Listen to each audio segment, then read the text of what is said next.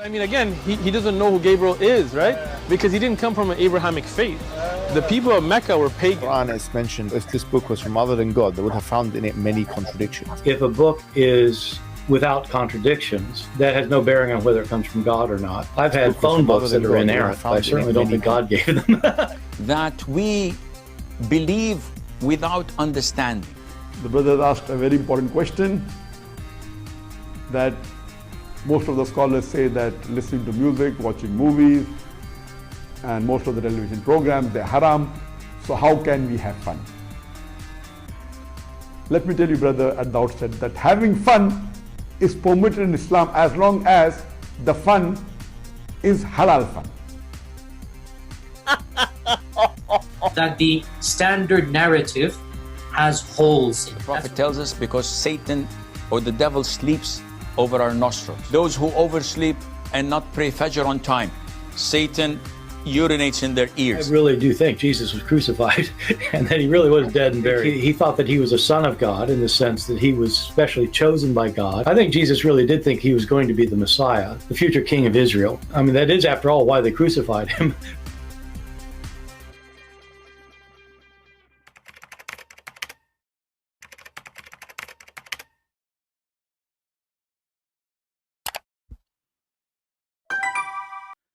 All right, hello everyone, and peace of the Lord to all of you. Today our topic is very important. I hope people will take notes for what we will teach you. And we will open Skype immediately in case there is a Mohammedan would like to join us.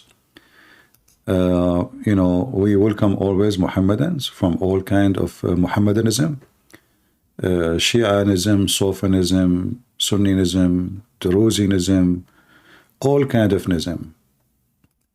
All of them, they are useless anyway. And in reality, none of them knows what his religion is, you know, but they have names for it. And having names doesn't make your religion a religion, but it's a title. You hide behind it or under the shade of it. So today our topic about cutting hands. You know, all of us, we knew, and there is no question about that, Islam is a religion of mercy. Who of you don't agree? I mean, we have to agree that there is no question about that, that Islam really a religion of mercy. We saw in the news that a Muslim, he chopped the hands of a professor in India for insulting the filthy false prophet Muhammad. And because he chopped the hand of this person, supposedly now Allah and his prophet are happy and they feel better. And you know, I mentioned when we spoke about this before, that Islam is always, you know, when they ask a big sheikh, he's the leader of the Muslim Brotherhood in the world, Al-Qaradawi, they asked him about using violence. He said, if not the sword, Islam is demolished long time ago. So the whole idea of what they do is to prevent you from exposing how stupid Islam is. And then by preventing you from exposing Islam, Islam will survive. But, you know, if all of us, we insult Muhammad and we expose Muhammad, then the Muslims, they will give up and they will not think about such an act. However, it doesn't matter really how many people insult Muhammad. I will insult Muhammad to the last second in my life. It doesn't matter if I have hands, feet, tongue. I will insult him even in my heart if I have no tongue to speak. He is the most filthy scumbag, filthy criminal ever. He's a rapist, child molester, womanizer. He go even after his own son, wife. And the Muslims, they are so proud about him. They say, if the Prophet eyes fall into a woman, her husband must divorce her so the Prophet can F her. Excuse my language. That's what it says. I'm just using the language. All right.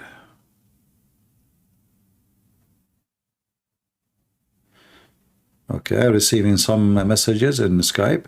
We want Muslim to text us, please. This guy, he bought my book and he is saying he is so happy that he is using my book to expose the lies of Islam. And, you know, long story short, I have been using your book, Waking Up Muslims. I have one whom I have heard for 3 weeks running. He did not seem to be knowledgeable and not sure, right? So, you know, yeah, education is power. You need to know that always. And the Muslims, actually, the Mohammedan, they target the one who they believe is ignorant, because this is the only one, you know, they can fool. This is the only one they can deceive. Ignorant person. You have to be an ignorant person to be a target. Okay.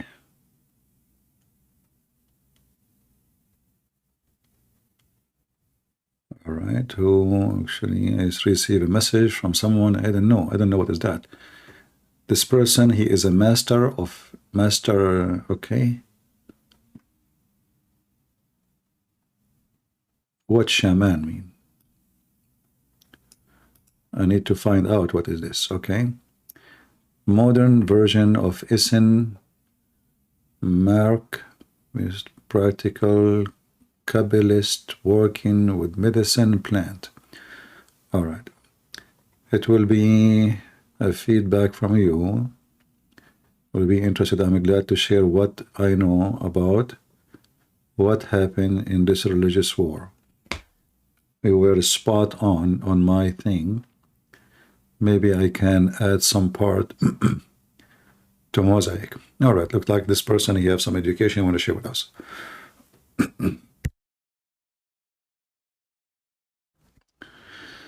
Okay, so he is saying he is a Jew. He's a Jew. All right. Well, maybe this is like a text message from yesterday about the war in Ukraine. All right. Well, until now, I didn't see any message from a Muslim. Okay.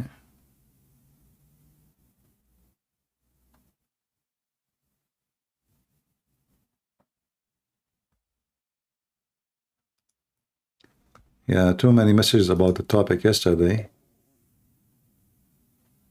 All right. All right, we go back to our topic. I was trying to read those messages to see if there is something really can help us in our topic today, but all of them, they are about yesterday.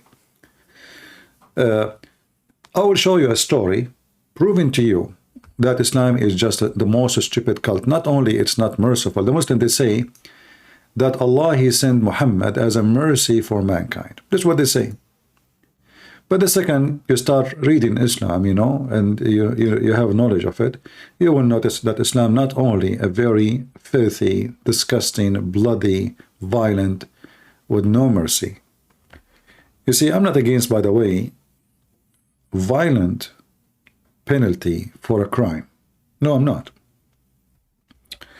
Especially if the crime itself was violent, like somebody killed somebody. I believe that the best punishment for somebody who kills somebody is to be killed, not to put him in jail. For it's not right that there is a human being, he is now in the grave, and the one who killed him is enjoying life, eating and have health insurance, and maybe he's watching TV, because most of those Western, like if you go to Norway, jail is there is like a 5-star hotels. So I go shoot 100 people, and then you put me in a room, and I have internet, I have computer, I have TV. I mean, what is missing? And I eat nice food, and my room is warm. Is that fair? No, this is stupid. This is not a penalty. This is loyalty. This is loyalty to the criminals, not to the victims.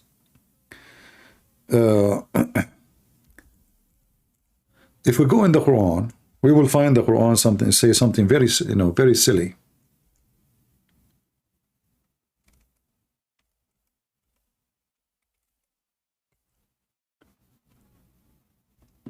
In chapter 21, verse number 107, it says that Allah, He sent Muhammad nothing but a mercy for mankind. Nothing, which means the purpose of Muhammad to be sent is to be a mercy. This is what it says.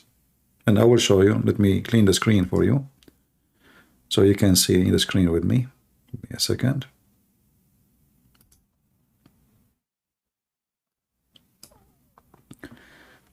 So based on this, Muhammad is nothing but mercy to all mankind, and even jinn. I don't know what Muhammad have to do with the jinn. Look like he's in control of them too. But all of us, we knew that Muslim, they claim that Muhammad was controlled by black magic, which means he was controlled by Satan, which means he was controlled by a genie, because the Muslim believe that Satan is a Muslim and he's a genie. As you know, in the Quran confirm that Satan, he believe in Allah and he's a good Muslim. But the only reason he not doing good, because Allah, He appointed him.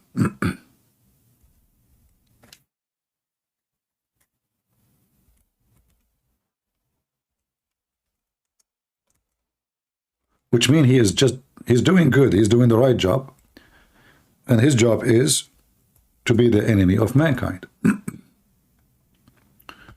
In chapter 6, verse 112, it says that we have appointed for every prophet enemies, shayateens, satans. Who is the one who appointed the shayateen? Allah.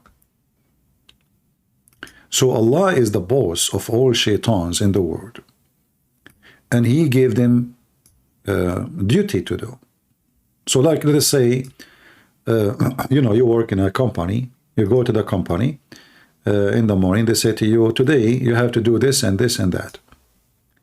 This is exactly how Allah, He managed His business. He have many shaitans, they work for Him, and those shaitans, they have a duty to go and mislead everybody, including prophets of Allah. And here you notice actually the verse saying clearly in chapter 6, 112, that Allah appointed to every prophet satans. And here the Quran says something very strange. It says Satan from the mankind and jinn. If you ask the Muslims, is Satan is a genie or he is from the mankind? He will say to you right away, you know, jinn. But this verse here says mankind. And they try to give it their own, you know, false fiction interpretation. But the verse is so clear. It is Satan's. He used shayateen. So they are not just like us. And between two brackets, even the Muslim, they make it clear. They say the devils from among the mankind and jinn. So what this verse is saying to us, that shaitan, he can be a human being sent by Allah. He looked like a human being, but he is shaitan. And he is a genie in the same time. But the question why Allah want to send Satans to mislead people. You see, it's not Satan voluntarily, he is doing misleading. It is Allah, you know. In fact, the Quran confirmed that, like when shaitan, he says to Allah, فَلَمَّا أَغْوَيْتَنِي, when you mislead me, when you deceive me,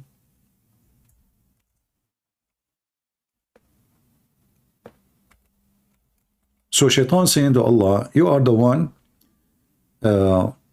you know, all those verses says the same, by the way. Like chapter 7, verse 16, chapter 15, verse number 39. Like here as an example, it says, so Iblis said, oh my Lord, so shaitan is a Muslim. Shaitan, he called Allah, my Lord. Because you misled me, I shall mislead them too.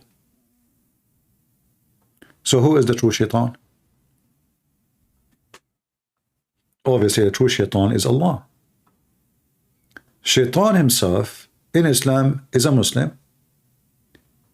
Allah, he mislead Shaitan, so Shaitan can do the work in this part of the verse. He is going to mislead people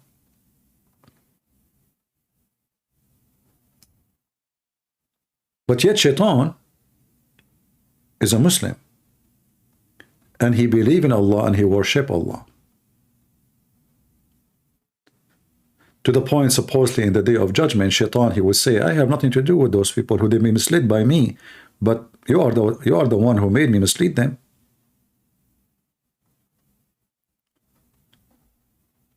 Going back now to the stories of Muhammad.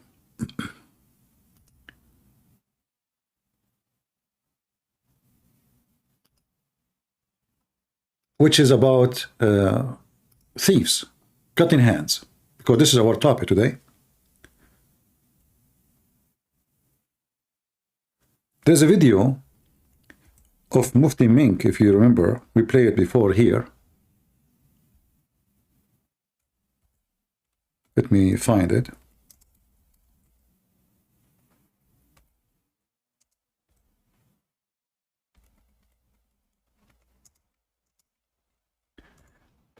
They brought a thief to the caliphate,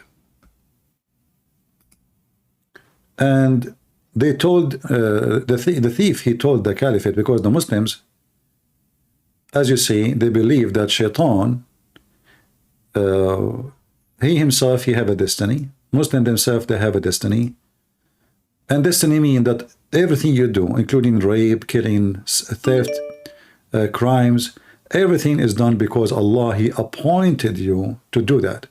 So if we go here, we will find this. This is Mufti Menk speaking. The one who is trying to call me, I will call you back. Give me a few minutes. So this is Mufti Menk. Explain to us a story. For a man, his hand should be cut off, for he is a thief. Listen carefully. Be the fool. A man came at the time of Umar ibn Khattab radiallahu anhu. According to one of the narrations, he needed to be punished because he stole. So he comes to Umar ibn Khattab radiallahu anhu and he uses the same line. He says, "Oh Umar, oh Amirul Mu'mineen, how can you punish me for having stolen when it was predestined? My deeds were already written by Allah subhanahu wa ta'ala." Now that's quite a good argument if you were to look at it. Umar ibn Khattab radiallahu anhu was one. See what he said? He said this is a good argument if you want to look at it. He didn't say this is foolishness. This is a good argument. Why you are going to punish me if what I did is a destiny? The so-called Sheikh Menk, he agreed. He said this is a good argument. But look how the response of the caliphate, because Islam is devilish. It's about playing games. He could not refute the argument of the man, which is proving Islam to be invalid, stupid cult. Why I will be punished for being a thief if this was destiny? And as you see, it's a good argument, which means he's right. His argument is a right argument. It's a very good argument. The caliphate could not refute him. What he said, listen carefully. "Oh Amirul Mu'mineen, how can you punish me for having stolen when it was predestined? My deeds were already written by Allah subhanahu wa ta'ala." Now that's quite a good argument if you were to look at it. Umar ibn Khattab radiallahu anhu was one ahead of this man. He says, well, let's punish this man because it was predestined that we were going to punish him as well. Oh, look at this intelligence. See how smart the caliphate? You see the game of sickness? So now he will cut the hands of the person even though he knew the argument is right. If it is destiny, which means I cannot change it, Allah, he made me a thief. Why you are punishing me? The caliphate, he said, well, Allah, he destined me to cut your hands.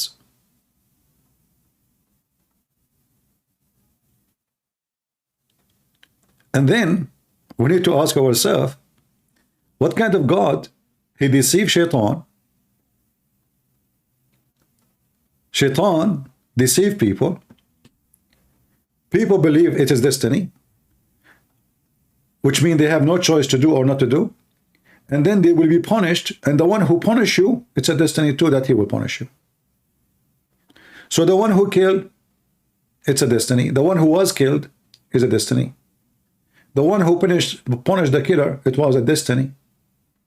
This is how stupid this garbage cult is. Let us see the one who is trying to call.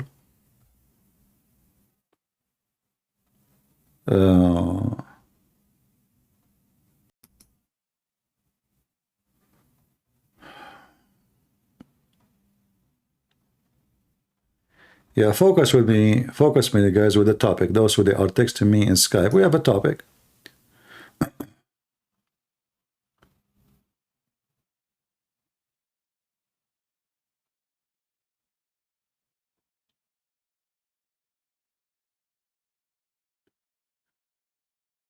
Yeah, we will answer those questions after we finish this topic. Let's see. Somebody tried to call me.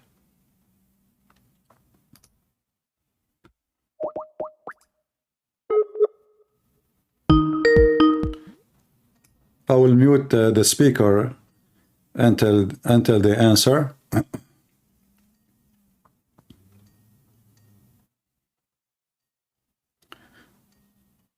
I'm calling the person. Hello? It says connection is weak. Okay. Call later.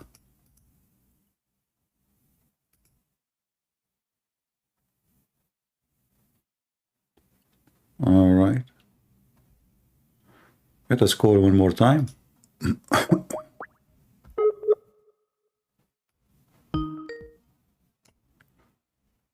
Hello? Yes, you are live on air. Hello? I hear you. Go ahead. You are live on air. Yeah, hello. Do you hear me? Yeah, do you hear me? All right, you are live on air. Go ahead. What do you want to say to us? Not sure if you can hear me properly. I hear you very fine. No worry. Okay, great. Good evening. I know it's a bit off topic. And if you don't mind, could I ask some questions that I have a bit since a while. All right. Yeah.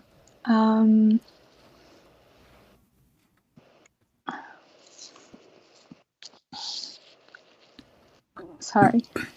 No problem. Go ahead. I'm listening. I'm waiting for you. So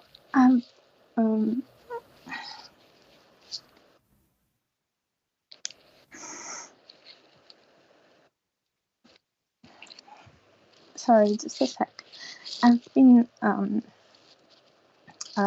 listening to you and trying to you and other people out there for a while, and I have a couple of questions regarding. I mean, if I'm calling clearly, I have my doubts. All right. But I have a couple of questions. So you are a Muslim?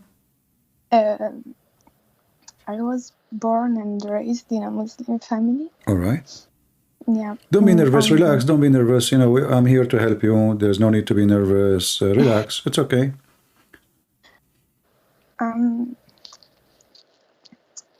I just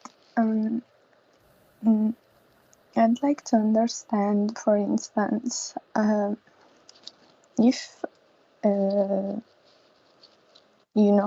for some crazy reason it's a cult or it's whatever you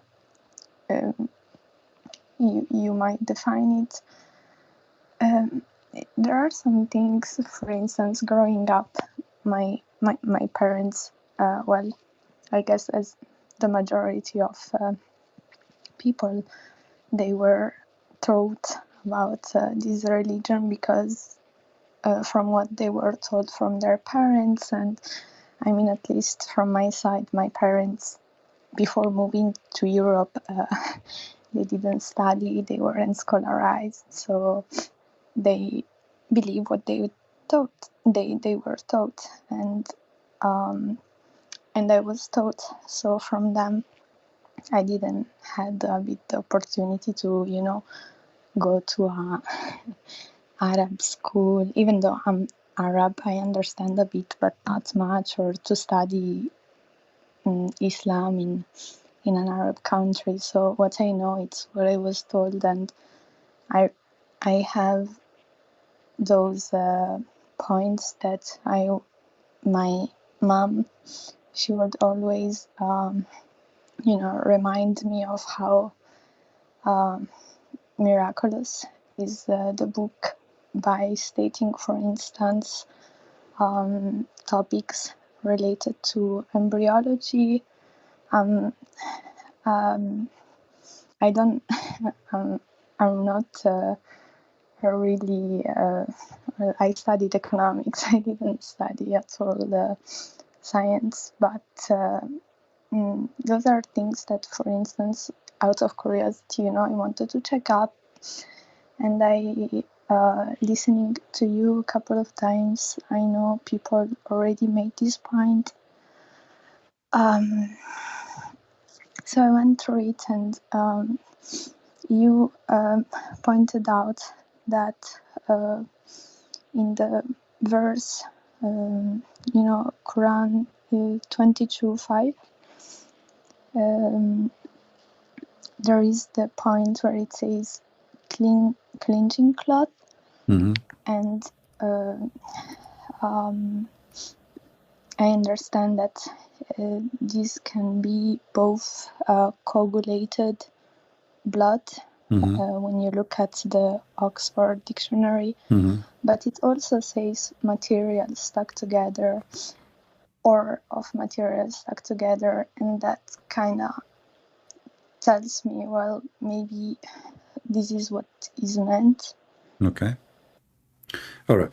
So can I call you sister even though you are not a Christian? Is that okay? Of course, it's okay. All right. Thank you very much. So, you know, Oxford Dictionary is not really an Arabic dictionary. This is, you know, this is what the Western learned from the Arab. The Arab told them, and who is the Arab? The Muslims who defend in Islam.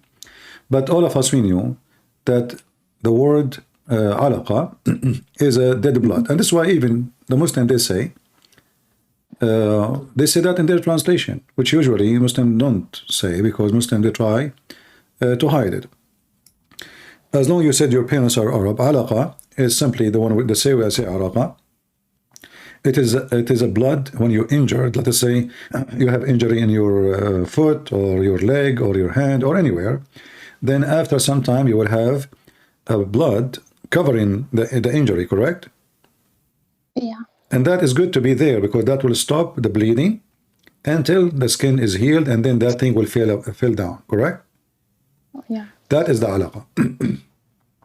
Same time, let us say for the sake of argument, this is not what the Quran meant. Let us say it was saying something stuck together, but there's nothing in the baby made of something stuck together, because as you see, it says we made the sperm, because this is appear in the Quran many times, not only in chapter 22, verse number 14. This is mentioned many times about the nutfa, and how the nutfa, like the same chapter 23, verse number 14, it's a shorter version of the same verse. It says, we made the nutfa into a clot. Okay. So what is the nutfa? It is the semen, correct? The translation here, it says semen. Semen, but semen is the semen of the man, correct? Yeah. Okay, but the semen of the man never transformed to anything like that. I am assuming that you went to school, right? Yeah. All right. So when we go to school, what we learn that the semen go to the women egg and do the fertilizing, correct? Yeah. Okay. So is the semen become something, or the semen just fertilize and deliver the DNA, and then the egg is going to grow? It is the egg. Yeah. There is no egg here. So this is number one mistake. And here it says that the semen become a clot, not the semen made a clot. No, the semen become a clot. And then the clot become a lump. And then the lump become a flesh. So all of those, they were what? Semen. So based on the Quran, the semen is the one who become a baby. And this is absolutely very false. In the top of that, you know, who knows what the Quran is saying better than Muhammad? What do you think? Your mom, me, or Muhammad? For sure Muhammad, right? Yeah. So if we go now to what Muhammad said, we will find this. Let us go to what Muhammad said.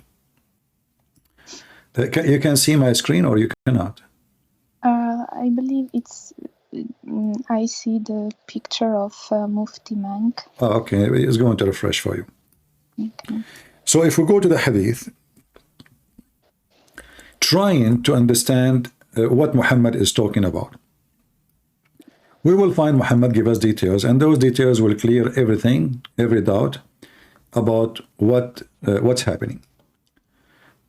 Read with me. I don't know if you can see the screen now. 1 second, there is a not going on. All right, I will read until you let me know when you see it. I will read it for you. When the drop of semen remains in the womb for 40 or 45 nights. You know, you can go right now and search on Google, you will find that semen cannot even live more than 5 days inside the women. And the semen does not go to the womb. Semen don't go to the womb. You know? Yeah. And it says here that semen is the one remain in the womb for 40 days or 45 nights. The angels and come. In fact, here translation is false, because the angel, he come to the semen. So he's standing now in front of the semen inside the womb, and he asks Allah, is bad or good? So here we see the first mistake Muhammad making, that semen, according to him, taught by Allah, stay inside the womb for 40 to 50 days, to 45 days or night, inside the womb. And that is obviously something Muhammad received from his God, because Muhammad, he is not speaking from his own. As you know, Muslim, they claim that Muhammad, he is a person who do not know how to write, how to read, right? And he's talking now about God, the creation. So everything here, you know, he's talking about angel and what angels say. So if you read this, this is Sahih Muslim.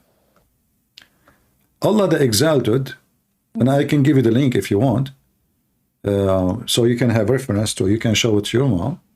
Let me give it to you in the chat.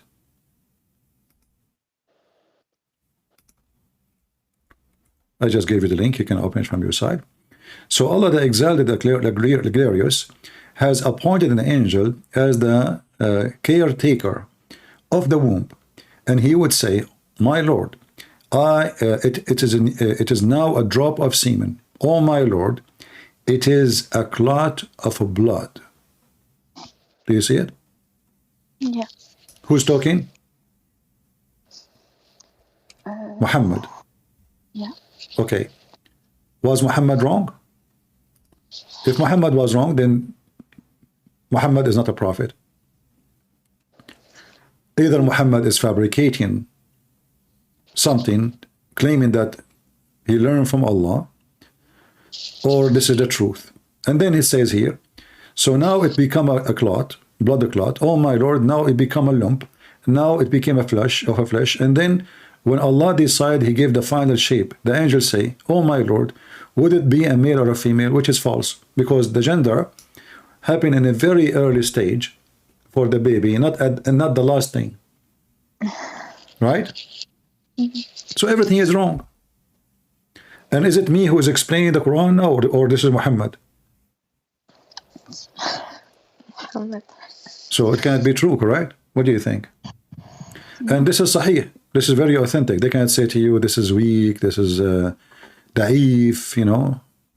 This is Muhammad himself speaking. And this is his explanation. And if the explanation of Muhammad is wrong, well then, who is the one who can explain the Quran? And how Muhammad isn't the prophet then? So we showed you what the Quran is saying, and we showed you what Muhammad is saying. So now Muhammad is confirming what is in the Quran. So what do you think, my sister? Do you think Muhammad really is still a prophet?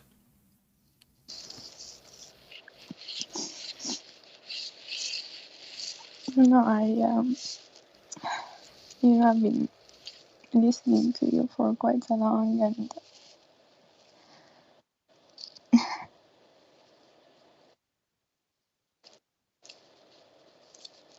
I'm here to help you, and I understand that you are struggling, and I'm just being very honest with you about what's, you know, I'm not saying anything. It's in the front of you on the screen.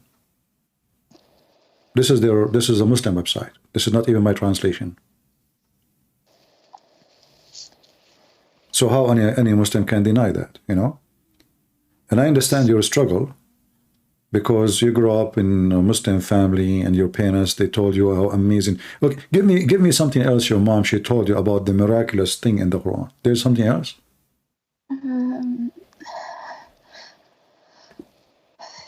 something about the... Sorry, now. It's okay, I understand. I had the things you are like my little the sister. Consider me your other brother, and I'm here. I will have all the time for you, until even if we speak for 4 hours. Don't worry. Take your time. Something about the depth of somewhere in the sea. Where? It's about what? Something about the deepest point in the sea, or... Okay, this one, okay. You know, I want to teach you something, all right? I want to teach you how to understand anything you read, not only the Quran. And you gave me this example now about the deep sea. I noticed that all people, not only, I mean, you or your mom, everybody, when they read, they don't really focus, you know, in the reading carefully. They don't even read. I don't know. I mean, there is a reading, and there is a person who is, let us say, understanding. So when they speak about, you know, about the waves and the ocean and how the Quran knew that. You know, how the Quran knew this a long time ago, you will find in 2 seconds that this is absolutely a mistake, and the Quran doesn't say that. If we go here, let us see.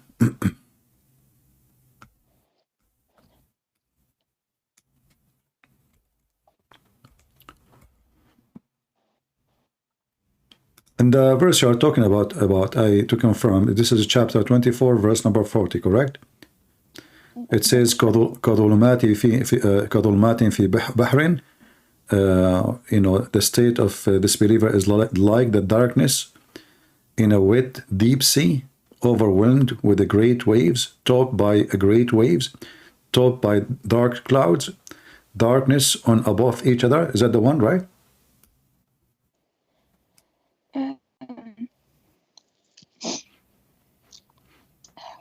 Yeah, this is the only one in the Quran speaking about the darkness in the sea. It was something about the Romans, and they... Oh, but this is a different one. But you mentioned to me a second, this is, you mentioned about the... I thought you mentioned about the dark sea.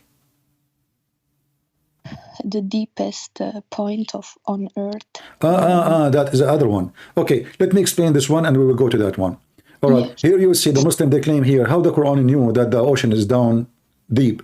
The fact there's nowhere it's mentioned that. It says that there is a crazy waves going one after one, and there's dark cloud.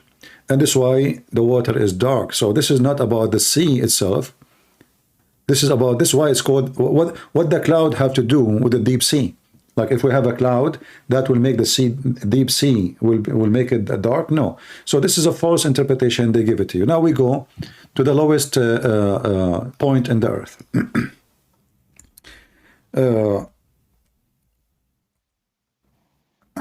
Let us see here.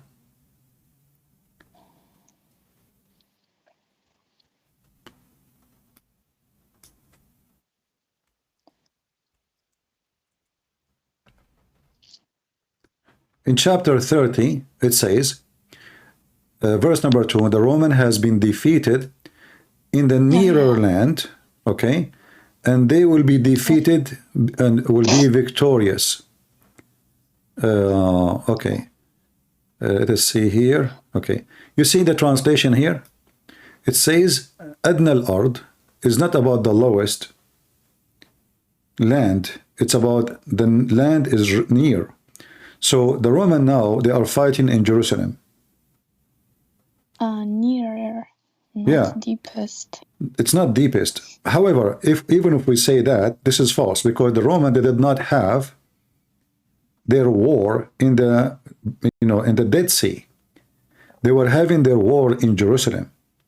And Jerusalem is way higher than the sea. It's not down the sea. So in the nearer sea, you can go right now and check what the Roman battles they have and which one, why the kuffar, they are making fun of Muhammad. Because Muhammad, he claimed now at this point that he believed that the Christians are from his religion too, which is false, because we don't worship Allah and he's a pagan. Suddenly he is proud about the Roman. I thought the Muslim, they go and they vote them and they fought them and they, because they are kuffar. But here there's a contradiction. Here the Roman, Allah himself, don't worry, the Roman will be victorious. And then it says that they will be victorious and then the believers will be happy. Okay, who is the believers then? Why the believers will be? And here you see this is the Roman against the Persian. Correct? Yeah. Number one, this is a false victory, because the Roman, they did not become victorious until many years after. Because if this has happened in the time of Badr, as Muslims they say, it took the Roman many years after to finish the war with the Persian. Plus, it says here within 3 to 9 years. If we go in the hadith, we will find this, that this verse revealed to Muhammad after the Roman become victorious. It says, Abu Sa'id narrated that on the day of Badr, the Roman had victory over the Persian. So the believer were pleased with that, and then the following was revealed. The Muslim, they say this is a prophecy of Prophet Muhammad, that the Roman will be victorious after a few years. But as you see, the prophecy happened after the victory happened. How that can be? Imagine I say to you, tomorrow you will pass the exam, but you passed the exam a week ago. So there's many mistakes here in the verse, and they lie when they speak about the lowest part of the earth. But as long as you are speaking about Muhammad prophesying, well, here we go. Muhammad, he prophesied that the Roman, before the day of judgment, they will become the majority of mankind. If you go right now and search on Google, you will find that the Roman number is shrinking fast, which means the Italian. And Italy now, they are... You live in Italy? Okay. Yeah. So, you know then that the number of population in Italy is declining very bad, correct? Yeah. Okay. So how Muhammad here, he say that the judgment day will come and the Roman are the majority of mankind. Do you see the reference? Mm-hmm. Is the Roman is the majority? The Roman, they are not even in the size of a city in China. How they are the majority? So this is a false prophecy about the Roman. The smart Muhammadan, they try to say to you, oh, he meant the Christians, but the Christians are not the Roman. That, you know what? There is the Coptic, there's African, there is, I mean, what Roman? There is Indian, there is a Christian. Christianity spread everywhere since the beginning of the time. In fact, there is many Christians, they become Christians before the Roman even, as you know, that the Roman as an empire become a Christian 300 years after Jesus. So 300 years before the Roman become Christians, there is many people from many ethnic groups, like the Ethiopian, like the Indian, like Syrian, like all of those, they become Christians already, and they have nothing to do with the Roman. So how the Roman they will come? So this is cannot be what they say that the Roman mean the Christians. The Roman is the Roman. The Quran called the Christians Nasara. Muhammad do not need to use the word Roman. He can say the Nasara. He did not say that. He said Roman. So this is another false prophecy of Muhammad. And that to prove that Muhammad cannot be a prophet. You mentioned to me too about the semen, about the sperm, right? Well, in the Quran, chapter 86, verse number 6 and 7, Muhammad, he claimed that women, they have semen. Do you believe that women have semen? I heard about this. Okay, how Muhammad, I don't know if I can call him now Muhammad or Dr. Muhammad. How Dr. Muhammad now, he discovered that women have semen.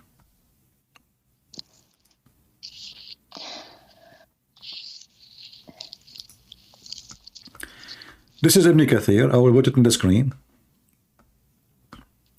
And this is not my interpretation. So Muslim will not say to you, Christian Prince is lying to you. It doesn't say that. It doesn't mean that. So this is Ibn Kathir. Here he says,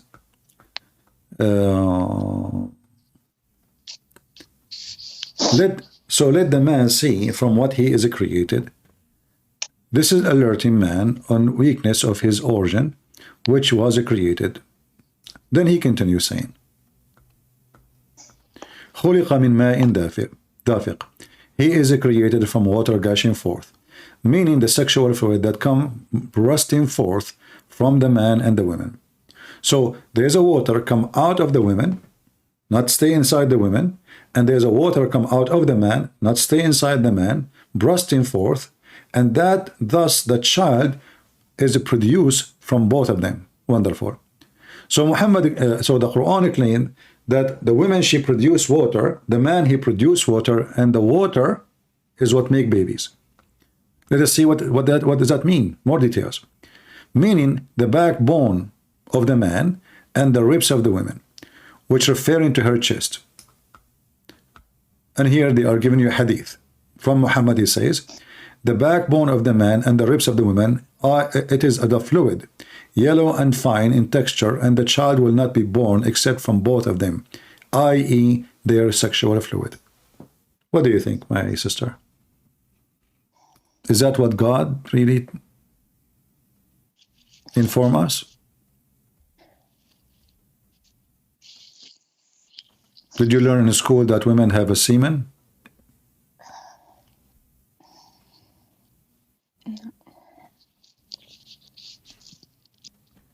No. It's obvious, right? It's obvious that this is false.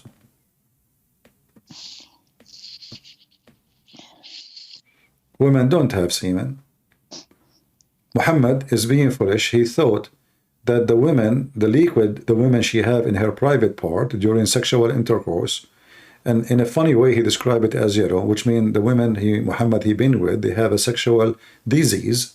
Because why it's yellow? It's going to be yellow only if they have certain STD disease.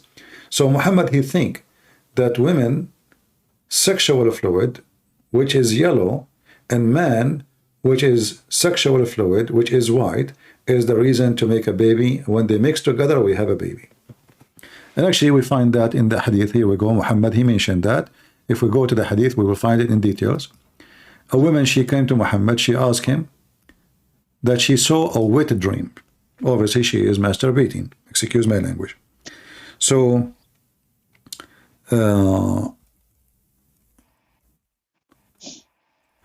so she told Muhammad if she need to wash her private part. So Muhammad, he said, well, if you see a liquid there, you have to wash it. The wife of Muhammad, she was listening. And she said to Muhammad, does women even have this charge? Which means the wives of Muhammad never have orgasm. Otherwise, why the wife of Muhammad, she is so surprised to hear that this woman, she have this charge, and now Muhammad is telling her that she have to wash it. But Muhammad, he claimed now in this hadith, this is why we are mentioning it, that the women discharge is how the baby is made. What Muhammad, he said after his wife Salama said, Salama smiled, she said, does a woman get discharged? Allah apostle said, then why does the child resemble the mother? What does have to do with resembling the mother? You know, the women have this charge that how the baby is made. That this charge is the water coming out. This is not the egg, it's a water. In other hadith, Muhammad, he explained it even more. He make it clear that this is about water. Here it says, if she see the water, you see in Arabic, you said that you are from an Arab family. It says here, إذا رأت الماء. Do you see the word ma? إذا رأت الماء. If she saw the water, so you don't see something is inside the body, right? You see what is outside the body, correct? So إذا رأت الماء, if she saw the women, then this is the discharge, and then she have to wash it. And then Salama, she said, well, do the women even have really the discharge? Muhammad, he says, okay, how the, you know, he's saying his wife, you are silly, stupid, you know, don't you know? So then how the baby resemble his parents or the mother, you know?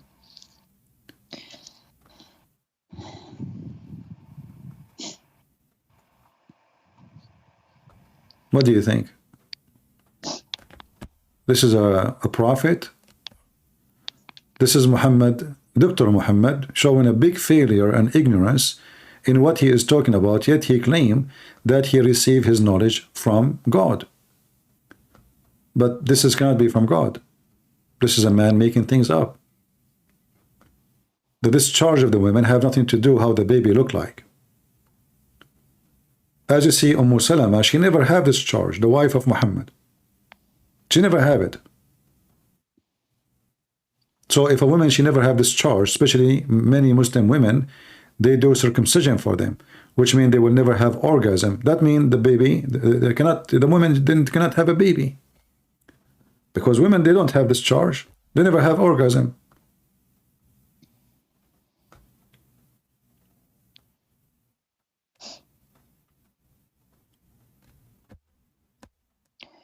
What do you think?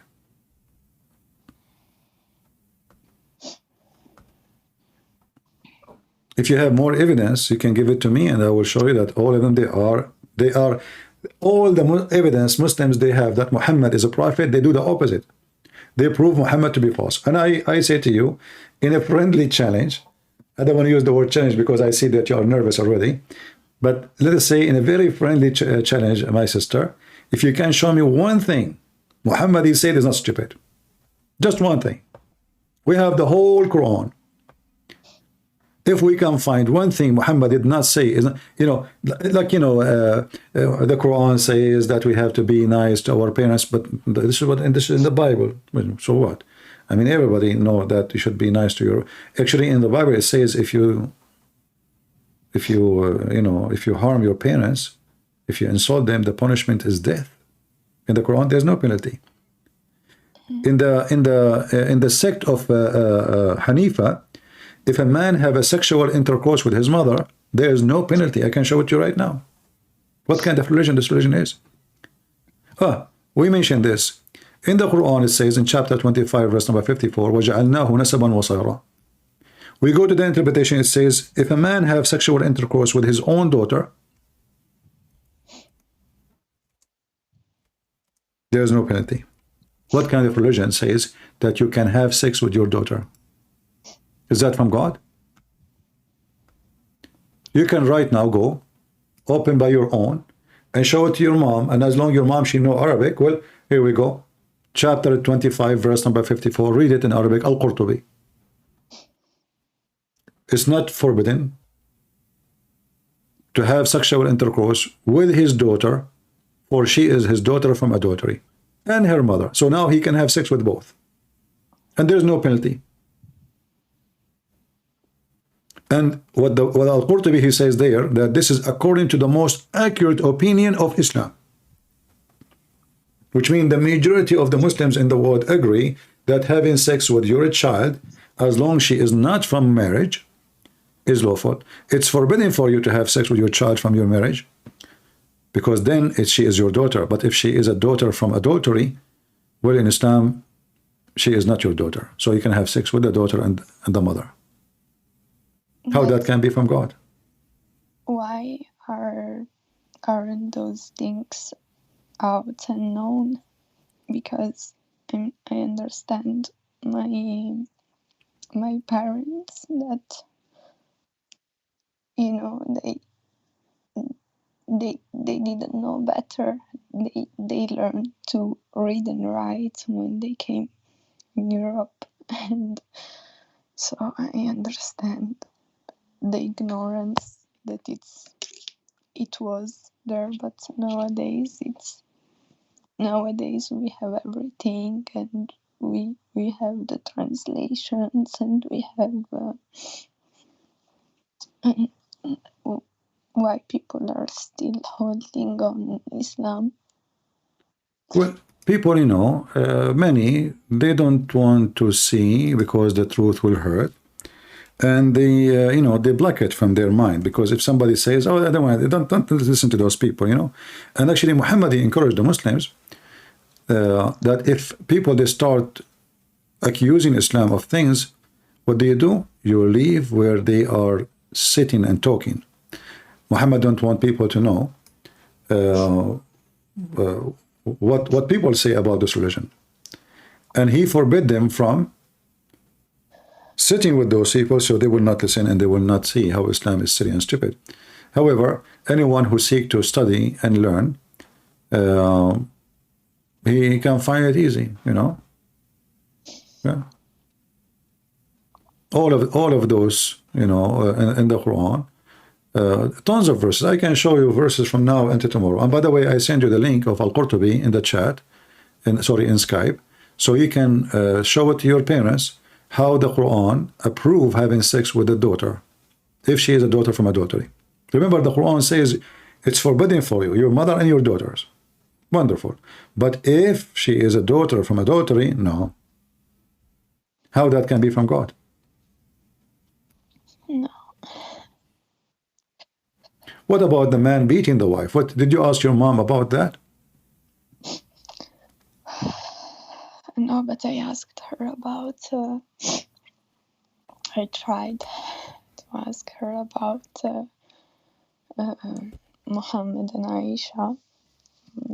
Aisha, or the girl, Aisha or Khadija, I don't know.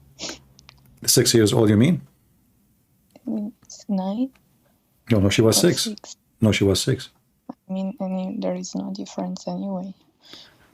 Yeah, well, I mean, 6 is just a little baby. I mean, 9, I can say, okay, maybe, you know, maybe she was giving fertilizer and she's eating vitamin every day. There is no, and I asked my mom about that, and she told me that, I feel sorry because God bless my mom, but she told me that back then the years, they were counted in a different way, so she was older, and I believed this story until I started. Yeah, my mom, she told me that when she was 6 years old, she was 10 meters tall at that time. And she was able to carry my dad with one finger at that time. But now she cannot. But at that time, my mom, she was really big. And my dad, she carried him and with one finger, you know. Yeah, women at that time, they used to be different at that time. But I mean, the girl, she is, look what the hadith says here. And you can share this with your mom. I will give you to you the link. Aisha, she said that my mom, she wanted to send me to the Prophet, which means the Prophet want to sleep with her. The man, he can't wait. But because I'm too small, what her mom, she was doing? She wanted to increase her weight. So she say, and we read, my mother intended to make me gain weight to send me to the house of the Messenger of Allah, but nothing which desired benefit me, till she gave me cucumber with the fresh dates to eat. Then I gain as much weight as she desired. So even her mom, she is one, how in the world I'm going to send this child? She is so small. So her mom, she started stuffing her with food.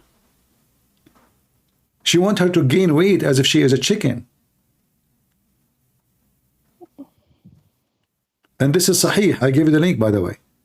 This is sahih. They can't say this is weak, this is, rejected, this is not accepted. That's why now in countries like Pakistan there are child abuse and child marriages, and absolutely, because yeah, disgusting. This is the religion of abuse for everything. Even men are abused. Even men in Islam is abused, by the way, because any religion don't give you a freedom, man or woman. Why they are abused? Why God allowed this? Well, you see, God, he gave us a freedom. We as a Christian, we believe that God gave us a freedom, and if a human being, he decides to be evil, this is his fault. This is his fault. You have a choice to be or not to be. God, if God, he forces you to be something, then that's not fair. And it's not even, let us say, if God forced me to be a good person, how you know that I'm a good person? Because maybe I'm not. You force me. So in Muslim society, everyone is forced to pray. Everyone is forced to do certain things, to fast, to ritual. It's an enforcement religion.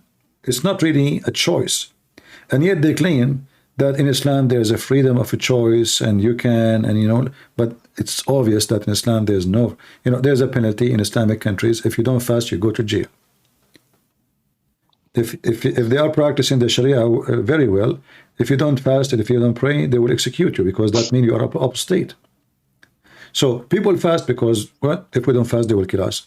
People pray because if we don't pray, they will kill us. People, they shout Allahu Akbar because if you don't, they will kill us. So there is no way to know who's a believer, who's not. In a society, everything is based on violence, and all the violence is to protect Muhammad as a person.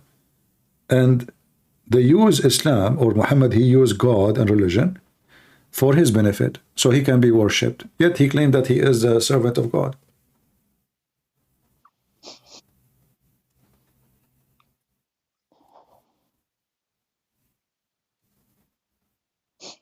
What do you think about Christ? I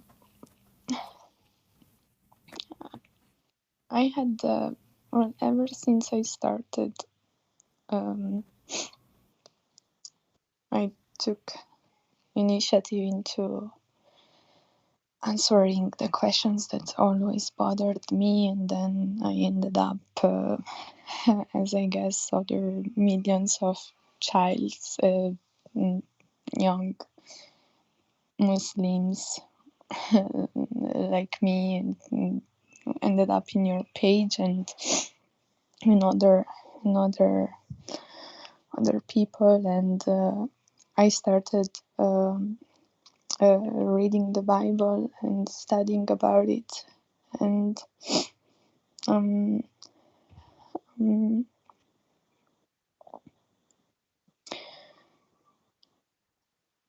I hope to find the peace.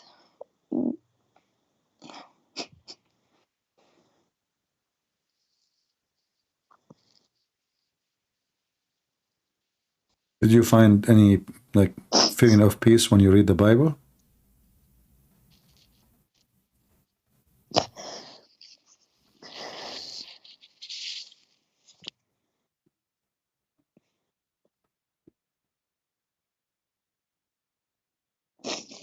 Yeah. I mean to that.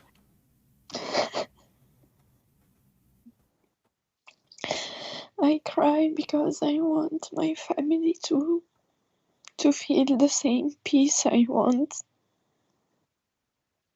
You know, my mom and my...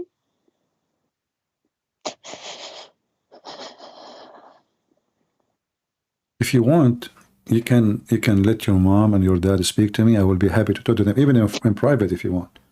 Like, not necessarily in open, but they have to be with you. Not, I don't talk to ladies in private. So if you want, you can invite your dad and your mom, or your mom alone, like both of you in the same time, and I can explain to her, and I can help them both to see what you see.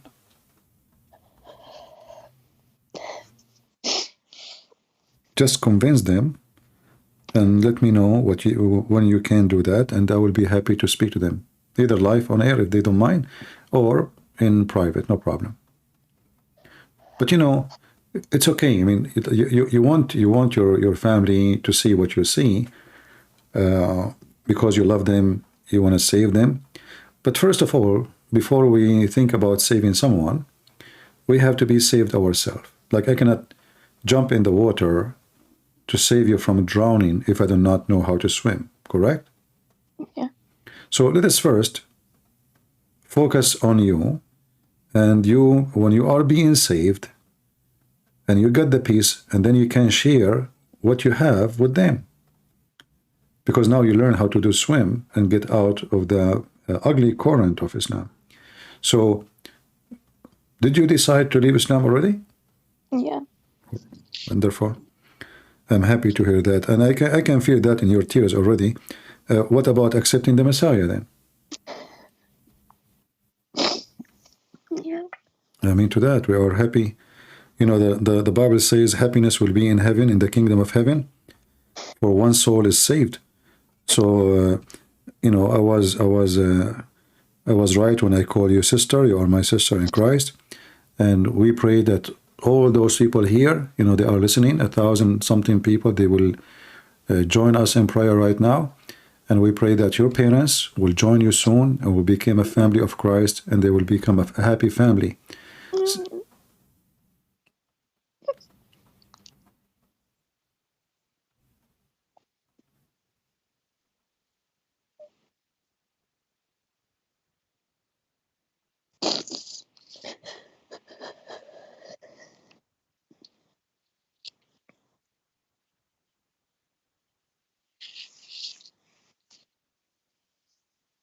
It's good to cry, you know, because tears, those are the best tears in your entire life, maybe.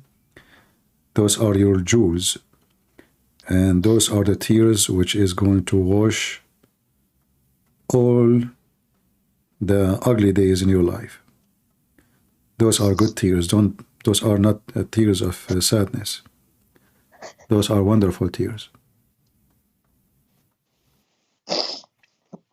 What can I do apart of reading the Bible and...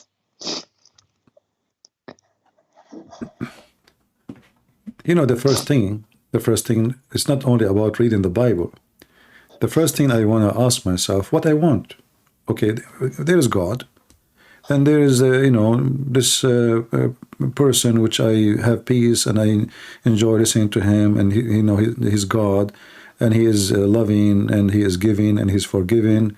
But what I want from God, what I want exactly. So the first thing we need to change is how we approach God, what we think about him. In the Islamic cult, God is a person who give you food. You know, you go to heaven. The Muslim men, they will have a lot of women.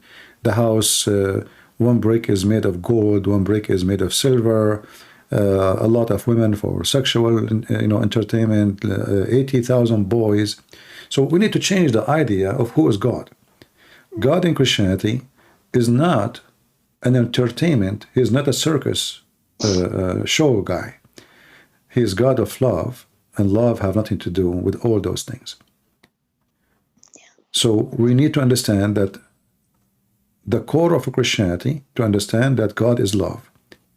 And because he loved me me specifically and you specifically by name, he is happy to have you to his home.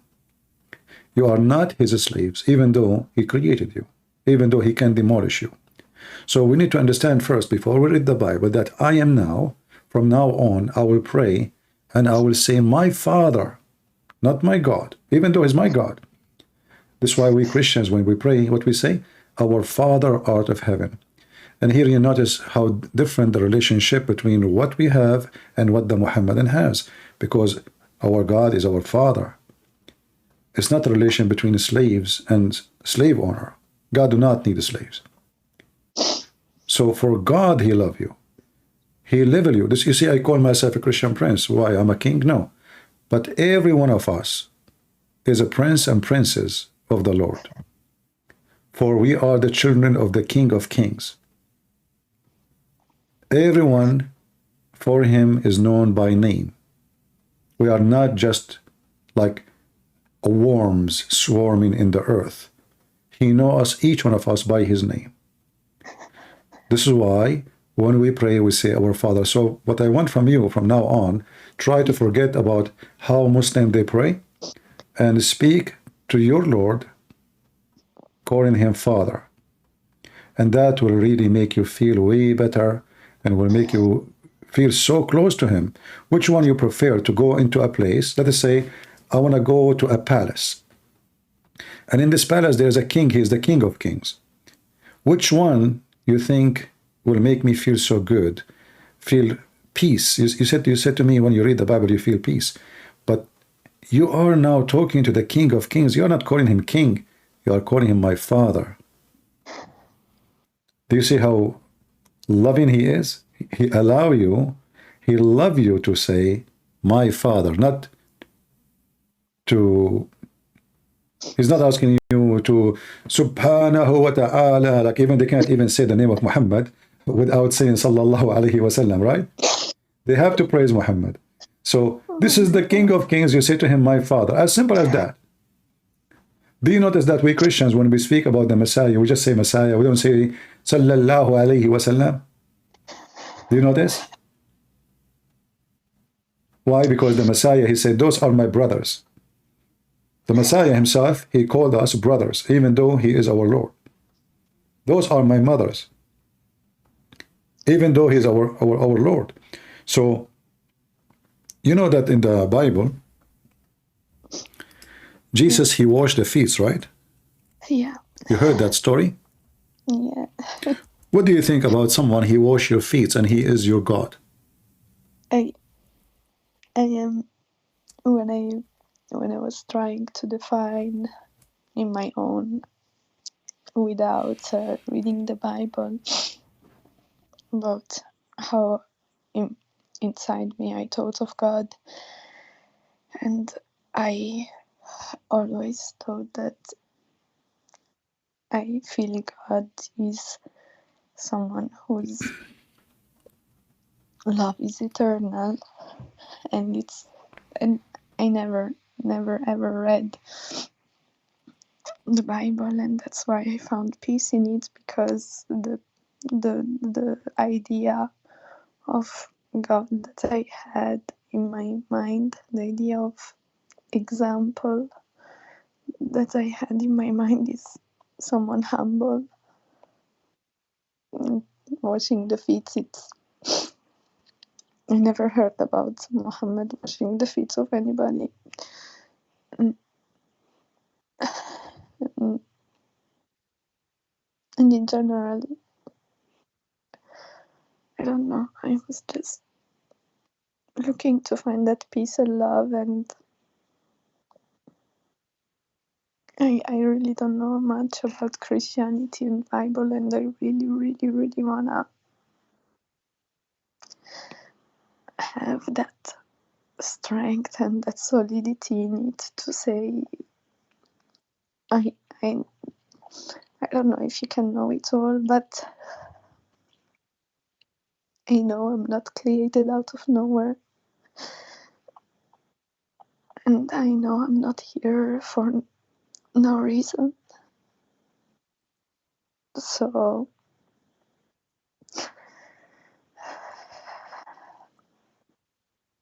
Yeah, sorry. No, I'm listening. Don't worry. You can say whatever you want.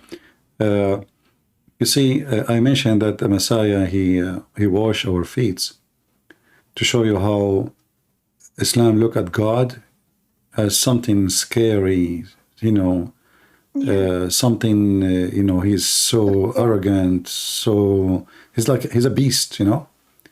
I grew up told that I had to fear God. I had to fear him, and I always had this relationship with him I didn't have a relationship with him because I thought I had this relationship I had fear. I had to fear God. That's something, I don't know if it's just in my family or it's something really common among Arabs, but it's something that I used to hear also going back during the summer when we went back to visit the family, and that's something that fear God and then I come back here in Europe and people are friendly and happy and loving, and then I go back there and Yeah, they claim to be religious and they claim they are better, right? And they are so proud, but you go there, they are corrupt, they are violent. You cannot even have a window without bars because there's no safety. A woman, she can't walk alone on the street because she is going to be a target. But yet, the second you talk to them, they speak about how amazing, you know, Islam is. So if Islam is amazing, why that is not showing on you? Exactly. Why isn't it showing in the society when during summer holidays I couldn't go around in the streets and walk safely? It's always you have to, you know. I mean, thank God my parents they were never that strict to oblige us to wear anything, but specifically when we were there, we had to watch out. And then here in Europe, it's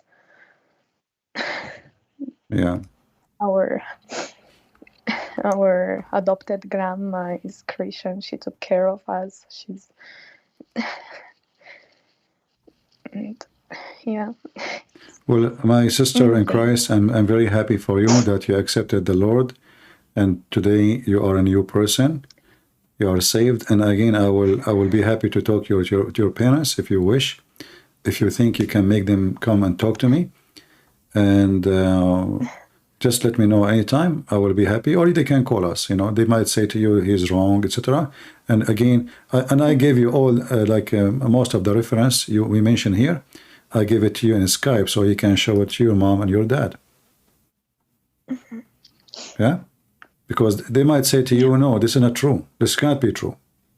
And you can show them that this is your Islamic website.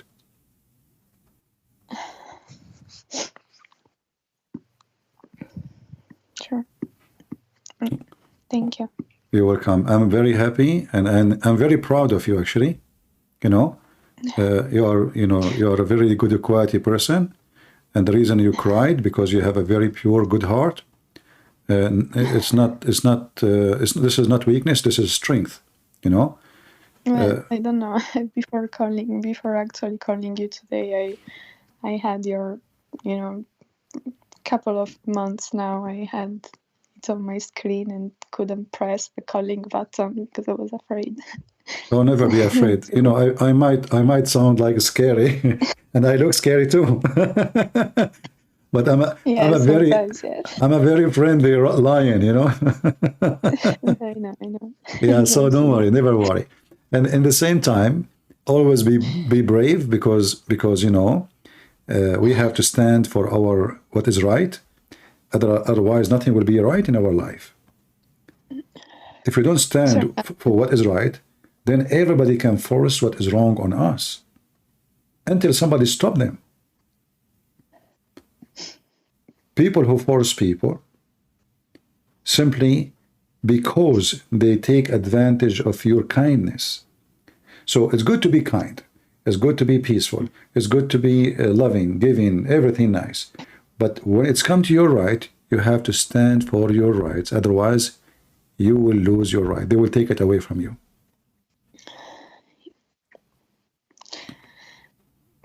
And I'll just ask a stupid question now. And is your mom there? No. Okay. No. Oh, when I pray,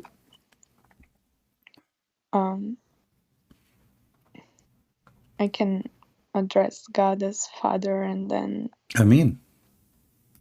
and then like, how does it work? It will work very good. It is, you know, when I was a kid, the first thing I asked myself, why we are calling God Father? You know, I mean, like, why? Because I grew up in the Middle East like you, and I mean, like your parents. I don't know if how long you've been in Europe, but the Muslim, they call their God, and they are slaves of God, and you know, and they have to go to the prayer in a certain time, otherwise they fear the punishment of God. And this God is like a beast, you know, he's a monster. He chases you wherever you want to go. And we as a Christians, we are relaxed, you know. God, our Father, we pray before we eat, we pray when we are alone. Actually, the Lord, the Messiah, he says, when you pray, go to your closet. He don't like hypocrite. He said, don't be like the hypocrite who go and pray in the corners. That's why you don't see Christians, you know, speaking about, hey guys, I have to go and pray. Why? Because the Lord, the Messiah, he prevented those hypocrites. Because there's a hypocrite everywhere. You will find them everywhere. So now a Christian who claimed to be a religious person, he cannot brag about being a person who pray.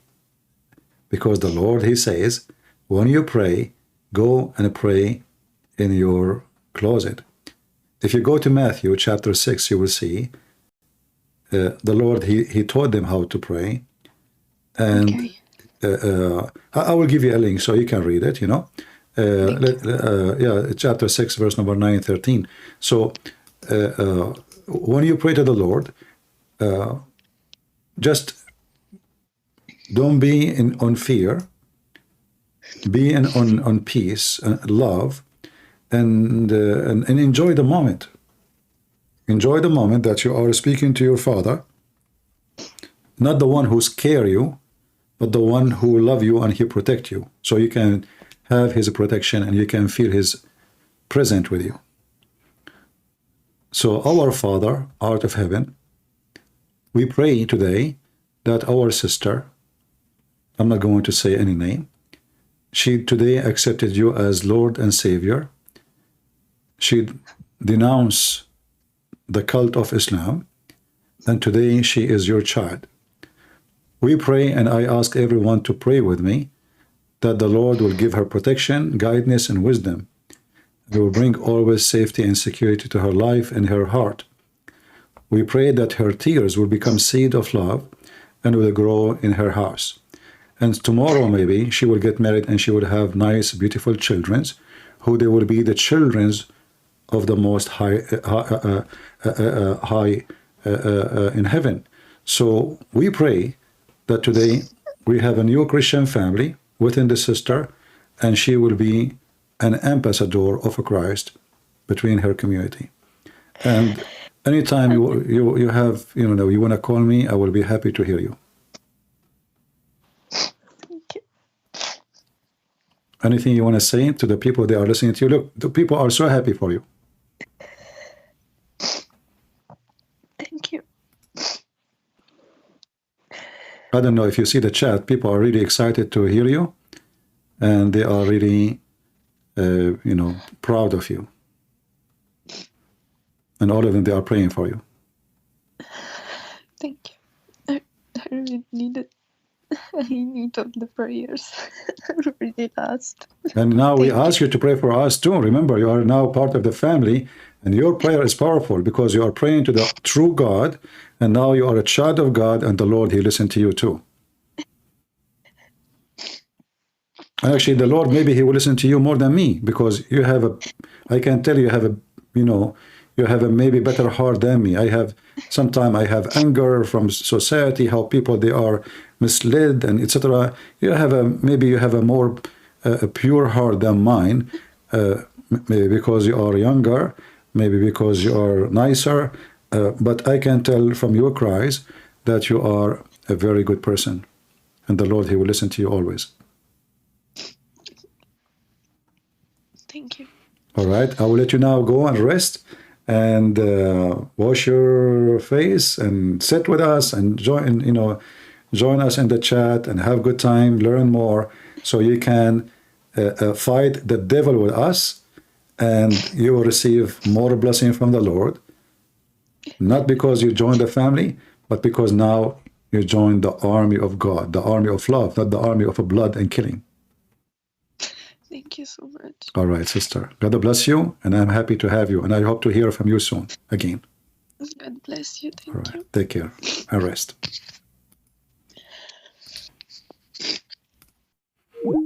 All right. Beautiful, beautiful soul. We are happy for her. Even though we changed our topic, we were talking about the thief and how Islam is unjust. But I believe saving a soul is way more important. The whole point of what we do actually is about saving souls. You know, we are not doing education for the sake of education only. We are here doing a mission, and the mission is to save soul. So whatever the mission take us, and we go. As you see, you know, this is why I say to you always, yes, Islam is evil. Yes, Muslims, when they, you know, follow Islam, they act and do evil. But between those Muslims who they are practicing evil because of Islam, not because they are evil, you will find very beautiful people like this lady. People have a beautiful heart. This is why we as a Christians, we have anger, we get upset to see people deceived, to see people being Muslim torture, Muslim kill, Muslim cut hands, Muslim stone people, Muslim kidnap women, Muslim raping children. And that will make you generate a lot of hatred in your heart. But the reality is, even those who they are terrorists, they are victims of the devil Muhammad. In their mind, they think they are doing good. You see, the Messiah spoke about this. He says, time will come, and people will think by killing you, they are doing a favor to God. Anyone can remind me which verse is that? I will read that for you. Time will come, and people, they think by killing you, that's what they think, they are doing favor to God. This is exactly what they think. They think when they kill you, they are doing favor to God.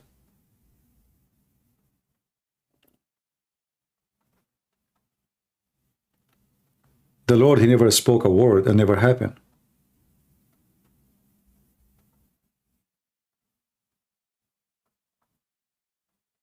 He knew how Satan misled people and how Satan used people, make them think that they are serving God.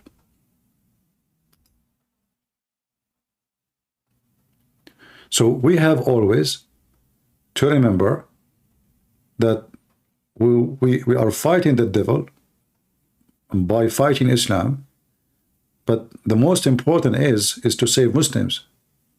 We fight the devil so we can save them. The devil is not our target himself, because I cannot defeat the devil by a war. The devil will be defeated by God himself. The devil is very powerful.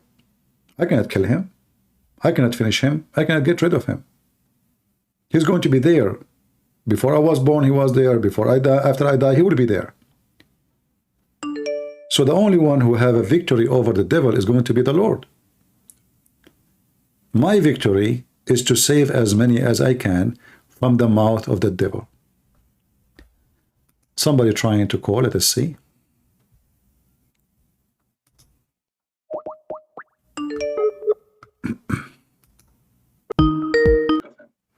Hello?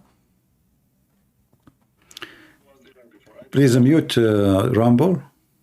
Okay, I did. All right. Are you Hello, Mr. CP. How are you? I'm fine. Are you a Muslim? I was a Muslim. I left Islam last year. Why you left Islam? I don't know where should I start. There are, for me personally, a lot of reasons. I'm watching your videos since a few months, and also other Christian people who talk about Islam. But let me start about the person Mohammed. How can I take someone as an idol that married a little child? Yeah. I couldn't believe that when I read the hadiths about Aisha. Yeah. But you see women now, Aisha, she became big because she ate cucumber. I mean, come on. Yes, and dates, fresh dates to gain some weight. Yeah. And her mom, she was feeding her every day. So you cannot say the same.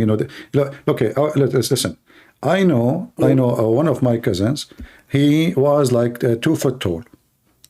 Yes. His mom, she started feeding him date and a cucumber. Second day in the morning, not second year. Second day in the morning, he was 6 foot tall. I swear by Allah, this is a true story.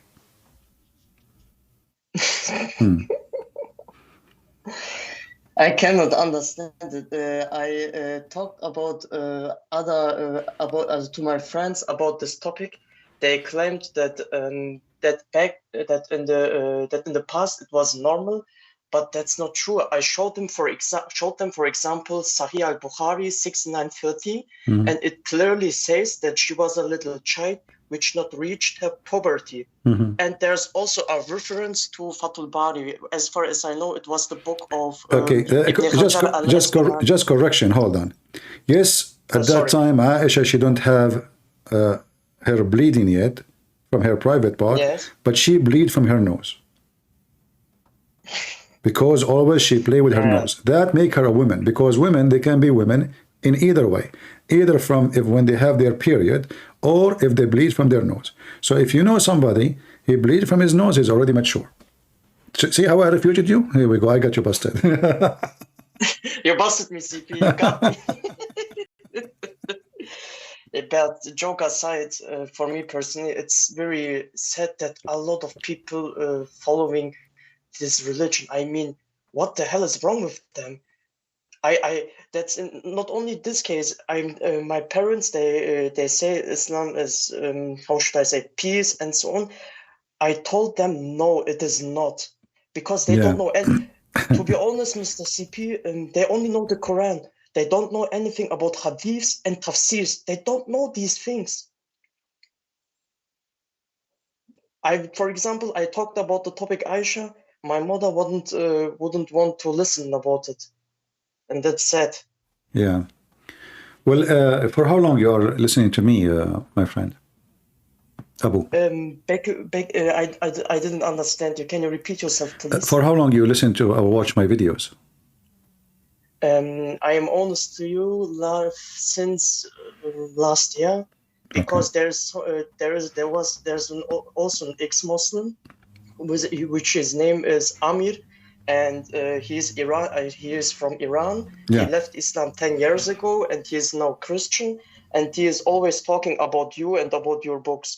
And I met Amir in person. Actually, I went to Germany and we did live together. Actually, really? We did once. We did once live together. He came to the apartment I was staying in. Him and his brother and other brother with them. And we had a live broadcast from the apartment I was staying in. Yeah, but to be honest, a lot of people, for especially where I live, they are scared about you because they always claim that you are lying and so on. But to be honest, these sources you are mentioning, these are their sources. Yeah, if I'm lying, that means their source is a source of lying, because everything I say is there. Yes. Mr. CP, can you do me a favor, please? Can you show the audience Sunan al-Nasai 3177? An-Nisa'i 3177. Okay, hold on. 77. Yes, please. An-Nisa'i. Is that the number, the Arabic number version of it, or the English? It is the English for the internet site sunnah.com. Okay, the number again. Okay, Sunan al-Nasai 3177. 3177. All right. Okay. Because this Let us hadith see. was one of the main reasons why I left Islam. I couldn't believe this. Why you are Turkish? Yes, I have Turkish descendants. Oh, okay. Yeah, you see here, this is another proof that when Muhammad he claimed, or the Muhammadan they claim, that Muhammad he said that you will conquer Constantinople. This is not true, because he was speaking to the Arab, he did not mention the Turkish. Yeah, yes, and then he went to invasion and he failed. You know, he invaded Tabuk. The purpose is to go all the way to Constantinople, and he failed. The hadith you are choosing actually can be found even in Sahih Muslim, not only in An-Nasai. And it says here, the last hour would not come until the Muslim fight with the Turks.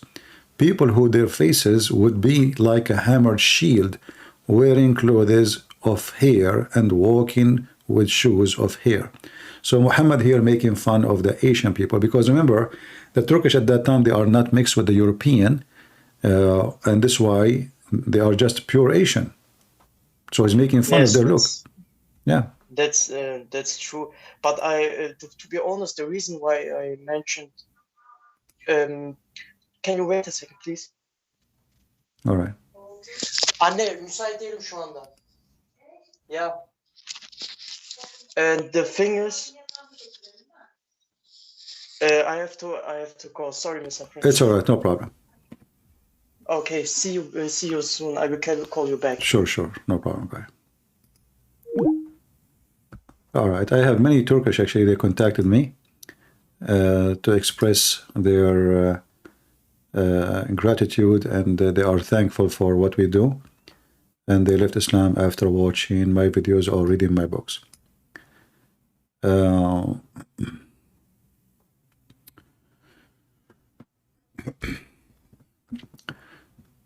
Do we have any Muslim want to take the challenge and prove us wrong? As you see, Islam is collapsing.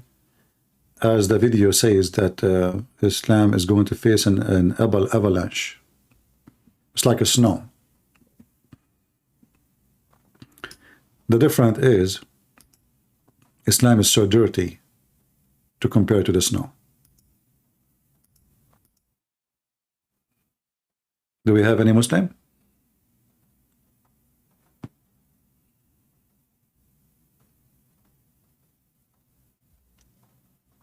Any Muhammadan?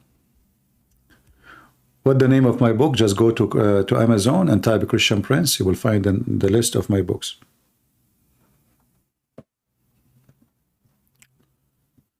Any brave Muslim, he have the courage and the knowledge to speak to me?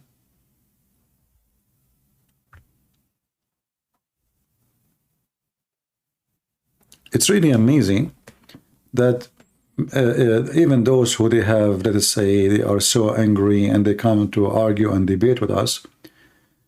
First time they argue, they curse me, they call me names. Second time they do the same. Third time, fourth time, and then after that you find that they left Islam. Do you know what is that telling you? That Muslims, when you debate them, I don't call it a debate really, because you have to corner Muslims. You don't debate Muslims. They go in denial in the beginning because it's painful. It's like, you know, somebody is so proud of himself, and then he don't want to say that when you hit him, he is in pain.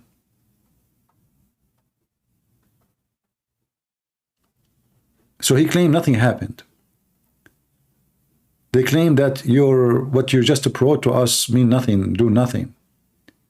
But in reality, what we are doing is very big destruction for this cult.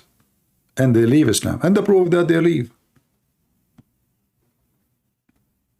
And this is why those who have a career in Islam, they will never get close to me. Like we go to Zakir Naik live. He was live, we challenged him to debate. He ignored us. We go to this kid with his name, Islam Learn Turn something.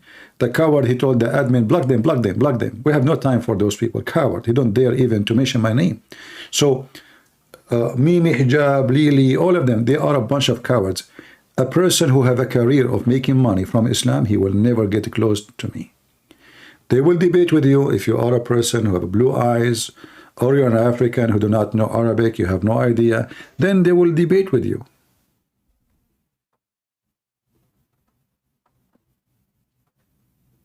The second they knew that you are a person who knows you have all the laundry of Muhammad, we have all his panties, including the condoms. And this is why they will go after someone who knows nothing. Here they knew that they are no one.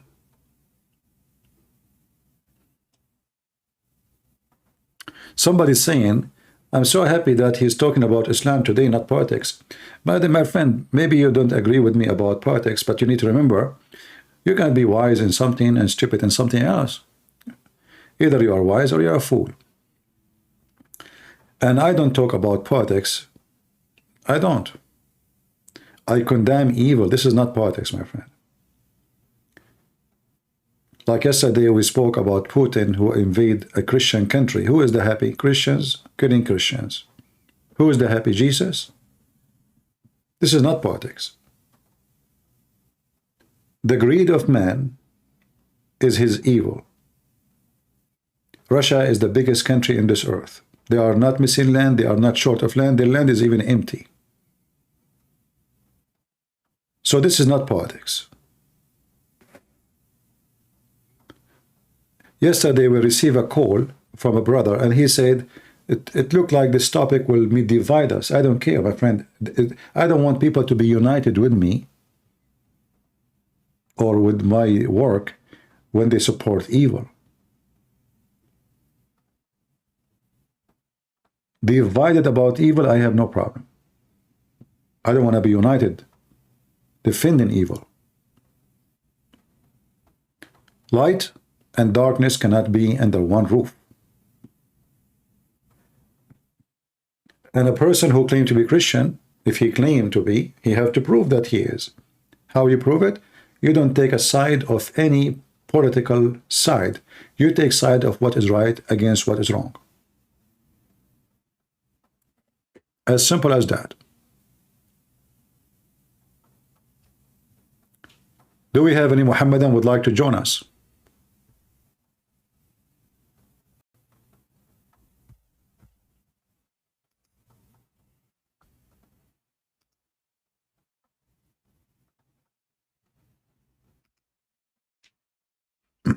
Any Mohammedan? Mayday, mayday. If you call me and you defend your religion, you will get extra version in heaven. And you know, for me, I like versions, honestly. And you know, what I like about those versions, that all of them, they look the same. They have the same image, the same picture, the same height, the same hair, the same eyes, the same name. So look how beautiful. You have hundreds of thousands of women, all of them, they have the same face. Look how beautiful is that. And all of them, they sing the same song. You go to your bedroom, she's naked. And the one next to her, she's naked. And the one next to her, she's naked too. And the one next to the next to the next, she is naked too. And the one the next to the next to the next to the next to the next to the next, she is naked too. And all of them, they have the same face. You start looking, which one I will start with first? The first naked, the second naked, the third naked, the naked next to the naked, or the naked after the naked, or the naked before the naked. And then you say, you know what? I will do like Lotto. I will give them numbers. And then I will choose a number.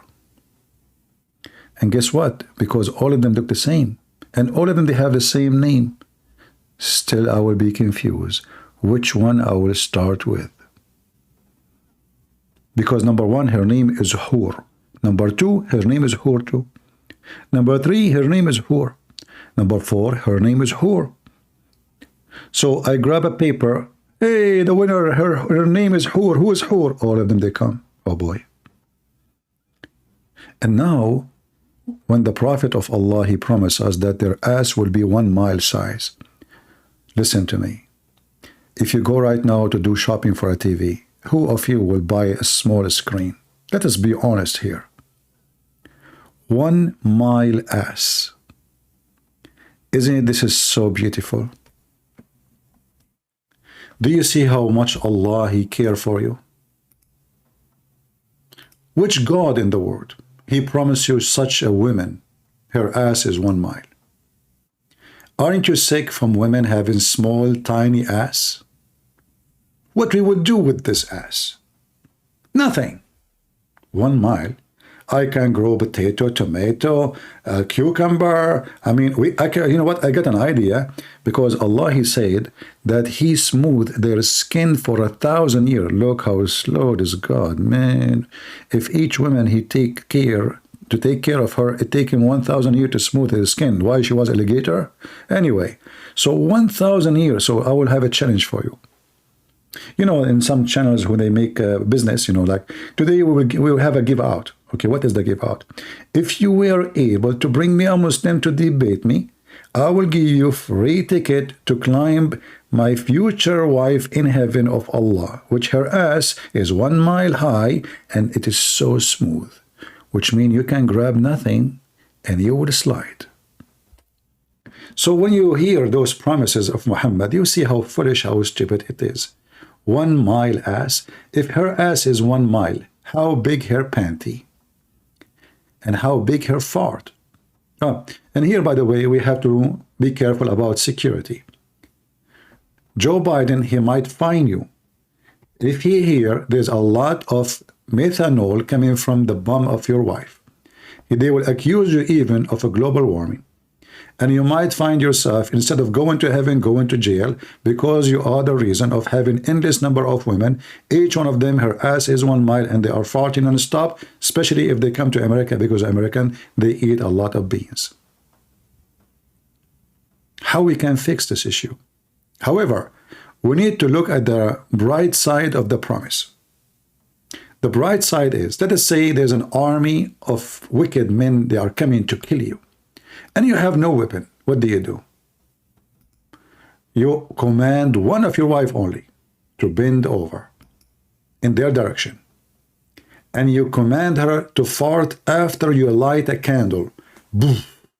They are burned, all of them. This is what is called chemical weapon. Mass destruction. Can you imagine how big the flame? In case you do not know, fart is very flammable. You know, first time I saw this hadith about the women ass is 1 mile, I said to myself, there must be a mistake in the understanding. This cannot be true. So I did read it second time, third time, and then I questioned the teacher about it. And he said, look at this guy, he is afraid from 1 mile ass. Women, in fact, they get more pretty when their ass is bigger. And this is why Allah, he promised us such a promise. And for sure, I was convinced with the answer. I found it very super intelligent. And it's true. That's why they say to you, size does matter.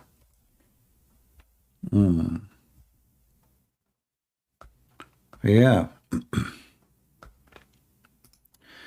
If we go here,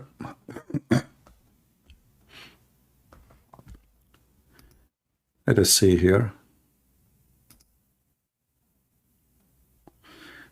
This is the book of Musnad Imam Ahmed.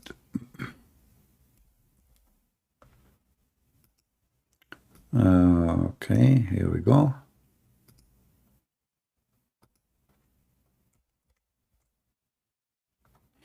And we will use Google translation to translate the hadith for you.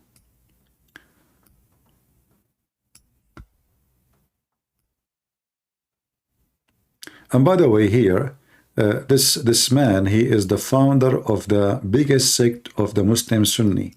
So the Muslim can't say this guy is an idiot. The Hanbali. I think Mimi Hijab is a Hanbali. So let us translate.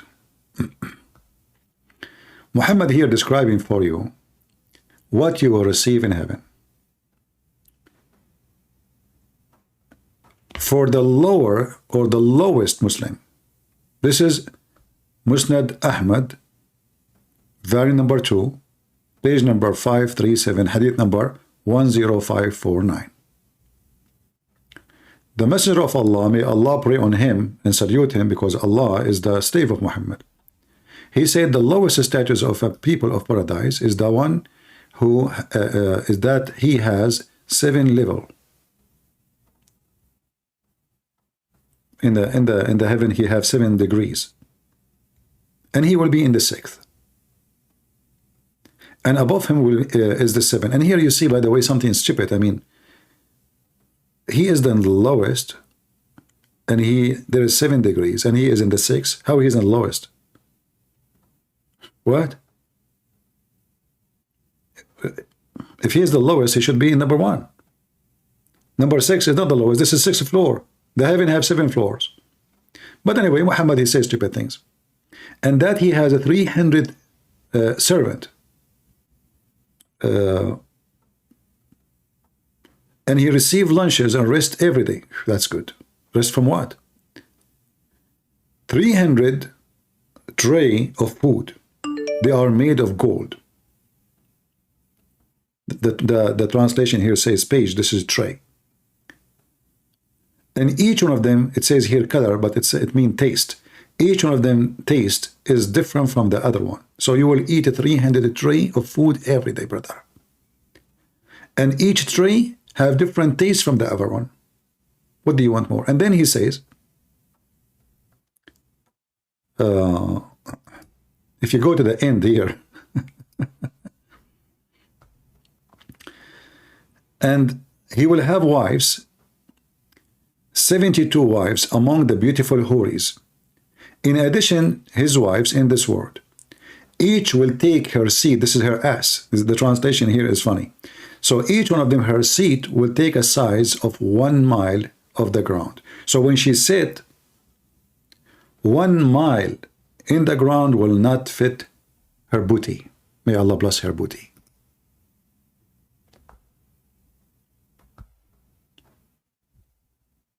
Now we have to be honest here that this cannot be found in any religion except in the true religion of God, Allah. Somebody tried to call me. Let's see.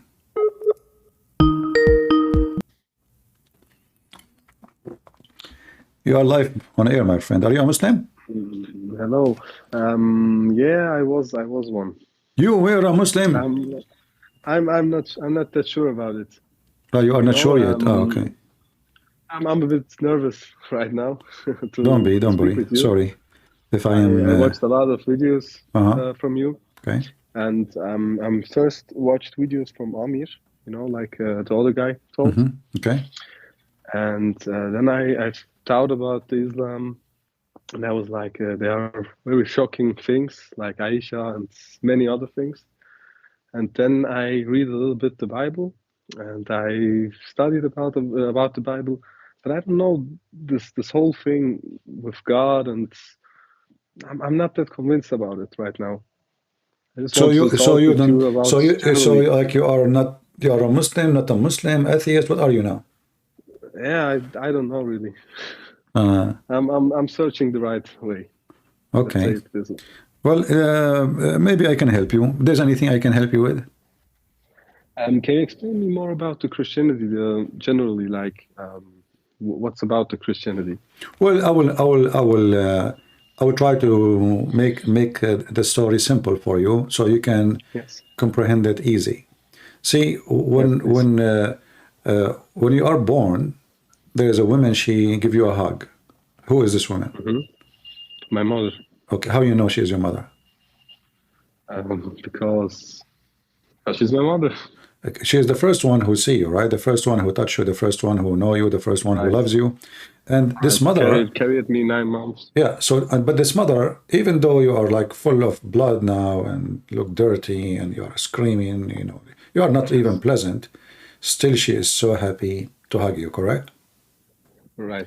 That is a Christianity. So God, even though when we are born, we are covered by blood. And I will make you feel here, understand that blood means sin. Let us make it this way. We have our sin, we have our fault, we have our madness, we have our bad things. Yet this God who gave us birth, he created us. Yes. Because he's an absolute love, he hug you. That is a Christianity. So all what God he want is to recognize him.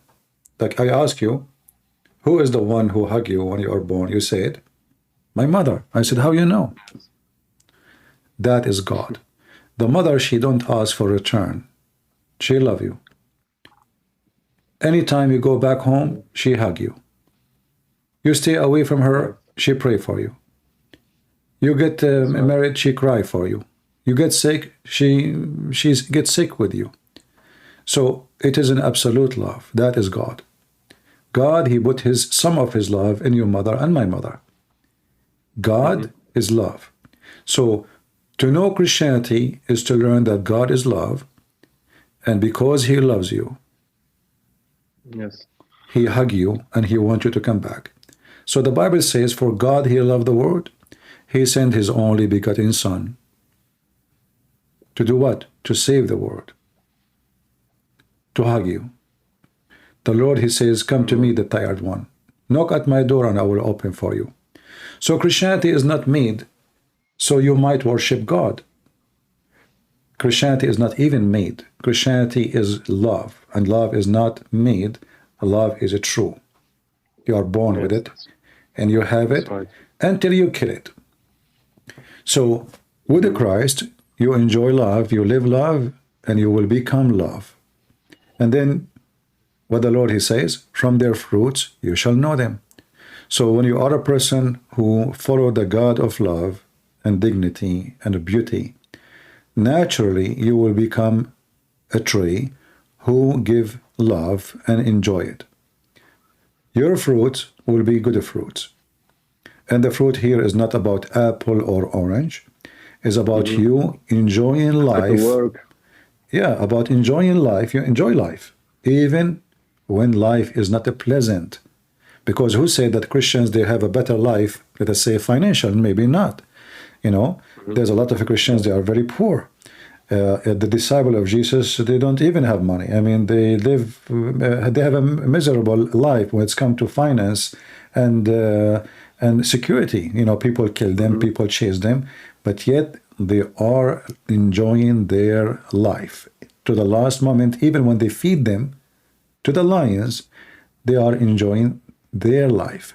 So with the Christ, you enjoy everything, even the sad moment, because you feel you are not left alone, and you are doing the right thing by providing the best you can to save the people. In your case, because you are trying to find out who is the Messiah and what is a Christianity, you need to think about God as the same as when your mother, she gave you a hug when you are just born.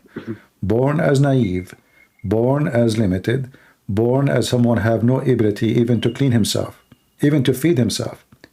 So God, he provides you with everything. God, he gave you everything.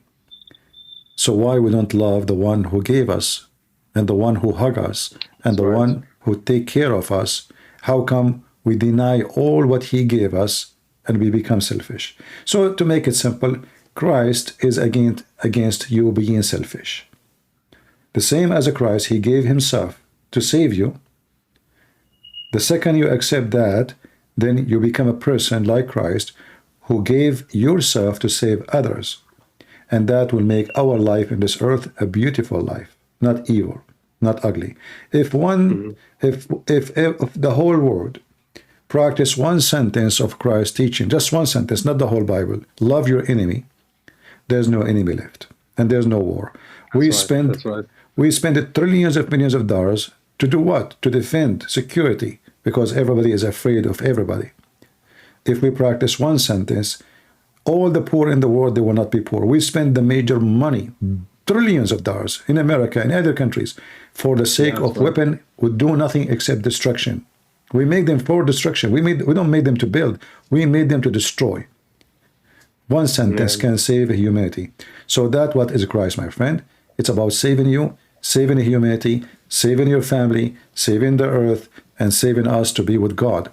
Nothing more, nothing less. God do not need anything from you because he gained nothing if you worship him or not. He do not need you. That's right. This was a nice speak. You know, this is the thing I find awesome in the Christianity. Like it's about love. It's about like love your enemy and do good things to the earth. Yeah, I don't know. I think I have to read the Bible first, and then maybe I think otherwise. How long you watching my videos? How long you are watching my videos? The thing is, when I was 16, 17 years old, how old are you now? A couple of friends. They was about 10 years ago. Oh, okay. I had some friends. They were really Muslims, really strictly, and they looked videos from you and say like you are a very satanic person and saying bullshit things, you know. And then I don't see any video from you like 9 years, 10 years now. Still till last year, I started to see a couple of videos from you, and then also from Amir first. And you know, I'm just thinking about life and what's the purpose of life. But on the side, I'm thinking, you know, like you have the mankind and you have so much people, so much religions, and just one go to heaven and all other are burning in the hell is like for what, you know? Like how you say God don't need us, but for what purpose we are on the earth, and you know, like you have so much good things and so much bad things, and yeah, I don't know. It's like this is the question. Yeah, just take it simple. Take it simple. As I said to you, it's not about if you think that everything have to be about my benefit, that make you a selfish person. In Christianity, this earth is not about your benefit. It's not, because if like everyone, it's about your benefit should be how I can benefit other people from me, which means how I can be helpful, how I can be wonderful, how I can be loving, so how I can take care of people. And then if people around you they think the same way, they will think about you. They will think about how they can be helpful to you, how they can be careful, you know, caring for you. See, life is like a mirror, you know. So do to others what you like people to do to you. Very simple. So if you are a selfish, that means you fail. A selfish person, he have no future, he have no friends, even his wife is not his wife because selfish. Even when he eat, you look at her, she is eating too much. You know, this is not, you know, because he's selfish. Even if a man, he love a woman, if he is selfish, he does not love her because he love her. He love her because she give him a special joy. He is selfish. He is not in love. He love himself. Yeah, that makes sense. Yes. So in Christianity is the opposite. You learn, the first thing you learn, that you drop yourself from the calculation. You don't think about things because of yourself. You think about doing the right thing because it is the right thing to do to others before yourself. So that's a nice look on this. Yes. Yeah. So it's different from Islam. Like in the Quran, it says, Allah, he says, وَمَا خَلَقْتُ الْإِنسَ وَالْجِنِّ إِلَّا لِيَعْبُدُوا. Allah, he did not create the ins and the human and the genie, except to worship him. In the Bible is not about that. God, you know, don't need worshippers. God need no one. God wants you to be saved. God wants you to be, the Bible says, be holy like your Father. So it's totally different approach of life, thinking about life. Even heaven in Islam is about you, selfishness. A man, he will get a lot of reward. In heaven, in Christianity, your reward that you will be the same as angel. He and she, they will not get married, which means there's no sex. So what being about angel mean? Well, we taught that angels, they protect us, angels, they care for us. So what the angels get from their job? I mean, they don't have sex, they don't eat, they don't get paid. That's right. Yes, it's you know, it's not like. But yet everybody love. But yet everybody love angels, right? And when we say angels, that doesn't mean sound bad, right? Mm-hmm. So right. They don't get paid. They don't get any reward for what they do. But obviously, there is a reward. I don't think that the angels don't enjoy what they are doing. I don't think they are sad. So God will give you a happiness which you cannot imagine, have nothing to do with sex and food and money. Yeah, I think like the God who creates pleasures like sex and money and all those things, like he can create much more, like without. Absolutely. I mean, isn't he almighty? I agree. You know, I agree. There's a lot of things we cannot even explain. You enjoy, you know, like you can explain it by science, but science cannot explain how that even exists. So is it like why we enjoy a smell, why we enjoy music? What happened to us? Why people dance when they listen to music? I mean, your body have nothing to do with the music, right? That's right. So still, you know, by the way, if you see people dancing, try to mute let's say you have watching a video. Try to mute the video and watch people dancing. People will look so funny, right? Right. Yes. What they're doing, and people moving their hands. This guy moving his head. This guy is moving his. And people they go crazy when they are dancing. So it's very interesting to study how God he gave us ability, which no one can explain. That there is something. It's called music, and we call it music, but it's a sound. We call it music because it's a sound. Sound make you pleasant. That's why we call it music. Mm-hmm. But we cannot explain really how in the world that made your body move, how in the world that made your body enjoying what you hear, and you are in total harmony with it. Yes. Yes. So if God he can do that, and he gave us such a pleasure, make much more. And remember, music have nothing to do with sex, right? There's no sex in that. There's no food, which means I did not get any physical feed. No physical feed. It's nothing enter my mouth, nothing touch my skin, nothing, nothing sexual. So what is the music doing then? You listen to a symphony of anyone. You say, wow, that's amazing. You know, this is really amazing. Or somebody playing the flute, you know, it's so beautiful. How that is affecting you. How that can make you, yes. So God is a miracle, and he created many miracles within you. Yeah. You know, this verse with on the fruits you shall recognize them. From their fruit you shall recognize them. Yes. Yes. So this was one thing I thought a long time about it, and this is absolutely true. You know, like if you see the Islamic countries, Muslim countries, like so much is wrong there. So much is wrong there. I'm a Kurdish from Turkey, from Turkish side, and if I see the people there, how angry they are, and how much they claim to be God-fearing persons and doing good things, but you know, like they do so much bad things, and I don't know. I was like, I had a lot of things that let me think about it, Islamic thing, and now, yeah. You know, when we say that the Messiah is the Lord, you know, when he was called the King of Kings, it's not the King of Kings. It's just you know, you have soldiers. He's the King of wisdom. He speak. He is the source of wisdom, and his wisdom is for our benefit.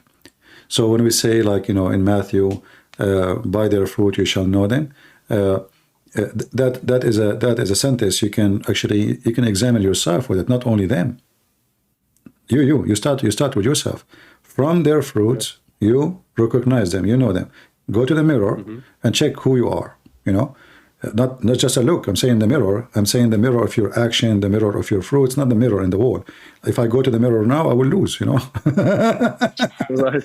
I would look so bad. So from their fruit you shall know them. I start that with myself before I start judging others. Who am I if I practice this verse? Am I a person who have the fruits which will make me feel good about myself?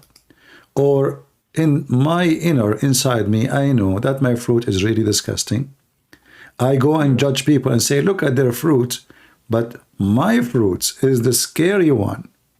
So this sentence is not about their fruits. It's about your fruit too. It's about my fruits. Right. So we have to take it into account where we examine everything, including ours, starting from ourselves. Like how good you are if you are married, how good your wife, how you are good, how good you are, how living, how forgiving to your children's. That's my fruits. Yeah, how honest you are at work. I mean, do you like when you get a chance to take a nap when the boss is not there, you do it, or you work hard and you are honest and you believe that you deserve the wages you are receiving. So this sentence is not about there, it's about you and about me and about there. Yes. Yeah. So absolutely right. So you know you can actually use this one, this verse in the Bible to let us say, you know, like we go to mechanic, we see like a light in the car light up, like the engine, you know, they need time to change oil, time to change, etc. There's something broke. This verse is exactly the sensor. The sensor, yes. So you can censor yourself before you censor others. Where I am, where I stand, what is my fault, how I can correct them. So I advise everybody to practice such a verse because it's very important. And same for like wife and husband. Like, you know, the wife, she examine herself. What is my fruit to my husband? How good I am to him? What I did this week to make him bad, feel bad or good. Same for the husband. What I did with my wife. How faithful I am. How much I provide to home and of her needs. How much I can do better, maybe emotionally. So it's a very important verse in the Bible, even though it's just a short, it's 2 words, you know, it's not nothing, it's not like a long story. You know, you go to the Quran, the Muslim, they say to you, look at the Quran, can you read Quran like this? We read the Quran in Arabic, you die laughing, you know. There's no meaning, it's useless, there's stupid things. You go in the Bible, you read 2 words. We are not reading poetry, and we do not need poetry. And God, if man can do poetry, well, God can do the best poetry. So I agree. The Quran is not even a poetry, it's a failure. It's not even a good for rap. They try to sing it to make it sound good, but the second you understand what you are singing is so stupid. But yeah. I saw a video from you. You was reciting something like not from the Quran, just your own words, and it sounds like a Quran recitation. Yeah, you can recite anything if you know how. If you learn the way to recite, the way to do it, yes. Then you can make any text sound like Quran. Actually, there is a sheikh. Let me look for him. A sheikh. He was doing a conference in France, and he asked a person who is like a foreign person, a French. He don't even know Arabic. He told him, who here don't know Arabic, he can volunteer, come to the stage. And then this sheikh, he recite 2 verses. One of them is fake, he just created on the stage, you know, and one is from the Quran. And he is saying to them that your heart will tell you which one is the right one. Your heart will tell you. But when this guy, he come to the stage, they ask him which one you like more. He chose the fake one. he said to him, ask him now, which one, you know, his heart feel like comfortable for. He chose the one which is fake.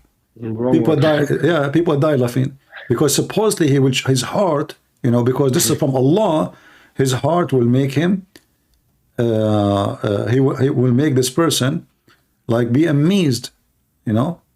Right away he will choose the Quran, but he chose the fake one. I will try to find the video and play it.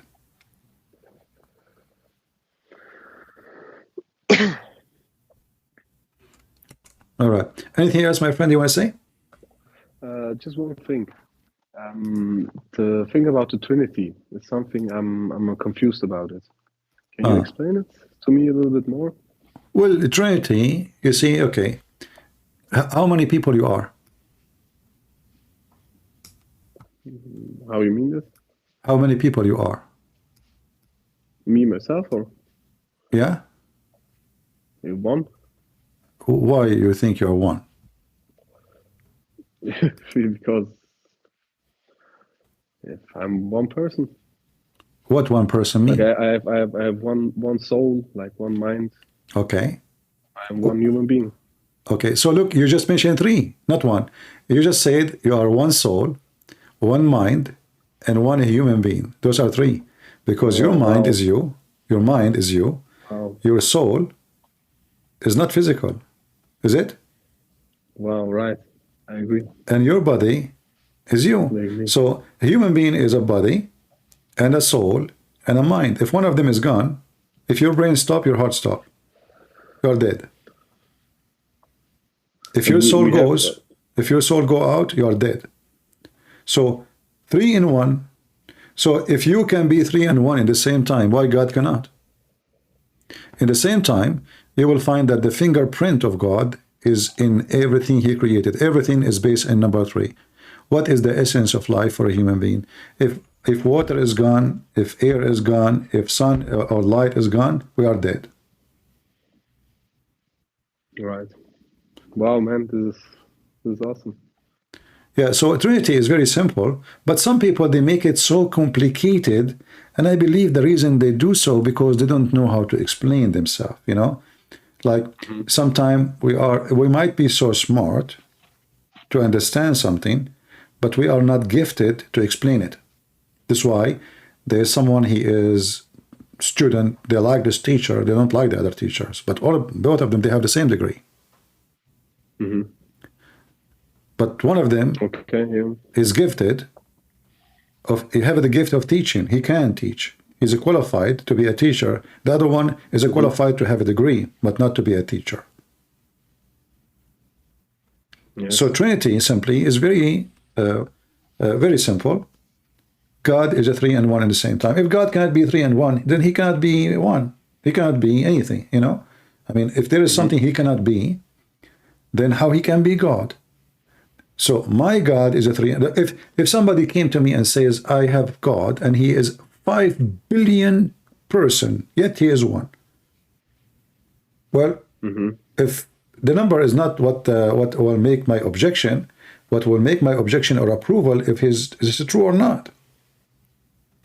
Because if it's true, if there is a billion God and they are one God at the same time, well, he exist. He is 1 billion and he is 1. So it is not the number. And if somebody says to you, I have one God, he think he is superior from someone I say have a billion God? No, because the question is the one who have one God versus the 1 billion God religion, if it is true or not. Maybe both of them, they are false. Yeah.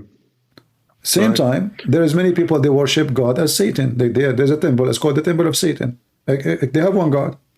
So having one God doesn't make you superior. Yeah, I understand. So you believe in one God, yes, but this is not the reason to be right. The reason to be right that he is the true God and he is the God of miracles, and he did all the miracles. The miracles of God is not to show skills, like it's not a showtime, it's not a TV show. Is to give you a clearance, says, listen, what God can do, what make God God, is the one who can do what no one can do. And look what I can do. Carry your chair and walk. If there is any doctor, he can do that? No. If there's anyone, which means he have control to recreate your body, to fix it without even doing anything, without surgery, without medicine. That is God. God simply is a miracle. And in order for God to be a miracle, then he have to be able to be a person who do miracles. And that is a Christ. So Christ, even Muslims, like I saw a video of the Sheikh Mufti Menk, he was saying, Jesus, Isa, he waved his hands. He just waved my hands, Allahu Akbar. And all the crowd became healed. Well, how he can do that? How he can wave his hand? Just wave his hand. He did not even say anything. And all the crowd is healed. So how that can be explained? That is God. How a person can say to you, you know, like he put some mud on your eyes. The mud will make you sick. The mud will make you dirty. The mud will make you blind in the top of your blindness. But by making a blood, mix it with water, he just created a symbolic for the creation. For God, when he created Adam and Eve, he created Adam from mud. So he put mud on the eye of the blind man, the man he see. Yeah, he gave him a new eyes. So the Trinity simply is the power of God to be what he want to be. And if I oppose that God cannot be 3 and 1, then I'm opposing that God can be whatever he want, and that would destroy the whole idea of believing in God. Because God is called Almighty. Yeah, God called Almighty because he can do and he can be whatever he wished to be. Who is going to tell God what you can, what you cannot? Yes, absolutely. Absolutely. Okay, nice. Thank you very much for this conversation, CP. All right. Anytime have a, you know, you need more help, let me know and you can call me. Thank you. Thank you. All right, take care. Someone in the chat saying, Hitler, he was a Christian. Yeah, you know, Hitler, he was a Christian. This is why the Muslim, they print his book and he praised Muhammad. And he was killing Christians, slaughtering them. And he was a Christian because he is not proud to be Christian. I mean, look how stupid people are, you know. And, you know, just to let you know, if Hitler was victorious in his war, you will see the one who is trying to condemn Hitler, he's praising Hitler. This is what happened with Muhammad. Muhammad is the same as Hitler, a scumbag. However, Hitler, by the way, is way more honorable. We cannot compare Hitler to Muhammad. We never heard of Hitler raping women. We never heard of Hitler taking a bunch of kids for rape. We never heard of Hitler going to the house of a Jew and beating him to tell him where he hid his money. Hitler, even though he's an evil man, he's a billion times better than a person, his name is Muhammad. We can't even compare. Like, did Hitler marry a child? No. Did Hitler kidnap somebody's wife? No. Did Hitler go to his own son's house and he flirt with the wife when she is not there? No. So Hitler is a billion times more honorable than the filthy Muhammad. This is the truth. Take it or leave it.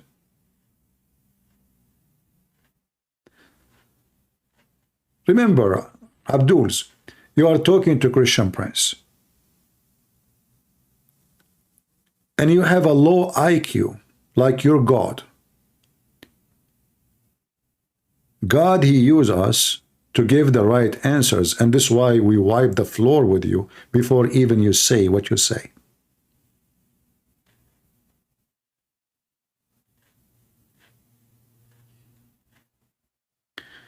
Can you respond to my friend? All right. What is your friend? Also, can you show the verse the Quran ISIS based because they are based on Sharia, the topic? Can you respond to my friend? People need to hear the secret of Allah. Yeah, then no, I mean, you're asking me to do many things, I see.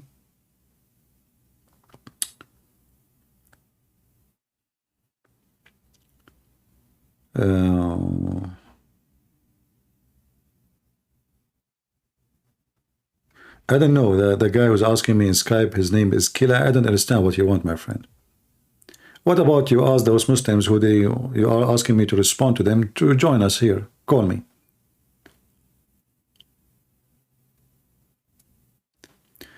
Do we have any Muhammadan who dare to call me?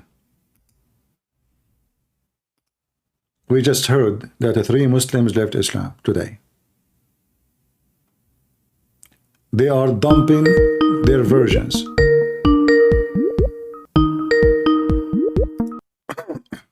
Hello? Hello, wait, let me see if I can hear you. Hello. I hear you, my friend. Go ahead. You're live on air. Yeah, so I wanted to ask, the Muslims, so how can Muhammad be the best example when he was a sinner, if Jesus was sinless, and Muhammad is a better example when he's a sinner? That's like, is Allah stupid? No, you see, maybe we should understand this in a different way. Muhammad is the best when it's come to sin. Okay, thank you. Because, if Muhammad is the best, yet he is a person who live in sin and enjoys sin, and the Quran confirmed that he is sinner. So what make Muhammad best in any way? So the best man, Muhammad, he go to the house of his own son and he flirt with the wife. And this is to make him the best man. Well, there's many good men, they will never do that. They will never go to the house of their sons, and they will not flirt with the wife when the husband is not there. Muhammad is the best man, but he go and, he have sexual desire for a child. Because the second you think about marrying a child, why you marry a child? What is the point? Marriage, you look at a female, you are a male, and you look at this female, and the first attraction, it's her gender, right? She's being female. Yeah. So it is very much sexually motivated. Even we can call there's love. It's always about that there's sexually heavily motivated. So when Muhammad, he look at a child, she is 6 years old. How that motivate him to ask for her hand and think about her? How that can work? So there's no question that Muhammad is a very disgusting, evil person. But however, for the Muslims, he is the best man because he's the best pervert. Yes, of course. So yeah, I think the Muslim, they were talking about Muhammad, he is the winner when it's come to competition of who is more ugly and disgusting.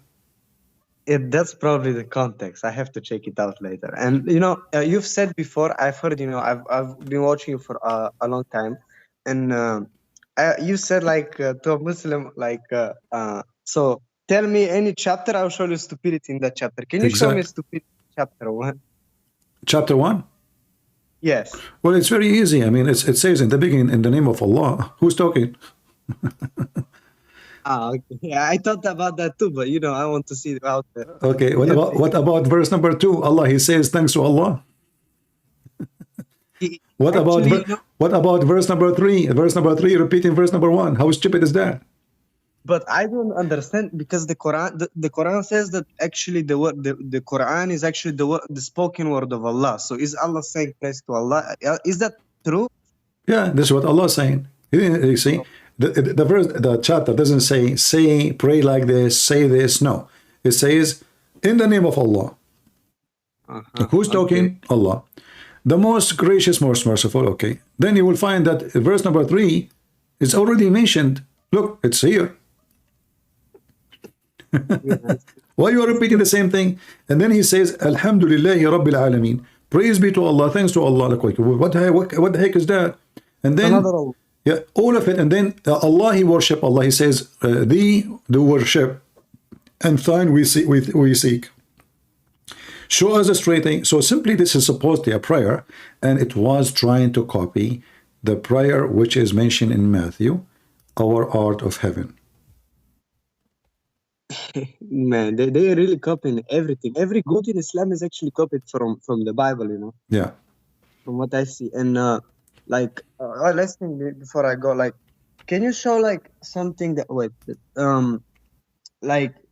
ISIS and all these groups, they base themselves on teachings.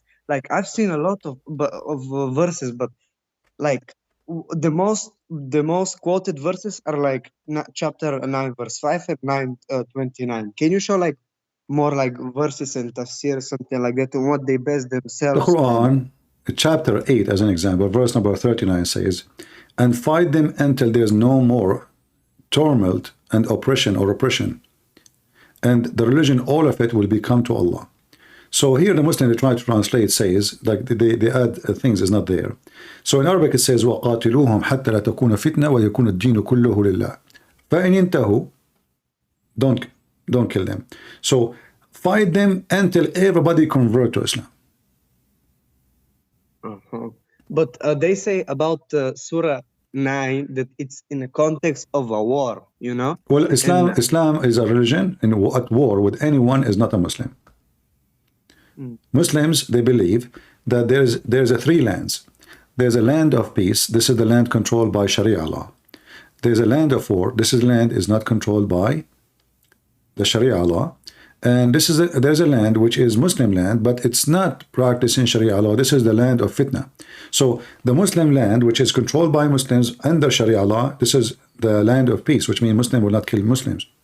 But a land which is not controlled by Sharia law, and it's still a Muslim land, it's called a fitna because this is their trouble there. There's no Sharia. So we have to fight those people who they are not practicing Sharia. And then there's the land which is refusing the Sharia law. This is the land of war. So the Muslim, they cannot deny that. They can say those things to someone who don't know much about Islam to deceive. But for someone who knows Islam, they cannot, like Mohammed, he says, I've been commanded to kill all mankind until they say there's no God but Allah and there's no prophet but Muhammad. So yes. Yeah, so he's not fighting someone fighting him. He's fighting anyone, any people who don't believe in Allah and any people who don't accept Islam as a religion. He's not fighting people who they are fighting him. He's fighting anyone, doesn't matter who. I've been commanded to kill. You see, the word uqatil is to fight, to kill, not to fight like by hand or debating them, no. And this is why it says, then their blood and their property only is going to be secured from my hand. Only if they do what? If they convert to Islam, if they pay the jizya, if they pay the zakat, if they pray, if they fast as we fast, if they eat as we eat, which means they have to follow every aspect of Islam, and for sure the first thing to say Muhammad is a messenger, then and only then their blood and their property is secure from my hand, Muhammad said. And this is very authentic. As you see, this is Al-Bukhari and Muslims. Yes, and that's, I wanted to know it because I'm from, I don't know if you heard Bulgaria. It's right next to Turkey, and actually here you are from where? What you said? You are from where? Bulgaria. Oh yeah, I was in Bulgaria. I took a train from Romania, and I went through Bulgaria all the way to Greece. Yeah. Oh, you liked it? I did not really. I stopped in a beach. It's called what? Gold Sand, something like that. Yeah. It's a close to the border of an area in Romania called Magnalia, something like that.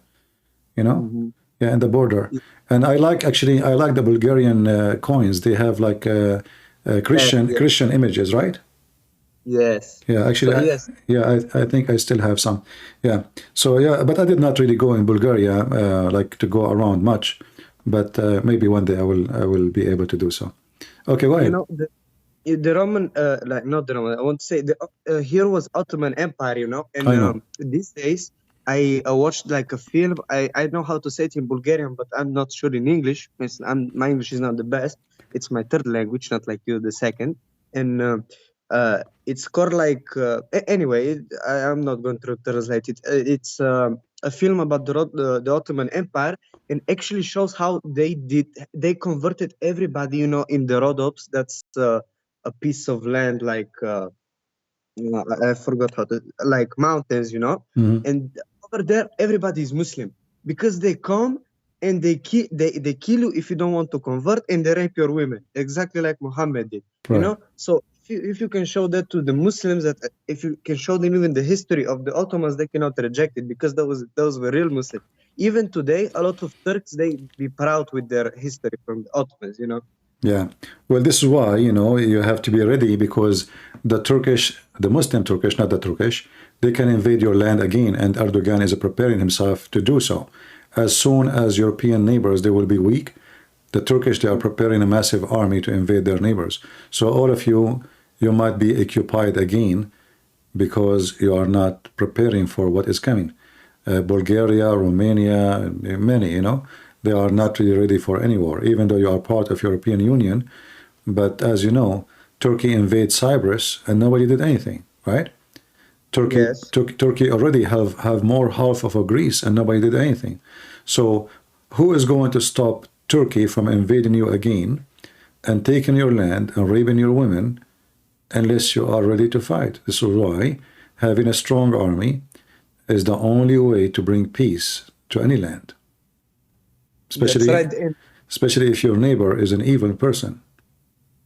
Yes, and even that what you're saying is actually right. And even they're financing mosques here in Bulgaria. I've seen, you know, the Mufti here, the Grand Mufti. He is actually making new mosques with the money from Turkey. Yeah. And you know, it's scary. I'm trying to get in touch with him so I can, you know, talk with him. That's why I'm learning Arabic from you, you know, because you have videos. Everybody, I advise. If you want, you can challenge this Mufti, Grand Mufti, to come and debate me, so everybody will laugh at him. It's English, so if I can do something, maybe translate between you and him. Yeah. And I have, you know, a little Mufti, you know, in my DM, so I'm gonna talk with him too. And you know, what more can you expect from a book that even ants can make it? So that's the Quran, you know. Yeah. Okay, have a good Well, night, if you ever, if Christians in Bulgaria would like, we can do some special education for Bulgarian people so they can fight, because as you said, they are trying to spread Islam in Bulgaria, building mosque, so we can train Christians how to defeat the cult of Mohammed and expose them. That's very good, my friend. Actually, you know what? I started, like, you know, talking to the people here because they don't know apologetics. You know, they don't know anything. Like you do apologetics. You know the Bible. They don't know the Bible. They actually, I asked them about Mark chapter 13, verse 32, you know, like Jesus is not the hour. And I asked the girl, and she said that, you know what? Okay, Jesus is not God. And she was actually Christian. And people here are, you know, dumb. But I have my circle of people here that I'm trying to educate them through what you show. So yes, we can do it for sure. I have a lot of people that are interested in, you know, learning. Yeah, just let me know. And even if I have to come to Bulgaria, I will be happy to come. Perfect. And I will pay for everything from my pocket. May God bless him, man. For real. Okay. Yeah, like they don't need to give me a hotel or any transportation or even the ticket. I will do it, you know. No, here we Bulgarians. I don't know if you know. You said you've been here, you know, but you have never been. You've not been like not much. So here, Bulgarian people are really hospitable. So don't worry, you know. You will get you something. Don't worry about it. Get me what? We will get you something. Don't worry. No hotel, no nothing. You know. People in Bulgaria are hospitable. That's what I'm trying to say, you know. Oh, no, still, I don't like to stay in anybody's house. I mean, I fart at night because I fart and I snore and I eat a lot. So, so I prefer to stay in a hotel. Don't worry about it. All right. I'm just joking. But yeah, I prefer to have to pay for my place. No problem. Yeah, just let me know if you can organize something with the churches or any Christian organization. I will be happy to come and help. I will text Shirley, don't worry. All right. Because I'm really excited about it. Because, you know, like, the first time it's my, like, second time talking to you. Because, you know, it's, people have to get knowledge. You know, if you open Hosea 4:6, it says, you know, the people, the children, you know, they're dying because of the lack of knowledge. Yes, So destroyed because of their ignorance, yeah. Yes. Yeah. Well, ignorance is a sign, you know, of every nation this time. You know, I mean, the people, they have no idea what they are talking about. Yes. Yeah. Well, this is why we are here. We are staying here every day. How many hours I stay here? 5 hours, 6 hours, 7 hours. You know, I mean, I stand up every day, and my honest to God, my knees, like my knee is hurting me from like the way I sit. And it's not healthy, you know, to stay looking at the computer, having headset in your ears, you know, like you guys, you sit for, okay, you are relaxing, you are listening, drinking your tea, you go to the bathroom, you eat, you can watch TV when you are listening to me. I am a person stuck behind the table, and I have to be always like alarmed to the chat, alarmed to this, he said, she said. It is a very, very, let us say, stressful work you do. But the Lord, he gave me ability, and I don't feel really too much stress, but it is not healthy, let us say. It's too much it's sitting, because you said, you know, you're stuck behind the table. But anyway, I will be happy to help. Just let me know how you can do it. And somebody's saying, don't be careful, you trust who? I will tell you something. I never trusted a place to go to, and I fail. I always, my heart tell me, go there or don't go there, and I follow it, and I never fail. All right. Follow God, because even you said your heart, you know, I understand what you mean by that, but some people may misinterpret it. You know, it says to don't follow your heart in the Bible. Yeah, this is what we meant, that the Lord, he gave us wisdom about what is right, what's wrong. All right. Well, thank you very much. Okay. Let me know if you have any good news. All right. Take care.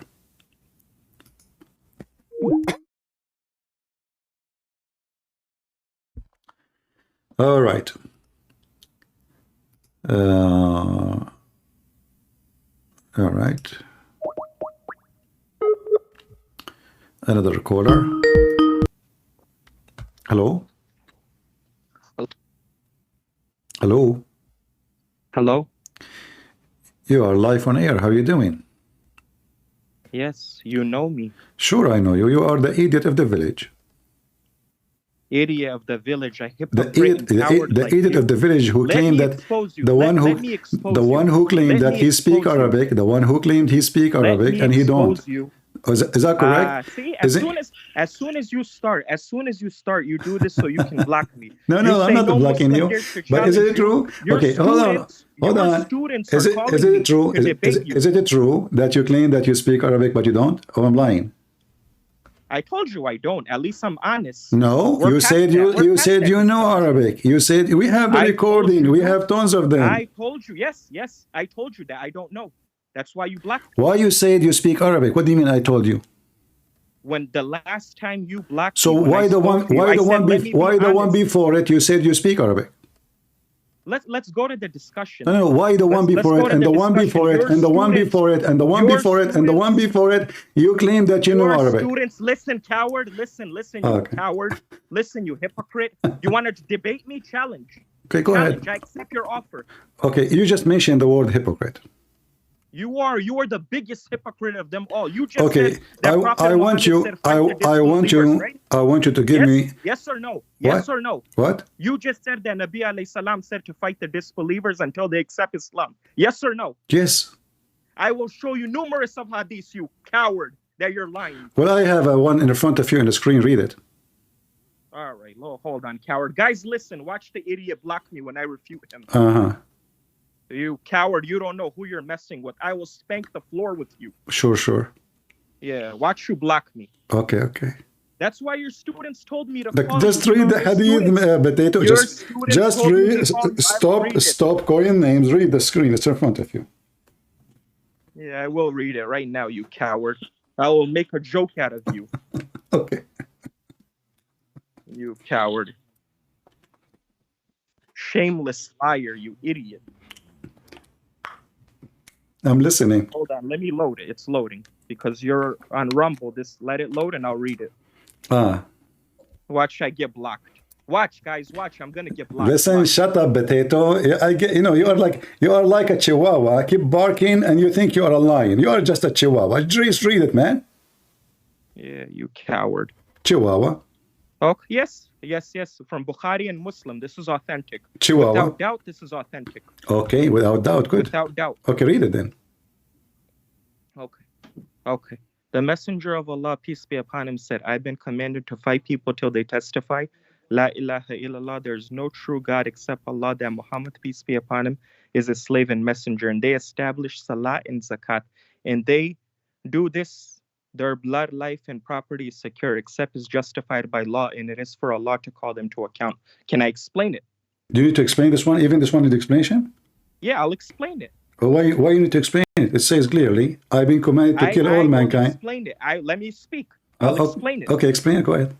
Okay, there's Muslim countries back then and even now, where people go. There is Muslim where country. people go, Hold on, hold where on. people- There Can was I Muslim. finish? No, you cannot. Can I There's finish? Muslim countries back then.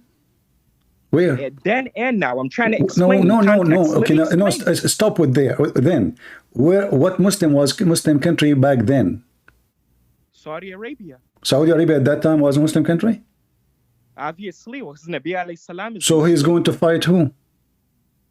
So that's what I'm trying to You explain idiot, to you. you idiot, Let me finish. you Let me idiot, you finish. idiot, you idiot. Your prophet, he never have a war outside of the Arabian Peninsula. You are a donkey.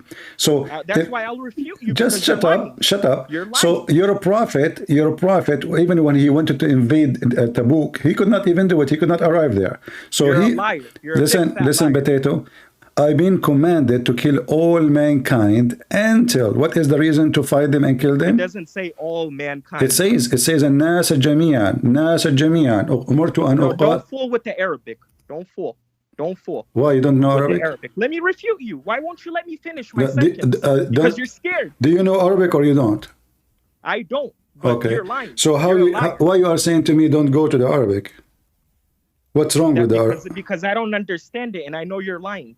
Is that my fault that you are an idiot?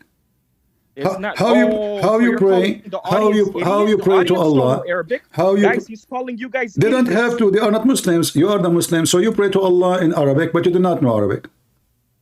Okay, I pray to Allah in Arabic. Allah says to pray Salah, Hakimu Salah. Allah okay. subhanahu wa ta'ala doesn't say to understand it, idiot. Allah says to learn it with tajweed. He did not idiot. command you to understand it. He commanded you to say it, not to understand it, idiot. Exactly. Exactly. That's the rules. That's not your. Let me finish. So What you I are have saying say. to me the idiot is the one who followed the teaching of Allah, which saying you say Arabic word, but you do not need to understand it, and you call me idiot.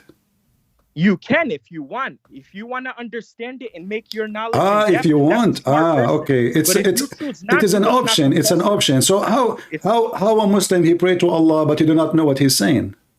He can learn that. He can know the recitation, learn the Quran with tajweed. Like I can speak it with tajweed. If I don't know the understanding, whose fault is that? It's mine.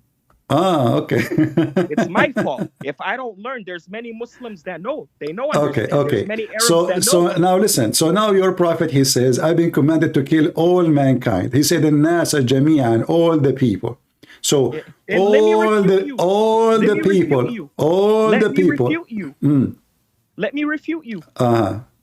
I will show you several ahadith where the Prophet said, if you harm a non-Muslim, you won't smell the fragrance of paradise. You're a coward and you're a pathetic liar. You are a potato. If you harm potato, exactly the one who is shut up, son of Muta, Chihuahua, the one who paid jizya.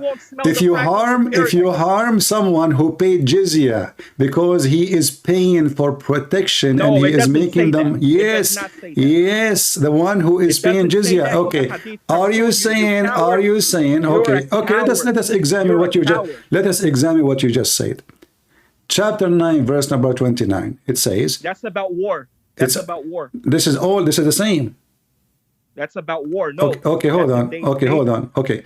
When your prophet says, I've been commanded to kill people, you said the people of Saudi Arabia, right?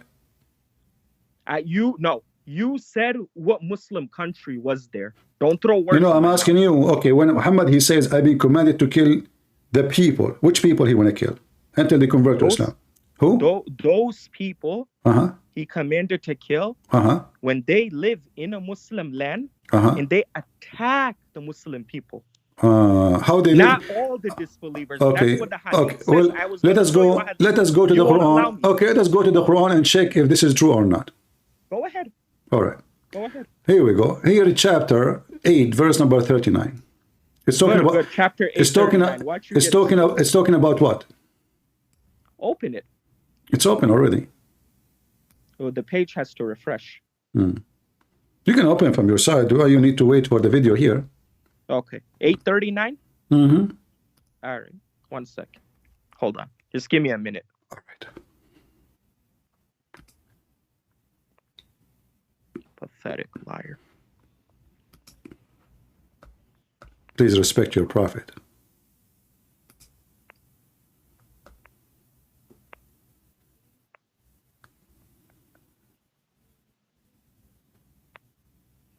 Chapter 8, verse 39, correct? Mm-hmm. Okay, let's open it. Mm-hmm.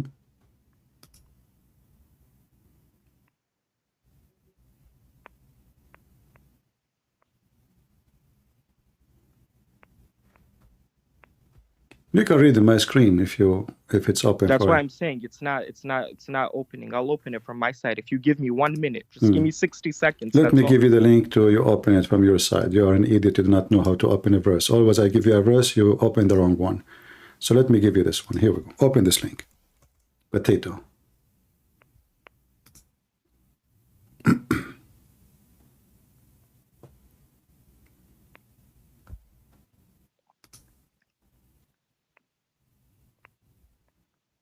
Did you open the link? I'm opening it from my side. Just give me 1 minute. Why is taking you forever, 1 minute. Chihuahua?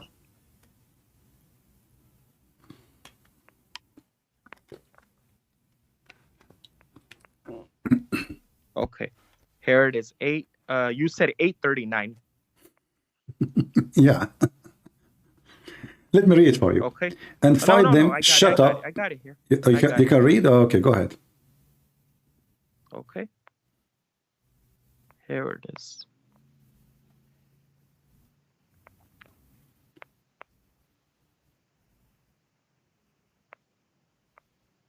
Okay, so chapter 8:39. Uh-huh. Okay, so let me read it first, and then I'll give you the answer.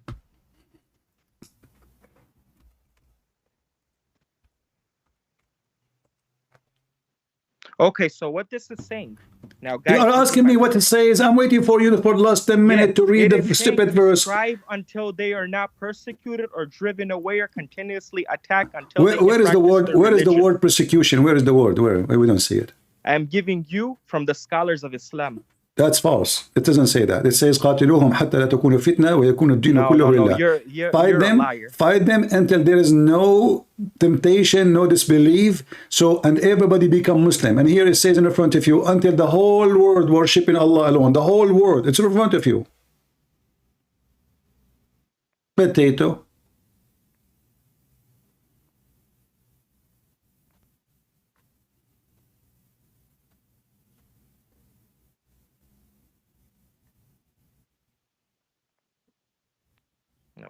Let's open it what Ibn Abbas is saying.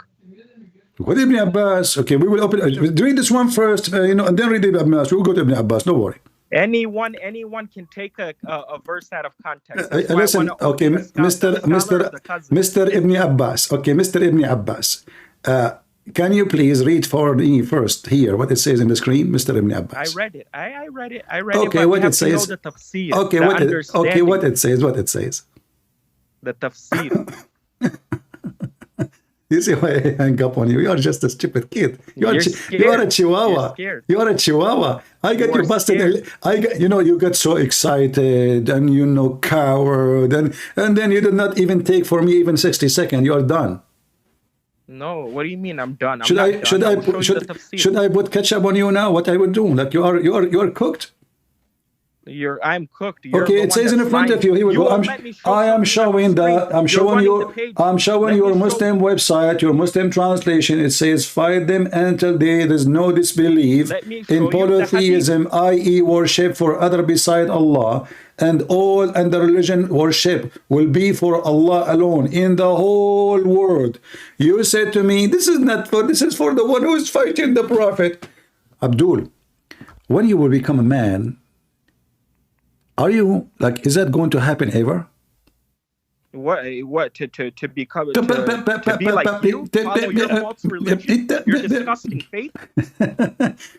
Who is the disgusting faith? Is that the Prophet who go to his son and he flirt with the wife when she is alone? Oh, I wish you would open the tafsir. I challenge you. You're not a man. So if I show, I wish you open that tafsir. What tafsir? Whatever you're talking about to prove what you just said. Are you sure not paid by Christian Prince? Open that. Listen. It says that he flirted with the son's wife. Open that. Yeah, you want to change topic now? Okay, let's go there. Open it and watch you get exposed. Okay, here we go. Let's see. Watch, guys. Watch. Watch. Watch what's gonna happen. Watch what will happen to the Chihuahua. All right. So let us go here to tafsir. He's asking for tafsir, so we have to give him some tafsir. No problem. All right. I will give you the link so you can open it from your side. No. Put it on your screen. I will put it on the screen too.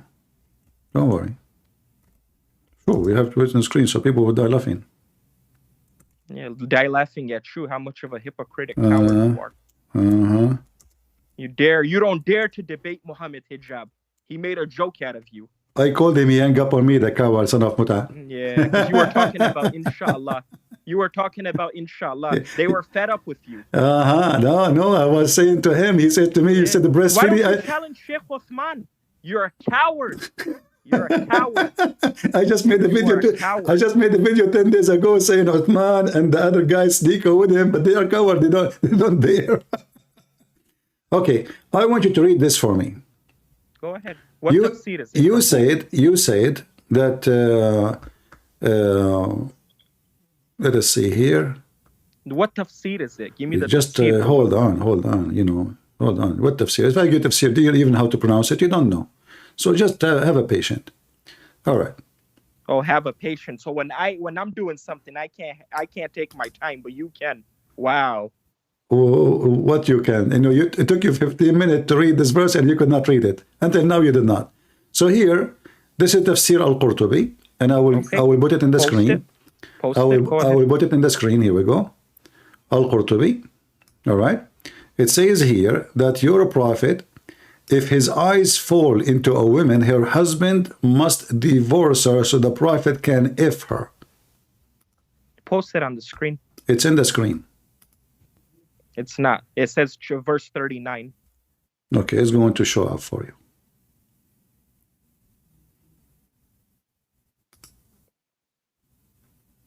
Here it says, number 10, the privilege of Muhammad. All of them are about sex. إذا وقع بصره على امرأة وجب على زوجها طلاقها. Shut up. Shut up. And وحل له نكاحها. If his eyes fall into a woman, her husband must divorce her so the prophet can if her. Astaghfirullah. It's in front of you. Here we go. I will post it in English. Astaghfirullah. Astaghfirullah. What does astaghfirullah mean? You don't know Arabic. You must be speaking Arabic now. Astaghfirullah, you hypocritic coward, you filthy liar. All right. Here we go. We will translate to English in front of everybody. And people will die laughing. Let us see how to translate this. This is Google. No, this is Opera. Hold on. Let me open it on Google. We need Google browser. Okay, can give us a second. All right. We will open it in Google browser. And you guys, you saw how he changed the topic. He said, "It's you who said open it. You stupid. It's you. I am the one who said. I am the one. You are changing the topic. You said show it, show it. I said you are changing the topic. You said show it. You said it was Zainab. This is not regarding Zainab. This is about Zainab, you idiot. And Zainab and all women, not only Zainab. You're a prophet. He have a privilege, and the privilege is about sex. All of them. No, it's not. Okay. You're talking about 3350. No, it's not. Hold on. Here we go. He said that you don't have to give the dowry. Shut up. That he's the only one that doesn't have to give the dowry. Don't lie. You're a liar. Okay, let's see here. Read with me. Do you see the screen now? You just said that you're Tafsir al-Qurtubi. Now you're going to a hadith?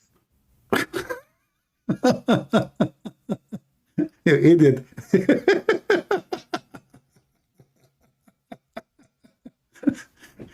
If I show you a hadith that even will be more powerful than the tafsir, you idiot. So you think that hadith is less powerful than tafsir? Anyway, listen. You're jumping all over the place. Okay. Show where it says that. So listen, Abdul. Here we go. It says here, if the prophet, number 10, if he sees a woman, her husband must divorce her so the prophet can if her. Where does it say that? It's in front of you.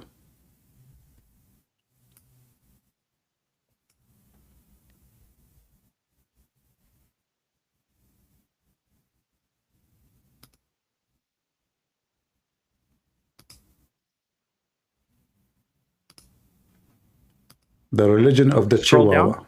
Scroll down. Okay, scroll down. Okay. And? Scroll down.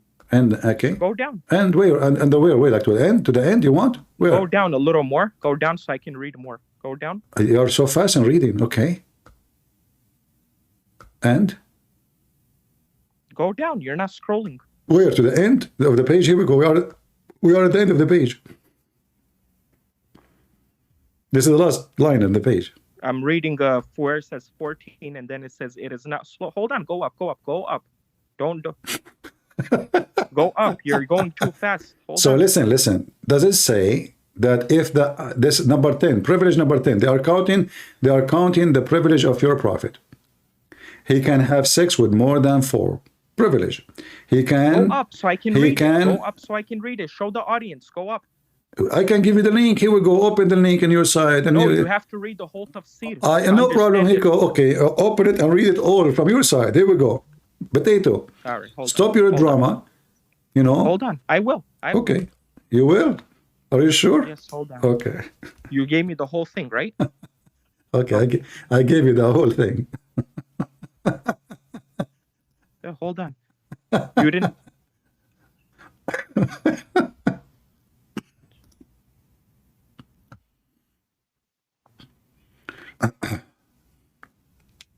Which one is it? Is it the one with the book or the one online? But the one with the book with the one with you line. You sent 2 of them, you idiot. You didn't send 1. I send you 1. The one before it, that one before it, Potato. This is the...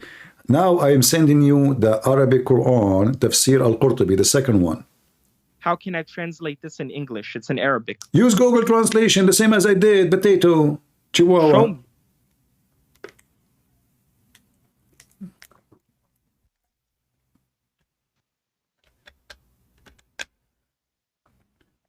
So you're a prophet, if he go to visit you, and he like your wife... No, this isn't true. This isn't true. That's why I'm saying, show me the English translation. I'm showing you the English translation. Oh, let me go back to your screen. Use Google Translation in your computer.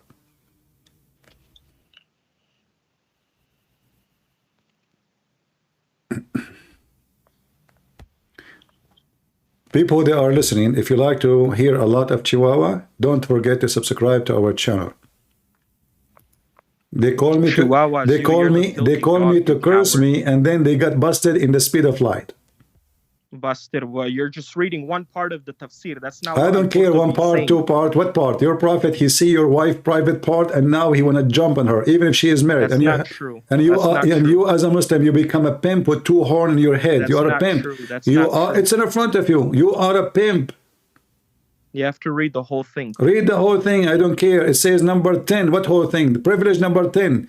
If he sees, if his eyes fall into a woman, her husband must divorce her so the prophet can F her. Look how he got exposed. What a filthy liar.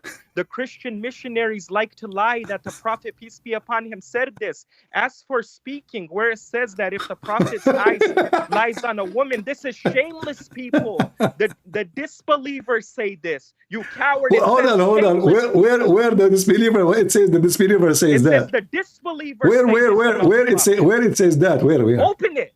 It's in front of me. Okay, show me where it says the disbelievers. They say that. Show. It says the disbelievers say that. Guys, the disbelievers. Okay, show me. Okay, give me a. Guys, it says the disbelievers says that. Where we can find in the page. Says it right on the screen. Just scroll down. I will move. Bear with me, and I'll show you. Okay, where? I showed it on my side. Okay, where? Just tell me to stop. You say I'm moving so slow. Tell me to stop. Let the thing load. Right now it says if he sees a woman, her husband. Now go down. Go down. Al-Arabi said you're not going down. Okay, now go down slowly and I'll show you where it says that. Keep going and I'll tell you when to stop. Go. Go slowly. Go. So look how stupid you are. The disbeliever, they say that. Shouldn't that it says that before they say that? So it says after they say that. So he is. Look how stupid he is. If you want to try to play game, you should say that the word disbeliever says that it's have to happen before, not after. And here we go. In the whole page, there's nothing about the disbelievers. It's about your prophet. He have a privilege. Where we go down. I'll show you. Okay, I'm going down where? Here we go. It's almost the end of the page. Where? No, it's not. Keep going. The moon split open for. Now keep going. Okay, the and moon. I'll show the you moon. Where it says that. The moon. Keep going more. Keep going, coward. That's the end of the page. No, there's more to it. There. See, look how your lies. This is the end of the page. There's a whole chapter. This is the end of the page, you idiot. This is the end of the page. Subscribe, go interpretation. Up, go up.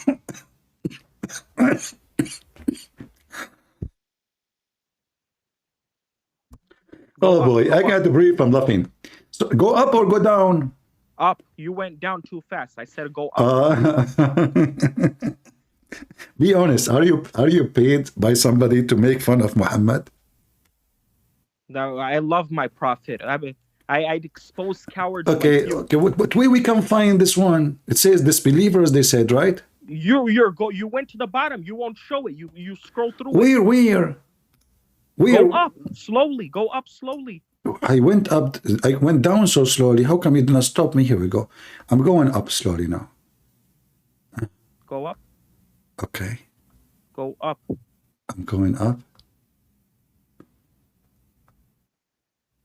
Did you find it anywhere? Did you watch the Pink Panther? Taram. Go up. Taram. Stop. Stop. Okay. You find it? Stop. Where? Stop. Where? Stop. I told you to stop. You passed it. You're purposely passing the part where it says that. Where? You're purposely doing this. I told you to stop. Okay. Where? Here we go. I went up again. Go down. Down? Go down. Okay. See, he's doing this on purpose, guys. Look at him. He's purposely doing this.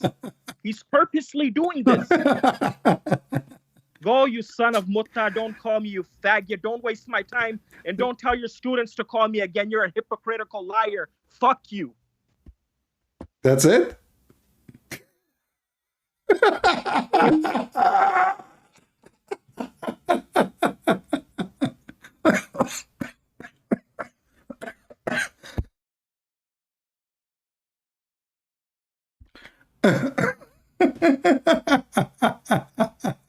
Go up, go down, go up, go down. There is nothing up and down. It says they are counting the privilege of a prophet, Muhammad. Who is the one counting the privilege? The Muslims.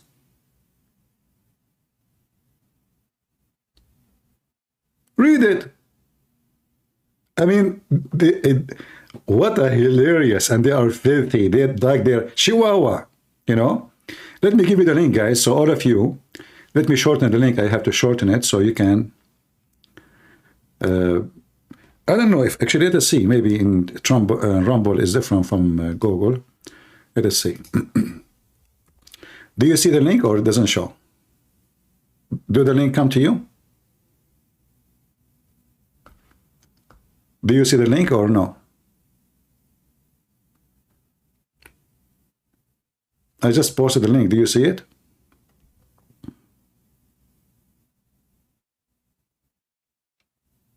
No? Okay, I have to shorten it then. Let me shorten it. Link.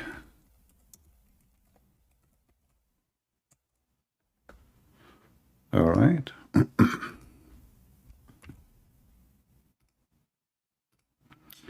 Okay, let us see now. Do you see it now? Click on it, please. All right. So click on it and open the link with Google browser. Be sure to open it with Google browser. And then maybe the best way to search in English, type her husband. Her husband, or must divorce her. You know how to search a browser, right? You click at your computer letter C and then the letter F. Like if you have Mac, actually, you click at Command and F. So you can choose any word to search. Like you can, you know, type must divorce her or her husband.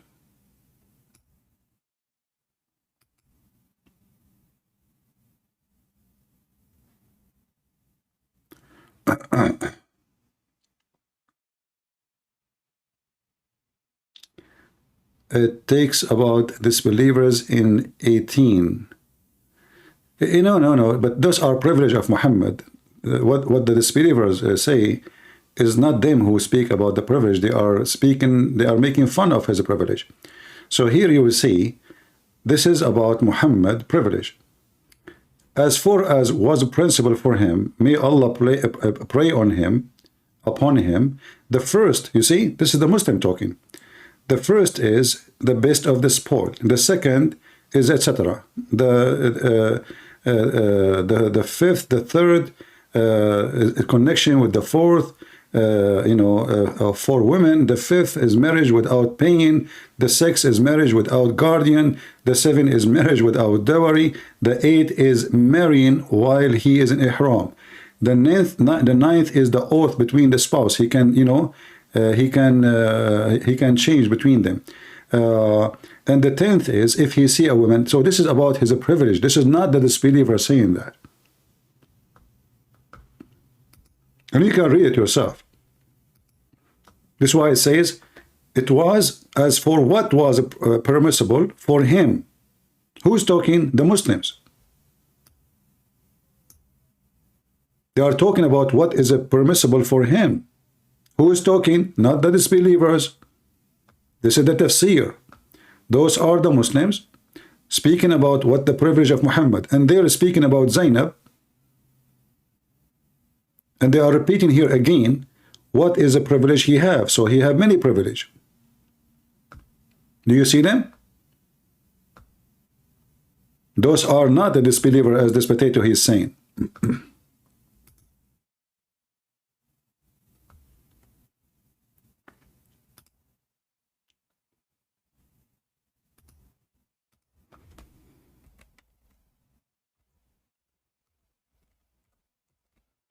If you search for the word disbelief or disbelievers, let us do it, you will find this.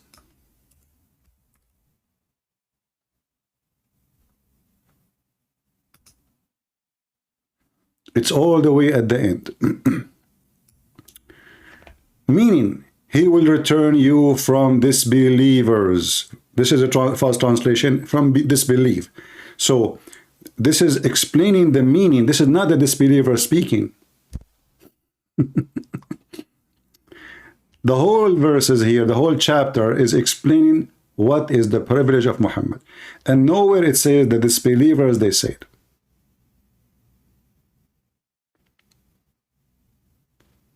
Do you see it? Here in this one, here in this part, he says, with exception of the believers, mean that the disbelievers, even if they addressed by the branches of Sharia. So here, this is not about the disbelievers, they say. They are explaining what you should do to disbelievers. So if you search the page, you will find 2 times the word disbelieve appear in the page, and 1 time is appearing here in the side of in the search engine, which is not really here, like, in the corner. This is an article. You see it? What a big fat, fat potato chihuahua. Nowhere here speaking that the disbelievers, they say. And you have the page already. And number 10, they are describing privilege number 10. Her husband must divorce her. This is privilege number 10. This is not the disbelievers telling us what is the privilege of Muhammad. This is the book of Al-Qurtubi. And this is the Quran.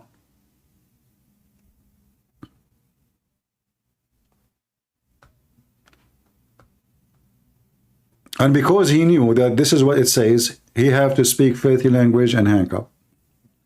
For nowhere what he is saying is saying.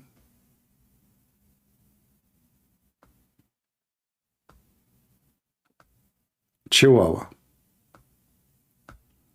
Do we have any brave Muhammadan?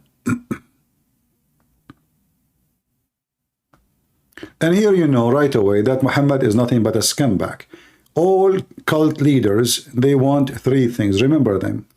And they are connected to each other. Sex, money, power, which mean authority. All cult leaders, doesn't matter what religion they belong to. Yes, Abdul. Chihuahua? All right, guys. Listen, audience. Chihuahua. Look at the liar. Look at 14, Tafsir al-Qurtubi 14-190, guys. Remember, look it up from your side. Tafsir al-Qurtubi 14-190. It says the disbeliever said this. He's lying to you guys. Wait, okay, read it for us. Okay, listen. Okay, read it for us. No, read it for us. Okay, give me a screenshot in your Skype. Share your screen. Share your screen in Skype. Sure. Okay.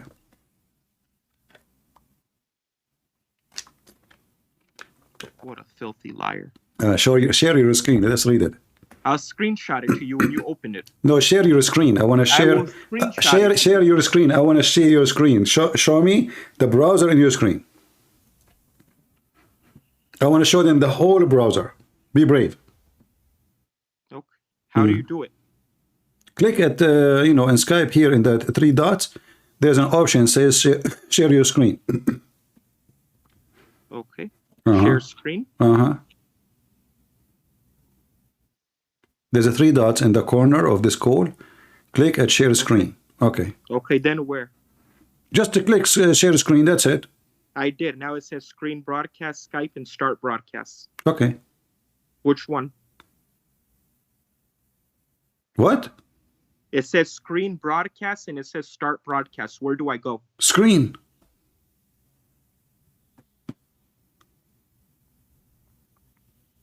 It's not working from my side. I'll send you the screenshot and show them. I'll send you the screenshot. It's not working. No, it's working.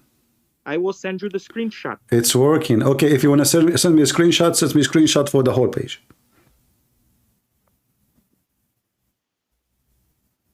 Highlight where it says what you are saying, like the same as I'm doing right now. Highlight it with your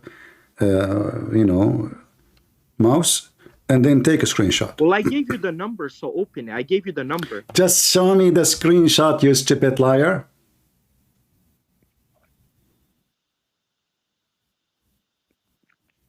There we go. Mm. There we go. Mm. What? Here we go. Nothing show up yet. Hold on. Mm.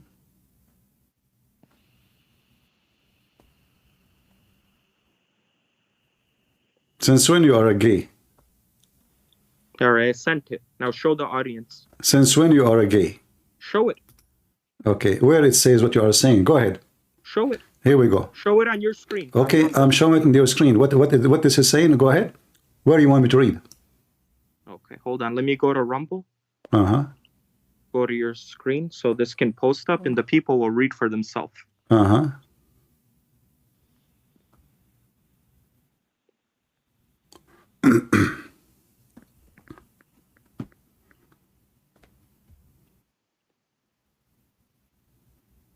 We are waiting. I sent you the screenshot. Okay, I'm waiting. Where in the screenshot it says what you are saying? I don't see it. Okay. Okay. Go down. Down. Where it says what is meant by the words. Go down. Where? Okay. Right there on the screenshot where it says what is meant by the words. You did fear the people refer to his concern about the propaganda of the hypocrite, suggesting that he had forbidden marrying sons, wives, but he married the wife of his son. Okay. You just confirmed that your prophet is a pervert. So no, go down right there. Okay. Go down. And read down where? As for the reports, which says that the prophet liked Zainab, right there. As for the reports, right there. As for the reports, scroll down so people can see. Okay. I'm there. Read it. Continue reading.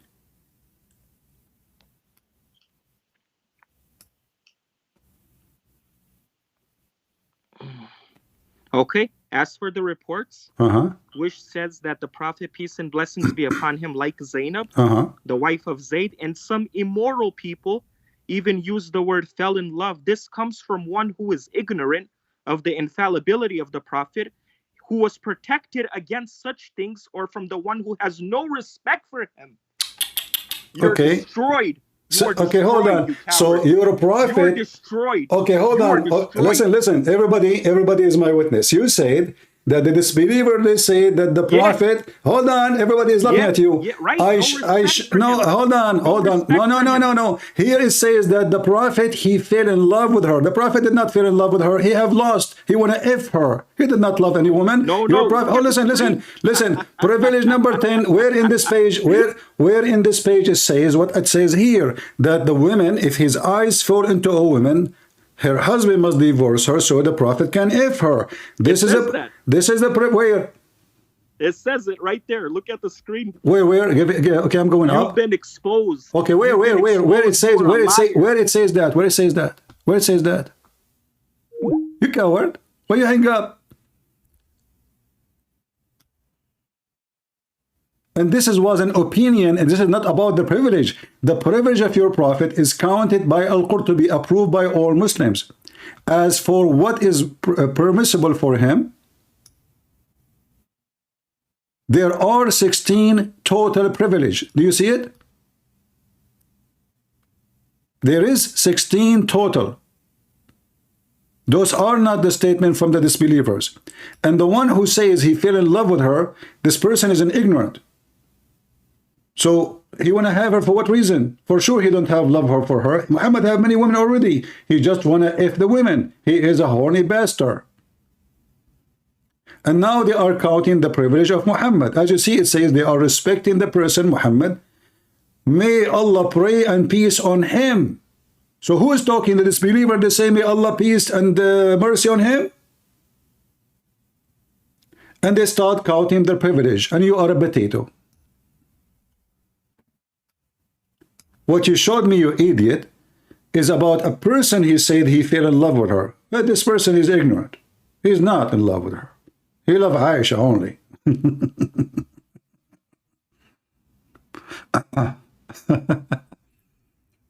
Same time, this is not even the same page.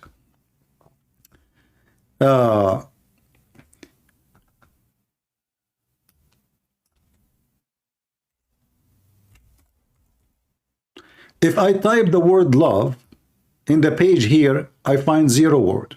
Do you see it? I just type the word love. This is not what we are reading.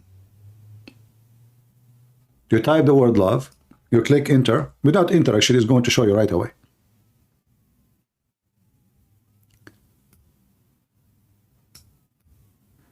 If we type the word heart, let us see.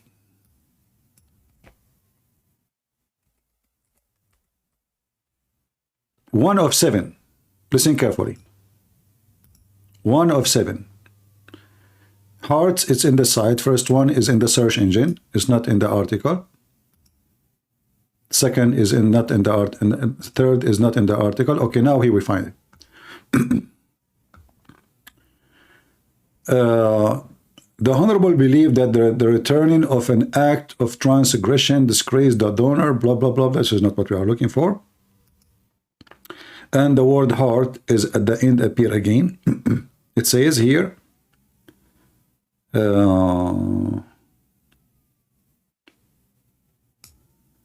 this is, we have explained this statement, explain this explanation so that you will have any difficulty. That was stupid thing. It's related to saying, we have made lawful for you, your wives. The Muslims explaining that Allah made to Muhammad, he said, we made lawful for you, your wives. Now we made them lawful. They are already, he's doing boom, boom to them. Have you ever heard such a stupid statement? This God of Muhammad, he's telling Muhammad, we made your wives for you lawful. So the guy already having them in the bed, their legs is open and they have no panties. And now he is telling them, he's telling Muhammad, we made your wives lawful for you. Like, don't you think it's too late? You send him a verses saying to him, we made your wives lawful for you, after he did sleep with them.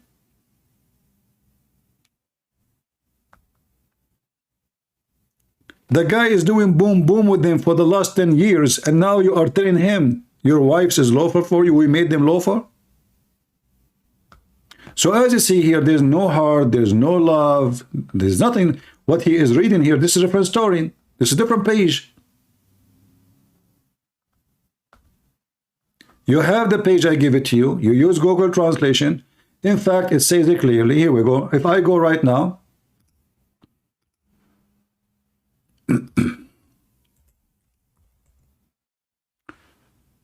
if I open it in Arabic again, let me do this.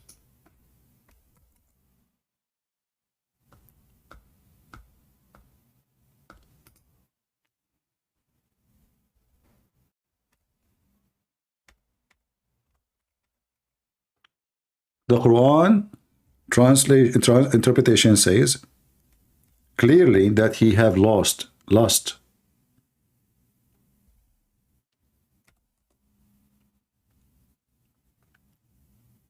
Let us show you.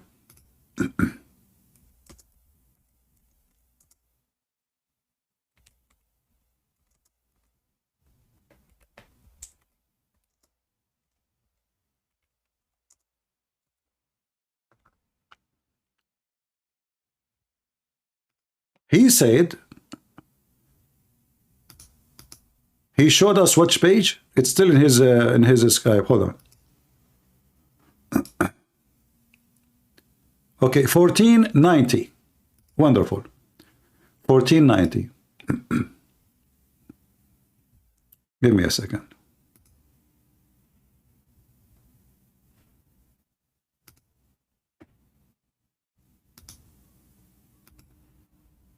I will open the same page, 1490. And you will see the disaster. For some reason, Opera is not opening. Let us see here. All right. Guys, this is the page he's just sent me. Look at the disaster he just gave us. I will give you the link too.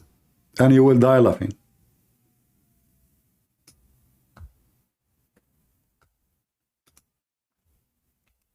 The translation there obviously is a false translation, and the one he said us, the one about ignorant. Let me show you what it says here. But let me first give you a short link so you can open it from your side. And look what he just did to his prophet.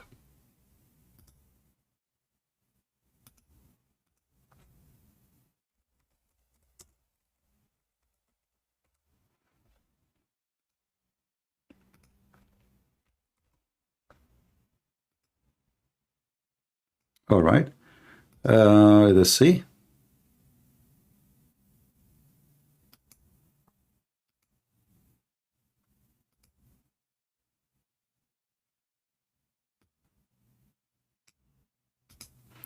Open this link, please.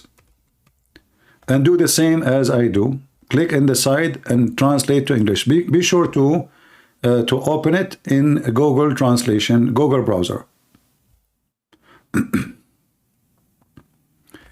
Remember the page he showed us, it says that the one who says the prophet fell in love with her, he is ignorant.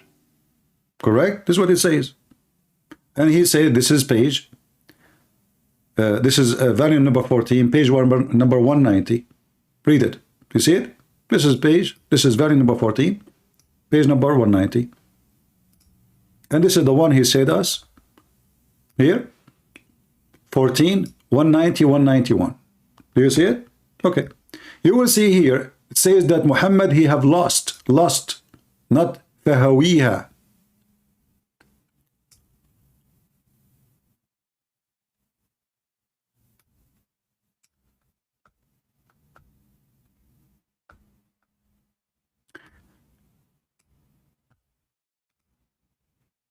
God, he sent wind, and the wind lifted the curtain. So the curtain showed Zainab naked. This is what it's talking about. And he saw Zainab, and he feel, not soul, this is false translation, he have lost for her. Fahawiha. And the prophet, he said, Praise be to Allah, the one who made my heart flip for you. Do you see? This is the same, the stupid, he was trying to show me that the Prophet did not do that. But the same page explained what happened. He went to his own son's house. He went to the house of Zayd. And she mentioned, the wife, she mentioned that to the husband. She said to him, you're a prophet. Read carefully. Let us read from the beginning. Then one day, the Prophet, peace be upon him, he came to Zayd asking for him. And he saw Zainab standing. She was white and beautiful. By the way, it doesn't say that. It says she was white and big and beautiful. And Zainab was standing. She was white and big and beautiful. Not powerful, big, not powerful. The translation is false. And one of the most perfect women of Quraysh, because the Arab at that time, the more the woman she is big in size, we don't want to use the word fat, but this is how it is. The more she is sexy. Here it says he kissed her, but this is not true. You see how honest we are, Abdul? Here it says he kissed her. This is not really what it says. We don't use the false translation to, you know, to make a point. Here it says fahawiha, he have lost for her, not kissed her. And he said, glory to Allah, the one who flipped my heart. So now he wants her. And Zainab, she told her husband about how when Zayd he came, she told him, your father was here, and she mentioned to Zayd. In Arabic, it says, فَفَطِنَ Zayd. Zayd now become aware. Look at this. He become what? People, do you see it? Zayd now become aware that obviously the scumbag Muhammad is sleeping with his wife. She told him, your father was here, and he said that he liked me a lot. He want me. Zayd become aware. Obviously, they are sleeping together. And he is the donkey who have no idea what's going on.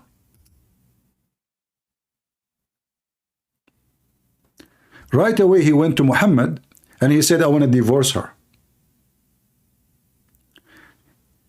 He said to him, she have a bad tongue. She bad-mouthed me. But you will notice, Zayd never complained about divorcing his wife until his wife, she told him that Muhammad, your father was here and went to sleep with me. In fact, obviously, they are sleeping together. Imagine you come home, you find your wife saying to you, your father, by the way, he liked me a lot, and she's not upset. See, she is not saying like, your God is disgusting, filthy, don't let him enter. No. She is staying him and she is happy. So Zayd become aware that the Chihuahua Muhammad is sleeping with his wife. Is it obvious? And look at the Muslim interpretation and explanation. Zainab, she was white. Oof, that's deep. She was white. How Muhammad, he will not have desire to have sex with her? She's a white woman. Beautiful. Perfect. Big and beautiful. The most perfect women of Quraysh. Now we know what's happening. The Chihuahua Muhammad, he could not believe it that he left such a beautiful, sexy bones in the mouth of Zayd. He want to take a bite. He want to have the whole bones. And the guy, he was saying to us, this is ignorant. Do you see it says here ignorant? Muqatil is one of the companion of Muhammad. This is not the enemy of Allah.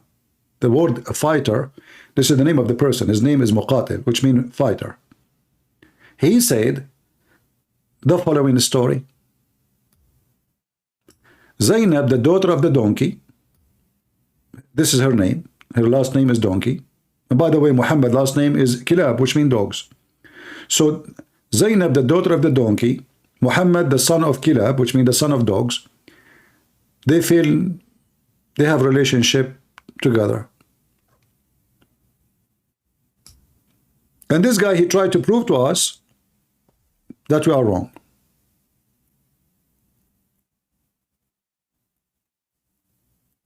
See? Imagine your wife, she, you come home, you tell her, she tell you your dad, he was here, he was flirting with me, by the way, and she is so happy for that. Yeah, for sure. I mean, Muhammad now, he become a ruler.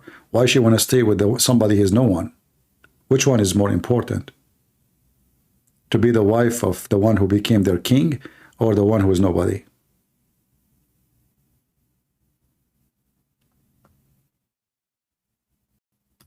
This is Muqatil, the companion of Muhammad, reporting the story about how Muhammad have lost to a married woman and he flirt with her, and there is no way they just flirting.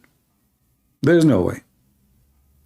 A good woman, if somebody, it doesn't matter who, let us say your friend come to you when you are not home, your wife, she opened the door. Do you think a good woman, she will not expose such a filthy visitor? She will not be upset that even her husband, he allows such a man to come to her house again. A good woman, she will kick the man Muhammad out of the house. She will beat him with her sandals. But obviously she is a trashy woman like Muhammad. As the Lord, he said, from their fruits you shall know them. And again, this is the same page he showed us. He said to us that the one who said that the prophet, he loved her, is ignorant. Look what it says. And he is the one who said that. See Ibn Abbas. Read carefully. Ibn Abbas said, who? Ibn Abbas said, and you hide within you your love to her?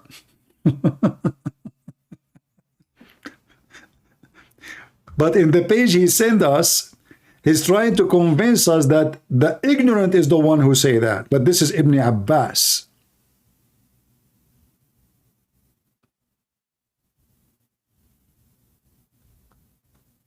Ibn Abbas is the best of the best to give interpretation, and this is a companion of Muhammad, and he is the cousin of Muhammad. Do you see it?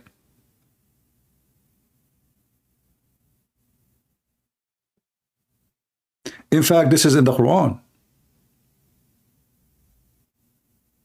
So how the ignorant is the one who think he is falling in love with her? The Quran says so. Anyway, today we have a very good time, and we have how many Muslims they left Islam. What a wonderful night. Where is the Skype? Hold on. He's calling again. Hey Chihuahua, how are you doing? Hello? Choo choo.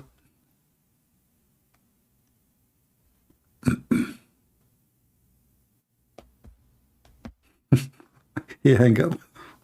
Let me call him again, just for the sake of entertainment.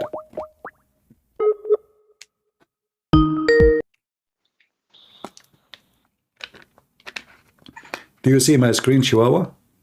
Yes, you put the wrong page. You put wrong interpretations. And when you said Ibn Abbas said this, Ibn Abbas did not say the part what I was replying to. What I was replying to no, read is it. what the ignorant read people. It. Read it. You didn't scroll down. Read it. You did not scroll down. Okay, read it.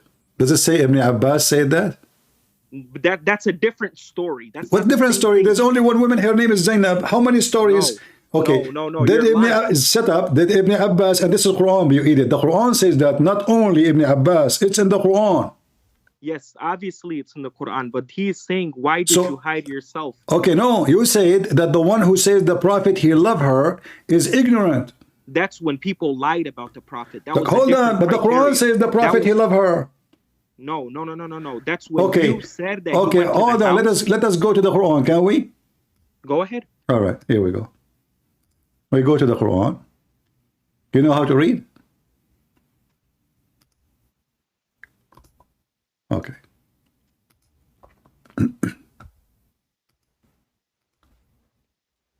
Open the verse and read it for us. I'm putting it in the screen.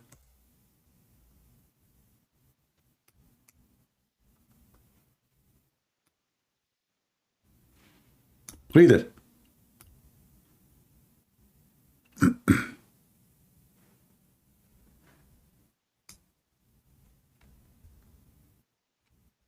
Are you there? I'm waiting for it to load.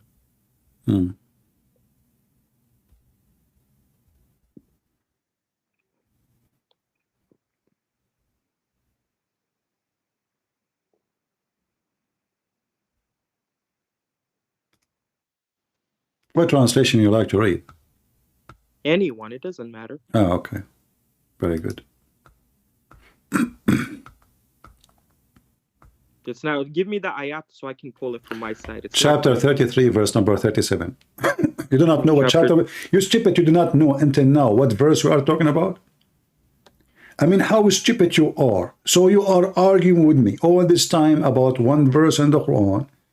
Be my witness, people. This guy do not know what verse we are talking about. I did not say that. No, you just said it. You said, give me what verse you are talking about.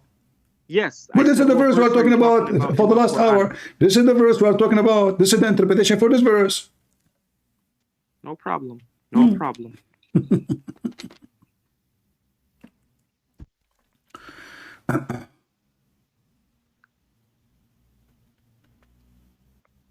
Yes, okay, and I'll read it right now.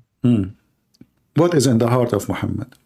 Remember when, O Prophet, peace be upon him, were saying to the one who was favored by Allah and favored by you, keep your wife to yourself and fear Allah. And you were concealing in your heart what Allah was going to reveal, and you were fearing people while Allah is more entitled to be feared by you. So when Zayd finished his desire for her, we gave her into your marriage so that there may not be a problem for the believers in marrying wives to their adopted sons when they finished their desire to them and Allah's decree had to be enforced. You just exposed yourself. Okay, what is in the heart of Muhammad? And it's not in the heart of Muhammad to marry Zainab. What it's saying is Allah commanded him to marry Zainab so that people know that your adopted son is not your real son. It doesn't say in this verse that he went to his house and he was flirting with him. Let us see what is in the heart of Muhammad. Here we go. This is shut up, son of Muta. Shut up. This is Ibn Abbas. Listen, filthy mouth. Listen, this is Ibn Abbas, the cousin of Prophet. He was there. He says, Ibn Abbas says, and you hide within yourself your love to her. Do you see it? You hide within yourself your love to her. Yeah. Meaning when Allah subhanahu wa ta'ala commanded him to marry her, when Allah Hold on. What commanded him? Listen, okay. Does it say hide within yourself your love to her? You're twisting the whole criteria. I'm not. Does it say that this is mean you hide within yourself your love to her? You are twisting it. Let me finish. Just get out of here. Get out of here, son of Muta. I allow you to call me names, you coward, just for the sake of entertainment. We are laughing. Filthy mouth. He hid in himself, within himself, that he want to sleep with this woman. But the fact he did not hide it no more. And here notice that Allah saying to him, why you are telling the man, keep your wife. Look how hypocrite Muhammad is. A second ago, he was in the house of the man, flirting with the wife of the man. Saying to her how he is hiding, and he just said to her, he just flirt with her. He's not hiding it. But when the husband came to Muhammad, he suddenly, he was maybe afraid that this guy will kill him. He said, I mean, keep your wife to you, man. Why do you want to divorce her? Keep her. So Muhammad now, he regret what I just did. The guy is coming, obviously, and Zainab, she told him, he came to you, he don't want me no more. I told him, go. And look, the son of Muhammad don't dare to divorce his wife without Muhammad's permission, which means he is a whore. This man is not a man. Muhammad, obviously, he married him to this woman, so he can enter upon the house anytime, and nobody will question why he is going there, because he is the father. I mean, a guy going to his son's house, nobody will say, what the man doing there when the husband is not there? Especially, this is a Middle Eastern society, everybody watching everybody. So, he married him to this woman. He married him. The book says that Muhammad married Zainab. He married Zainab to Zayd. It was his decision. And now we know why. He wanted her, but when he married her, he could not do it. And this is why I believe that the reason he could not do it, maybe because Khadija was alive. Or maybe he don't feel powerful enough to force his desire on others.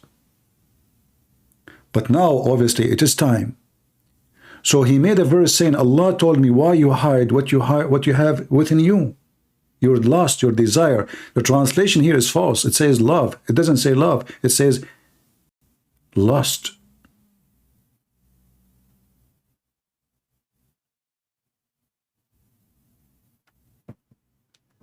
And what you fear? He feared that people will speak bad about him. Well, obviously, this is bad. So, Muhammad now here, he was a hypocrite. The Quran confirmed that.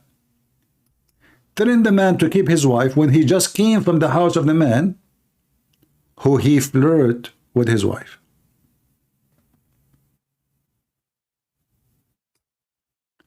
And the translation here says, marry her. Nowhere in the verse it says, marry her. And look, there is something here in Arabic. It's so disgusting. It says, فَلَمَّا قَضَى زَيْدٌ مِنْهَا وَطَرًا. When Zayd, he don't have any sexual desire from her. He have enough of boom boom with her. Look how disgusting the language.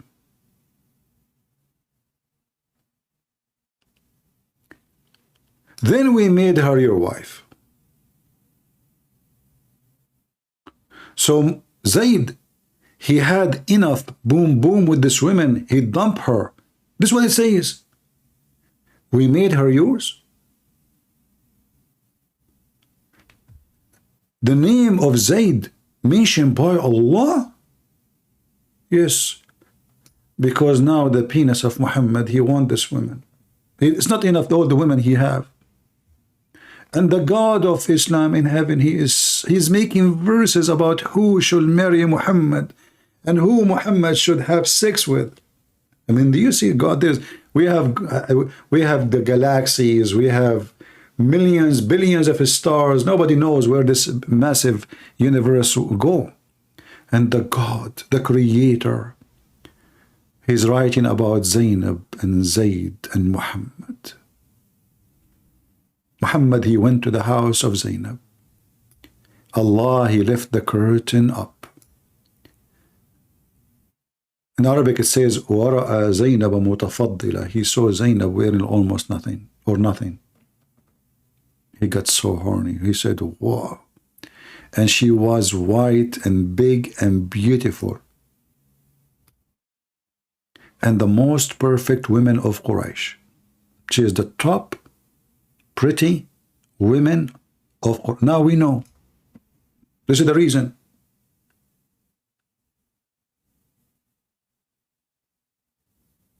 And this is why the same chapter explaining that if the eyes of the Prophet fall into a woman, her husband must divorce her. So the Prophet can if her. And this is what happened with Zayd. After this verse, Zayd, he was forced to divorce his wife. Muhammad, he gave him a verse. He says, Allah told me this. You must divorce her. And this is why it says, the privilege of the Prophet, if his eyes fall into a woman, her husband must divorce her. How that can be from God?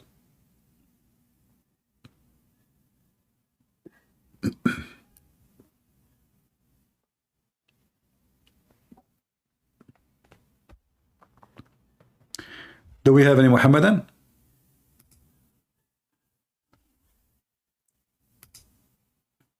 This guy is a very filthy mouth, huh? But they are useful idiots. They made us laugh anyway.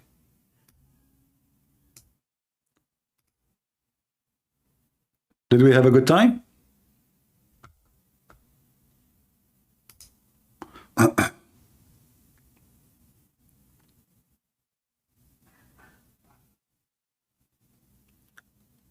Imagine that one of the disciples of Jesus, he do that. You see, we have a story in the Old Testament about David. David, he did not do what Muhammad did. David, he sent an army leader to war. And obviously David here is doing something very evil. He want the wife of this man. He sent this man to die. He sent him to war. The man, he died, he took the wife. But what God he did to David? Anyone remember?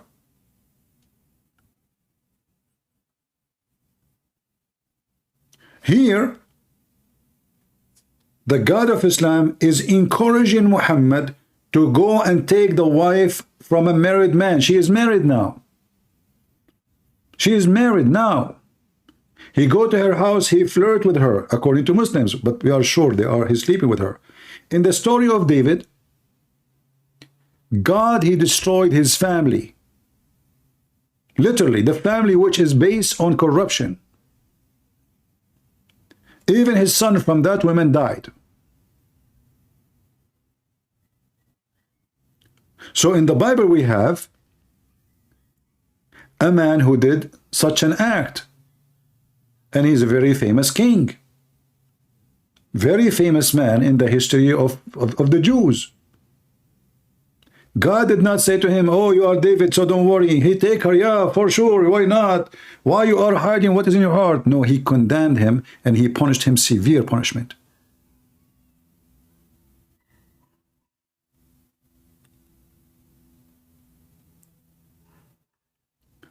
So there is a huge difference between here and there. This is the book of lust. The book of the devil is encouraging Muhammad to sleep around, take women from their husbands. In our book, God, he condemns such an action. And if the person did not repent, the punishment will be extreme severe.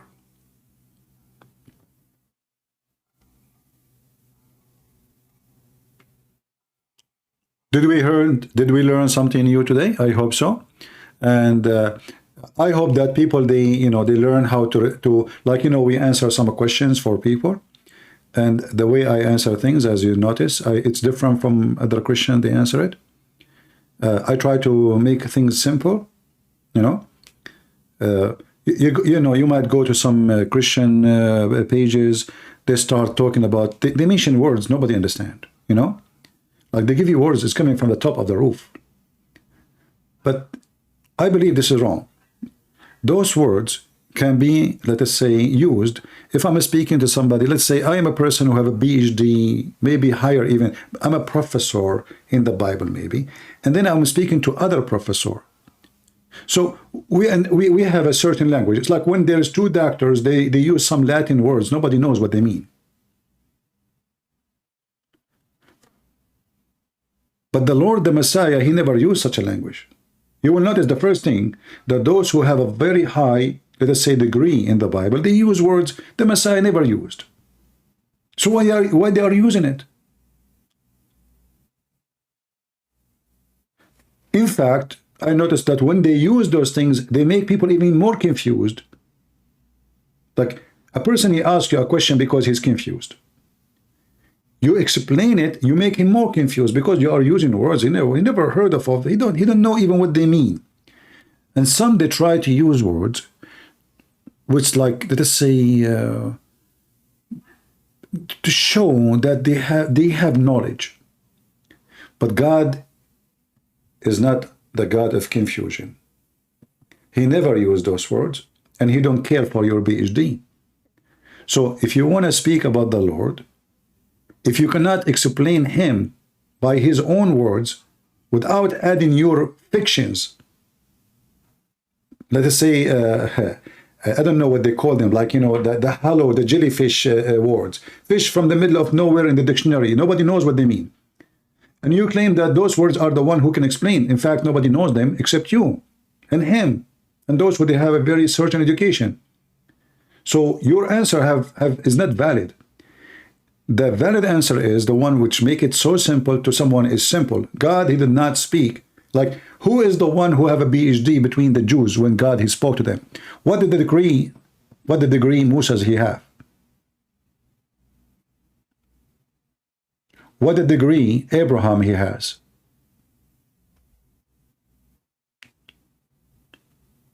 What knowledge they have? So when they try to explain things to you by making a show to show you how much powerful they are in knowledge, they did not explain anything. In fact, they do damage. That's why the person who called me, he says, can you explain to me the Trinity? You don't understand. Why? Because most of the Christians, they say things that have nothing to do with the Trinity. They make it so complicated. They start talking about Greek words and Latin words, and this is mean and that mean, and etc. I mean, are you explaining to him, a person who do not know a single word in that language, or now it is time to show off, to show off and show us that you know those words? Can't you explain with the Trinity without going up and down and you know, like, show us your muscles of knowledge? Can't you explain the Trinity in simple sentence?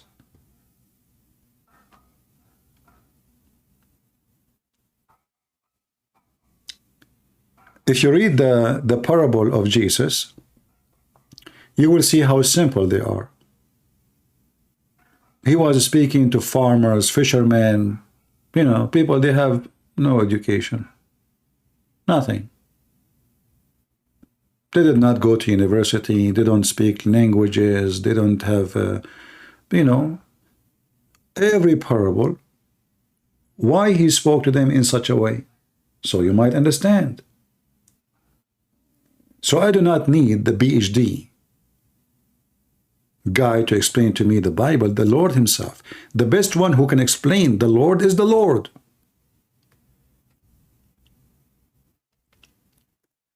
And what make it so funny sometimes, that someone, he is a Christian, he tried to defend the Trinity. You do not defend the Trinity. You cannot, you simply, what do you mean to defend? God is a 3 and 1. If God cannot be 3 and 1, he cannot be God. Are you questioning what God can be? There's nothing to defend.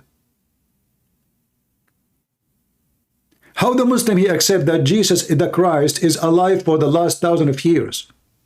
That makes sense? Oh, they say to you, well, God, he want that, no problem. Okay, if God, he want to be 3 and 1. How the Muslim accept that Jesus is a son of a virgin? That makes sense? No, it doesn't make sense. It makes sense only in Christianity. They say to you, well, God made a miracle. Well, God is a miracle, so he's 3 and 1. So Mohammedan are hypocrites. They are not rejecting the Trinity because the Trinity is not right. They are rejecting the Trinity because Muhammad, he said there's no Trinity. If Muhammad, he said there's Trinity, then there was nobody would discuss. The Muslim, then they would defend the idea. This is why you don't see any Muslim making fun of Mary being a virgin. They don't. It's not because Trinity doesn't make sense and Mary being a virgin makes sense. No, it's just because the Quran says so. And as long as the Quran says so, who is going to question the Quran? It is just about what is there. If it is there, then the Muslim will say we agree. If it is not, the Muslim, they will say we will not agree. If you ask a Muslim,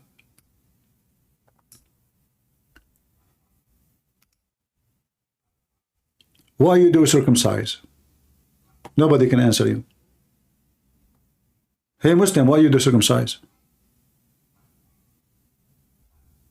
They say to you it's a must. Okay, why your prophet did not circumcise? The second you say that, they say that not necessarily.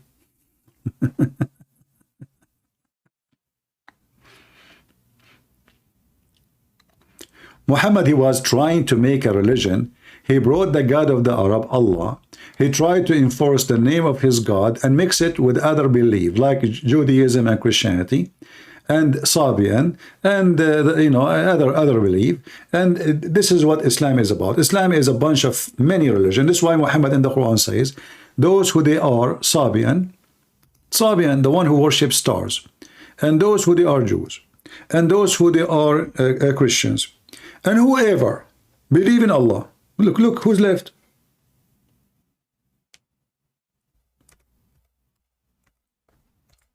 Muhammad was trying all his best to make every, like, do you know this these days they make you what they call it, there is a temple for them in Israel, which is very stupid of the Israeli to have them.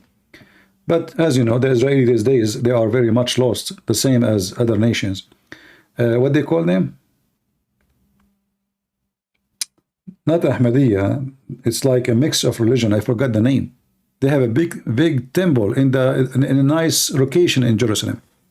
They gave them one of the best. I mean, they are desperate for 1 meter inside Jerusalem, and then they gave those people a big temple. Bahi.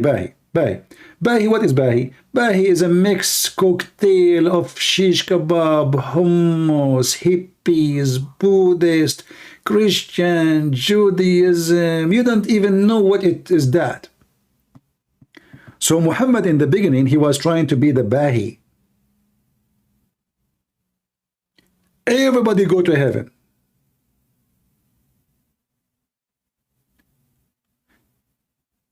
In other way, Muhammad, he was trying to be the guru, but the sex guru. The guru, he want to sleep with all the women of the followers. The guru who want them to pay them money, like Sadhguru. You know Sadhguru?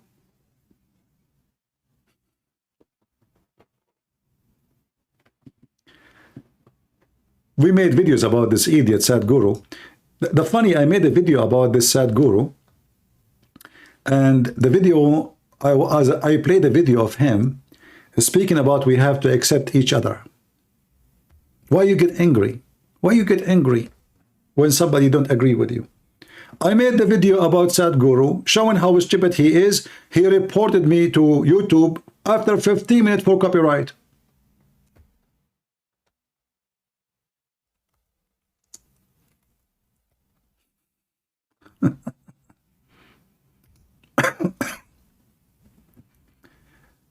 Big fraud. And you will notice those people, all of them, they have the same interest. They like to sit between blonde women. Sadhguru, he don't go and sit with women who they are not rich and blonde. He come all the way to Los Angeles. And all his audience are women, they are blonde, and we are wearing short skirt. And Sadhguru trying to tell them who they are, how to understand yourself. And he asked them to join his yoga class, which each one of them, she will bend over and he will be staring.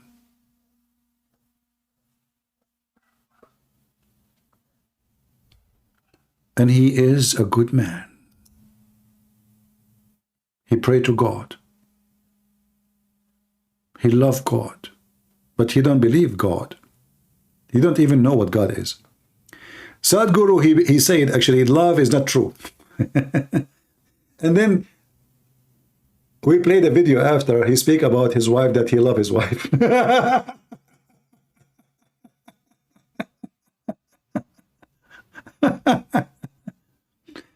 You know, so to make it simple, all of them, they have the same method to deceive, you know, the world.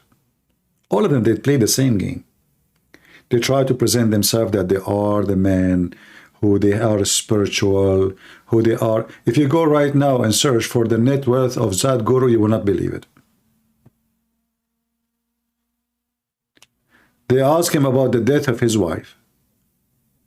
He said she killed herself by the yoga. Have you ever heard of someone she killing herself by yoga? He said that she reached the point of perfection. So a human being, when he reached the point of perfection, he killed himself. So yoga make me feel better or commit suicide? Very sick. Those people, when they go around, they sleep in the most expensive hotels. They have Rolex, watches in their hands. They have big villas, nice mansions. Their children, they study in the most expensive universities. But yet, they claim that they are people who they are serving God. And those, I don't know why actually. I noticed that the one who have all cults, they have more effect in the Western society more than other society.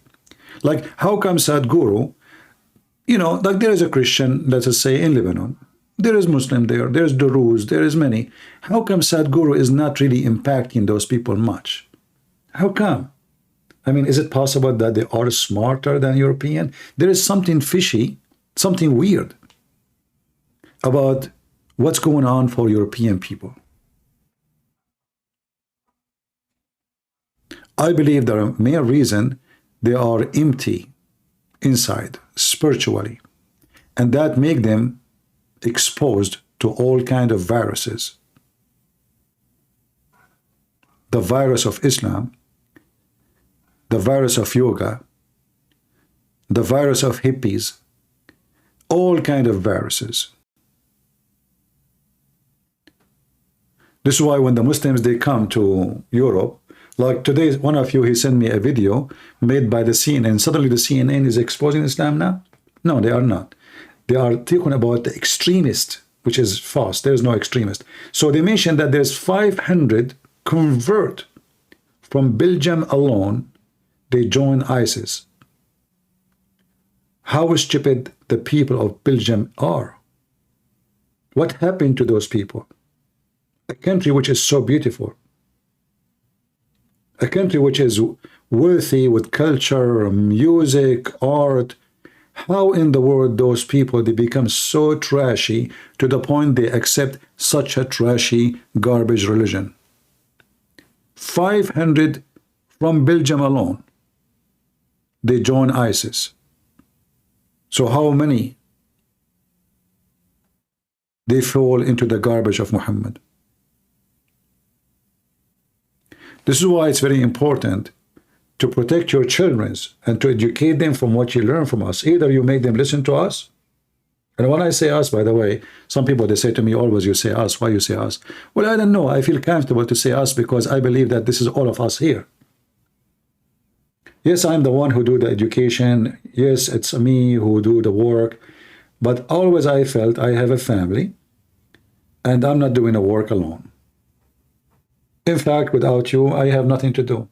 If I am here talking alone, bye-bye. So, yeah, people, they say, you say us, like, do you have assistants? Do you have, well, all of them, they are my assistant. They are my family. Without them, I'm nobody here. What I will be doing here? Teach myself, repeat to myself, speak to myself? So us, we are the Christians, we are a family. And we have work to do. Us, we are the church. And this is why us, all of us, we have to educate our children, so they themselves, they will educate other children, so the Muslims, they don't target them and fool them. And as you know, they are flooding TikTok and they are flooding everywhere, and your kids are very, very exposed. We have a Christian who they are adult, they do not know anything about Christianity, they can't answer anything. So what about your son? How about your daughter? If you yourself cannot refute, how your son or your daughter can do so? So what we do here is extremely important, and what we do here is because your priest is not doing his job. Sadly, the priests in our churches, they are just busy collecting donation.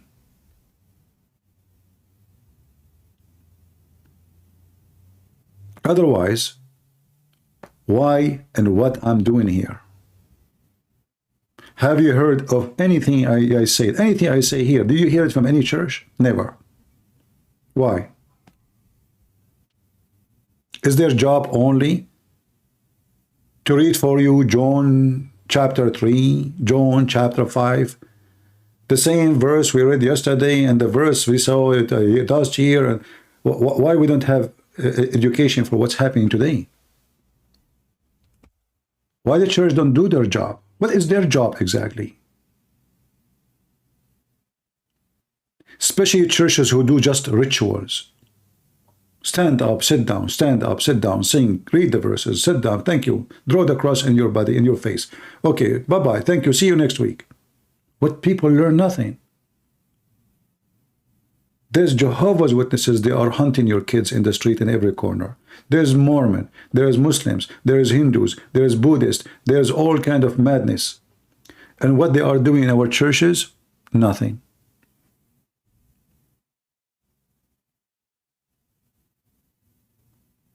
I bet you the priest himself do not know how to answer the questions because they are ignorant. They are just doing a business.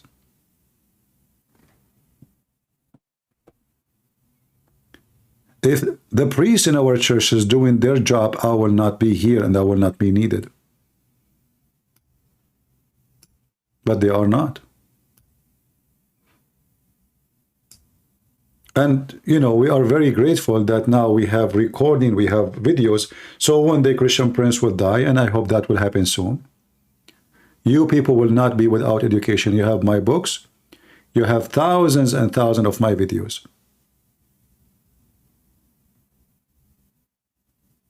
And then it's going to be the duty of the new generation to carry on the mission of education so we can fight the devil. Remember what the Bible says, that my people have been destroyed because of their ignorance.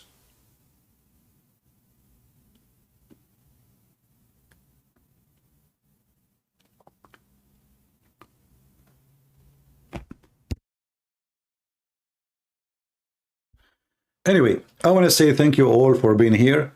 Do we have enough for today? Or should we stay more? Let us see in Skype if we have any Abdul. He's trying to contact us. I see somebody. Hold on. There's a Abdul. He wants to call. Oh, okay. Let him call. Look like we have a fish.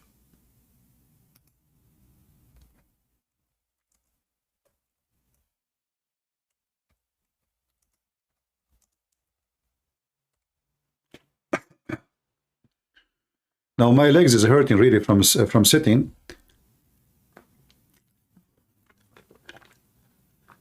If there's anyone knows there is a good microphone, like Bluetooth microphone, have good sound, so at least I can walk around when I'm talking, because it's really hurt to sit like this for many hours. All right. Hello? Hello. I hear you. You are live on air. Sorry, I'm not an Abdul. I'm a Christian. Okay. So I have a question about Christianity, because I afraid that I want to convert my friend to Christian, but I afraid that they will ask me about this, my doubts, and maybe I cannot answer this question. So okay. About the Trinity. Mm-hmm. So how to explain to them, like they always ask me like if there's three, like Father, Mm-hmm. Jesus, and Holy Spirit, Mm-hmm. how is it one God like that? Well, a human being is one and three in the same time. He is a soul, he is a body, and he's a mind. So if a human being is a three and one, why God, if a human can be so, can't God be so? At the same time, if God is God, then he can be three and the one at the same time. If there's anyone can explain how God is, if we ask the Muslims, is Allah Shin? Is different God? Of course they will ask. Or it is still Allah? So Allah have a shin, Allah have a face, Allah have a hand. Is it still all those are parts, or they are one God? If they are one God, well, Allah shin is his shin. He mentioned it. Allah have hands, Allah have a shin. Allah, that means he have a physical body. Okay. So is Allah only a physical body, or he have a spirit? The Muslim, they say he is not a spirit. So how Allah can be God yet he have no spirit? They say to you, well, he is God. He can be God without being a spirit. So Muslims being hypocrite. God is called God because simply everything is possible for him. And if God cannot be 3 and 1, that means he cannot be God, because nothing is impossible for God. What is the rejection for how you can be 3 and 1? It's about, can you? Correct? The word can, right? Can. Yeah. But we cannot say, or we cannot say that God can and cannot, because always God can. Yeah. Do God always can, or there's options where he cannot? So either God always he can be whatever he wish, or God cannot be God then. So what the Muslims they are saying to you actually, that their God cannot be 3 and 1. So the most simple answer, you say to them, well, my God, because he's a true God, he can, because he have the power, he can be 3 and 1. Your God, he cannot. He cannot be 3 and 1 because he is limited. He cannot. If he say no, he can. He said, okay, so what the problem then? Yeah. Oh, wow. You're very smart, bro. Like same time, my friend. If we go in the Quran, we will find this. The Messiah himself is a 3 and 1. Yeah. How the Messiah is a 3 and 1 in the same time? If a 3 and 1 is impossible. So the Messiah, he is the word of Allah, according to Muhammad, which he threw it or he bestowed on Mary. And as you know, let us see.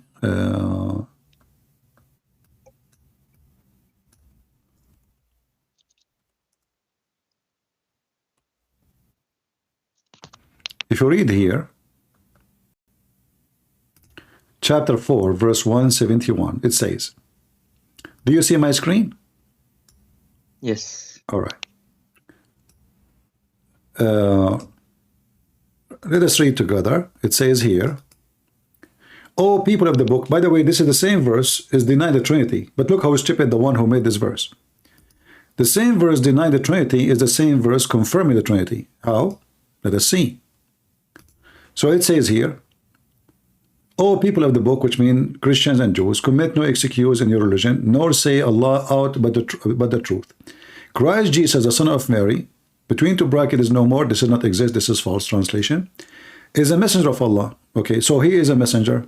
What this messenger is a man, right? Yes. Okay, and he is his word. Yeah. And then he is a spirit proceeding from him. That is Jesus. He's what? He's a man. He's the word. He is the spirit of God. Spirit. It says not only spirit, no, spirit proceeding from God. Spirit proceeding from him. Him who? From Allah. Yeah. Only Jesus is a spirit proceeding from Allah. No one else. Muhammad is not. Abraham is not. Nobody. Yeah. 3 and 1.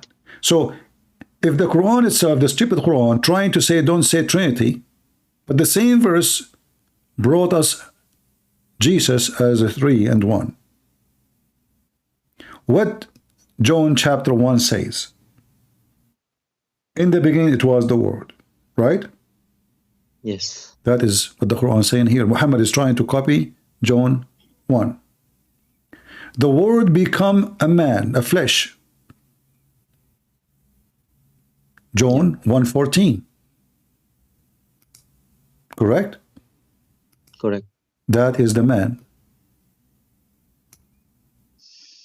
And when Jesus, the man, the word of God, he come to earth and he got baptized, the Spirit of God said, this is my only begotten son. Yeah. Proceeding from him. So Jesus is the man, the word, and the Spirit of God, 3 and 1 in the same time. So if Jesus can be that in the Quran, the same verse say don't say 3. Look how stupid Muhammad is. The same verse says, saying not a Trinity, is the same verse confirm a form of a Trinity. This is not our Trinity, by the way. We don't believe in such a Trinity. We believe that God the Father, God the Son, God the Holy Spirit. But here we are showing the Muslims how the Quran itself confirmed that the Messiah himself is the man, is the Word, is a spirit from God. And if the Jesus is the Word of God, that means he is eternal. And the Muslim believe that the Word of God is not created. So Jesus is not created. Because Word of God is not created. You see, it doesn't say God saying a story. He said he is his Word. The Messiah himself, he is the Word of God. And that word sent down to Mary. This is what John chapter 1 verse number 1 and verse number 14 says. And the Word became a flesh. The Word came to Mary, and Mary delivered the flesh. That is the Word of God, the Messiah, the Christ. So the Quran is so stupid. While it's denying the Trinity, is giving us other explanation, proving Islam to be false and stupid. Because if this is impossible for anyone to be three, how Jesus become a three and one in the same time? What Jesus was before he became a messenger? He was the Word. It's in front of us. Right? Yeah, okay. So I really understand that. And thank you, for and then for my second question, like, when Jesus was crucified, he said that to the Father, Father, why did you abandon me? Like I also watched the same Shimon. He explained this to a Muslim, but after watching it, I still cannot understand. Like he said, it's completed, but I still not really understand it. So if you can, if you go to math, when he to Matthew, he said, Eli Eli lima shabaktani. This is a prophecy from the Old Testament, prophesying that the Messiah is going to be hanged, is going to be crucified, is going to be tortured, and this is why he said it's complete. It's reference to Psalm 22. So you go in Psalm, you will see he's saying exactly the same words. He's quoting the Old Testament. It's a prophecies about him. And this is why he said it's complete. Complete what? What he came for, what he's prepared for, what he knew is going to happen, that mission is complete. So he is quoting, he's reminding people that this is the Psalm, speaking about me, and I am the Messiah. Okay, I understand it. Yeah. And last one, like, Bible mentioned that Jesus, like, before he was captured, he was praying, right, in the garden. Yeah, I guess. You see the prayer of Jesus, like the Muslim, they say Jesus praying bowing down. The Jewish tradition, when they pray, they don't bow. They lay down in the ground. They lay down and they open their hands. They don't pray like the Muslim. This is false. And this is why, if you go right now, you see, like, I don't know if you see any monk, when he decide to become a monk, he go in the church and he sleep in the floor. It's like swimming. Okay. Yeah, this is not the Muslim prayer. The Muslim prayer is a copy of the Sabian. Same time, the Muslims are very funny. What is the objection there they say to you about that? If he is they say Jesus pray like Salat, and also if Jesus is God, why did he pray to That's himself? A good question. So why Allah he pray? The Quran says, Allahu wa malaikatahu yusalluna ala nabi. The Messiah, when he prayed to the Father. When Allah he prayed to who? The Son, he prayed to the Father. Who is more? What the word Father mean? That means the Messiah himself is from the Father, not the opposite. So it's very normal that the Son, he prays the Father, And then the Messiah, if you go to John chapter 3, you will see that the Messiah says, Father, pray, glorify me the same as the same I glorify you, before the whole world was exist. So the Messiah confirmed he was before the world, and the Messiah confirmed that the same he praised the Lord as the Father, the Lord the Father, he praised the Son. It's not only him praising the Father he praised the Son. But in the Quran it says, Allahu wa malaikatuhu yusalluna ala nabi. Allah, he prayed to whom? So in Christianity, if the Messiah he pray, he prayed to the Father. Allah, he prayed to whom? To his Father, to his God. You see, I don't know, man. We will use their logic. Yeah, we have to use their logic. If their logic is the one who pray, he cannot be God, right? Yeah. Okay. Sure. So Allah, Allah, he pray to whom? The Muslim, when they translate, they say yusalli, mean he pray, he blessing. That's false. Everybody knows salat mean pray. Allah, he pray on you. The Quran says, Allah yusalli alaykum. Chapter, as an example, chapter 33, verse number 43. The Muslim, they translate that, they say, it is he who sent the blessing on you. False. How we expose it? Look what the verse saying. It is he who pray on you, and as so as the angels. If Allah, he bless you, you do not need the angels. Angels cannot bless anyone. Neither me. You see, when I say bless you, I am just shorting the sentence saying, may God bless you. Blessing comes from God only. Here you see that if the Muslim, they say that Allah sending a blessing, then the angels are God too. Look what it says. Because it says, as do his angels. So, yeah, true. Angels, according to Islam now, they can do as Allah can do. That means angels are gods. If there is any Muslim listening, I challenge you to call me and tell me how in the world you come with such a stupid translation which is making the Quran more horrible, because now we have two gods. The God you call him Allah, he sent the blessing, and the angels, they do the same as Allah. They send the blessing. Which one is the one whom we need to send the blessing? If the Muslims are monotheist, then they should believe that only one person can give a blessing. Angels cannot. In fact, the Quran confirmed that angels are a bunch of liars. So how they can bless anyone?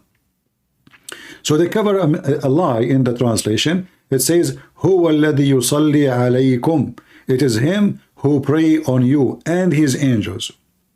And why Allah pray for them?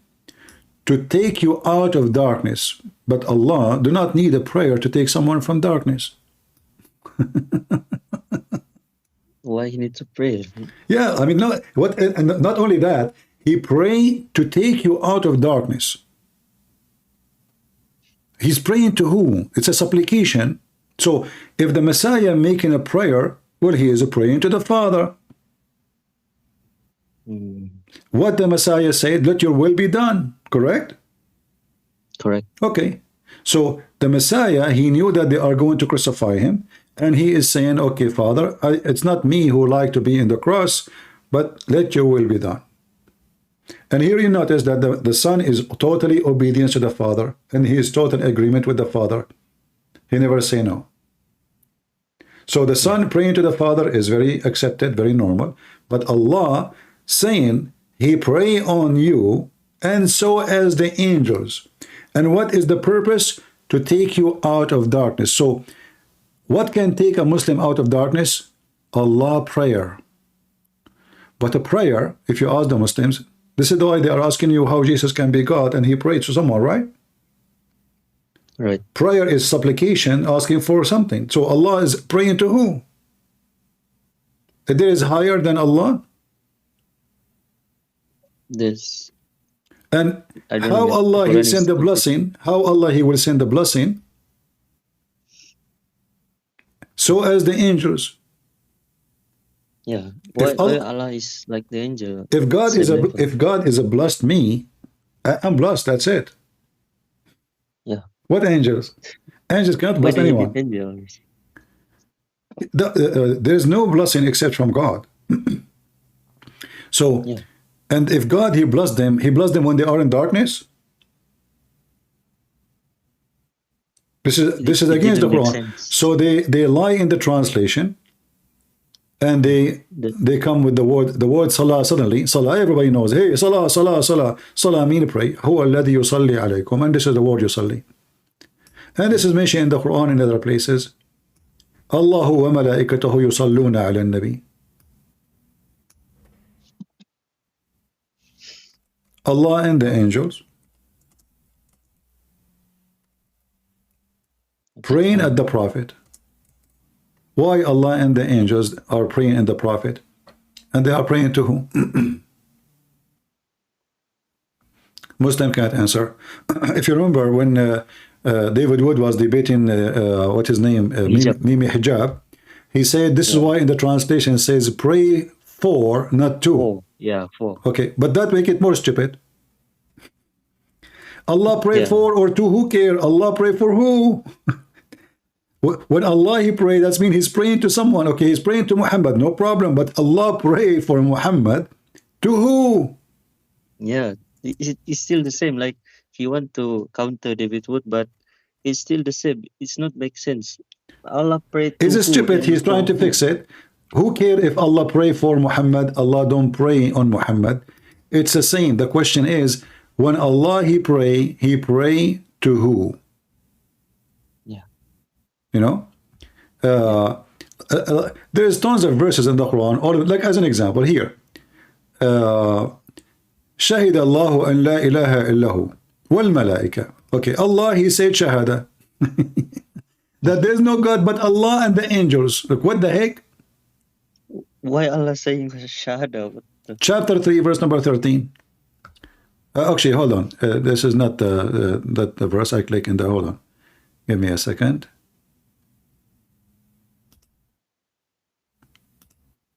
Yeah, here. Shahid Allahu an la ilaha.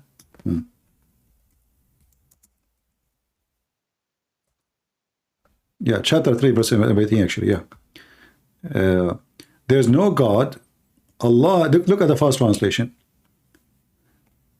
They change it the way it is. But anyway, there is no God but He, that the witness of Allah. We change the translator.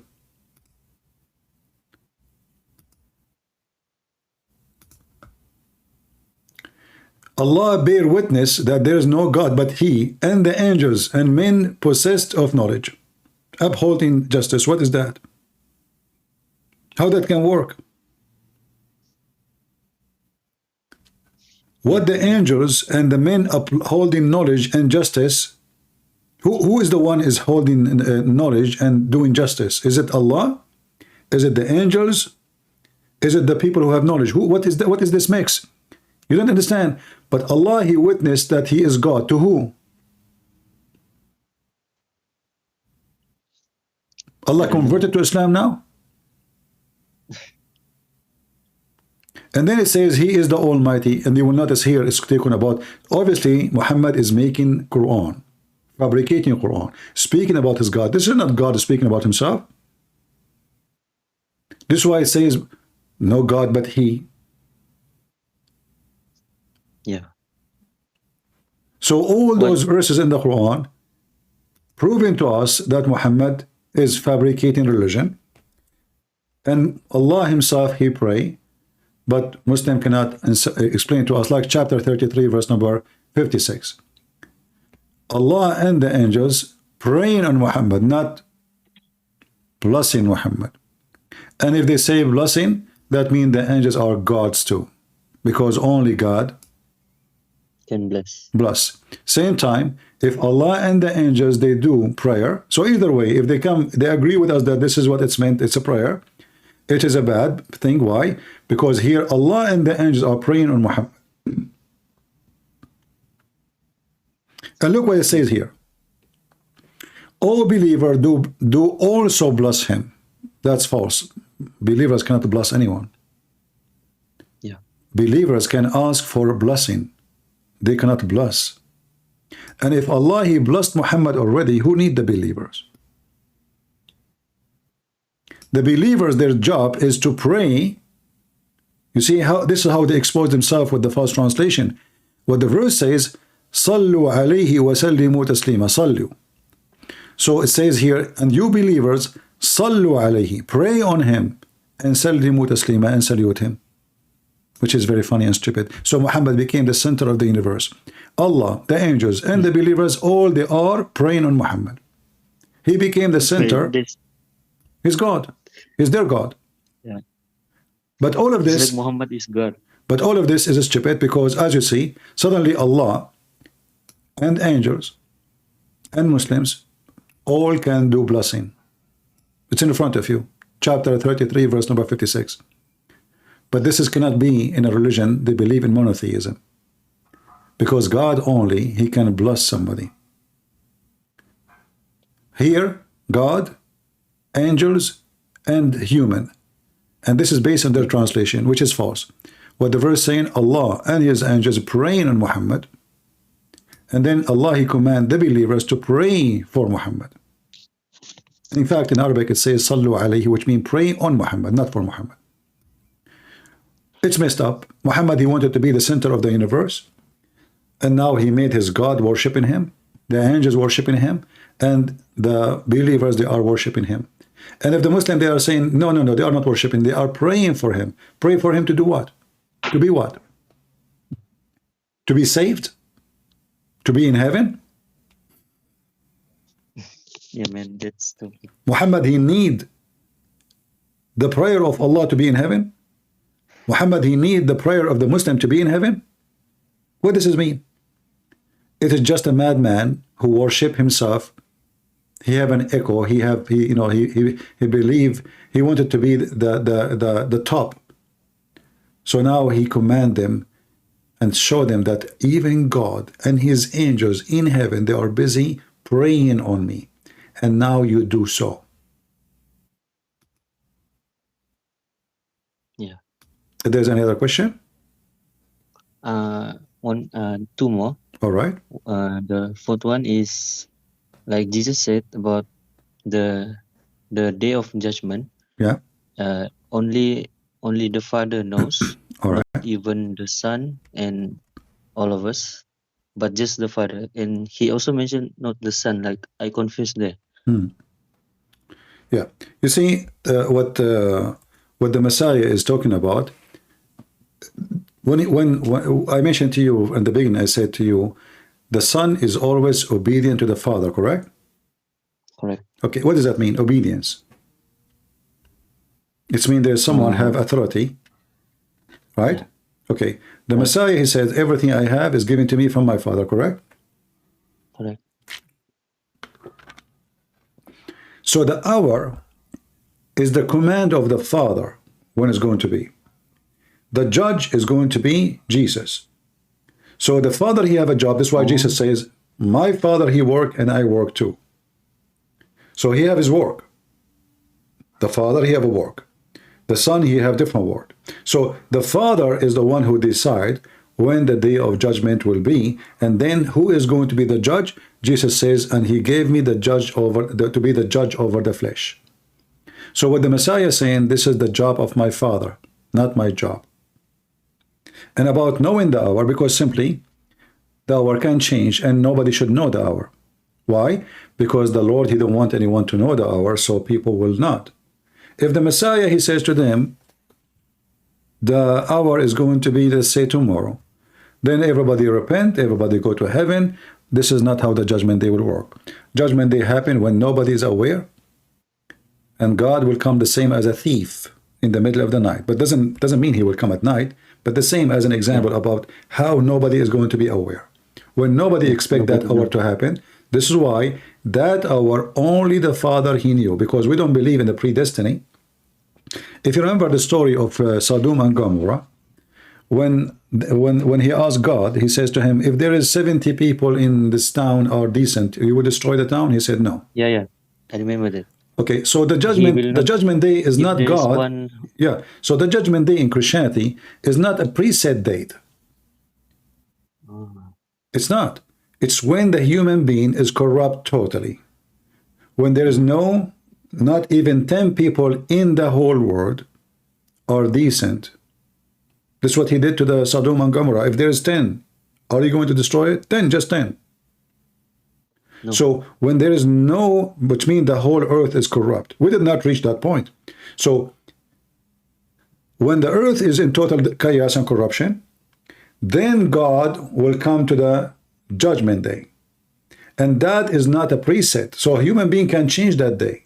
How? By repenting, by having more good people.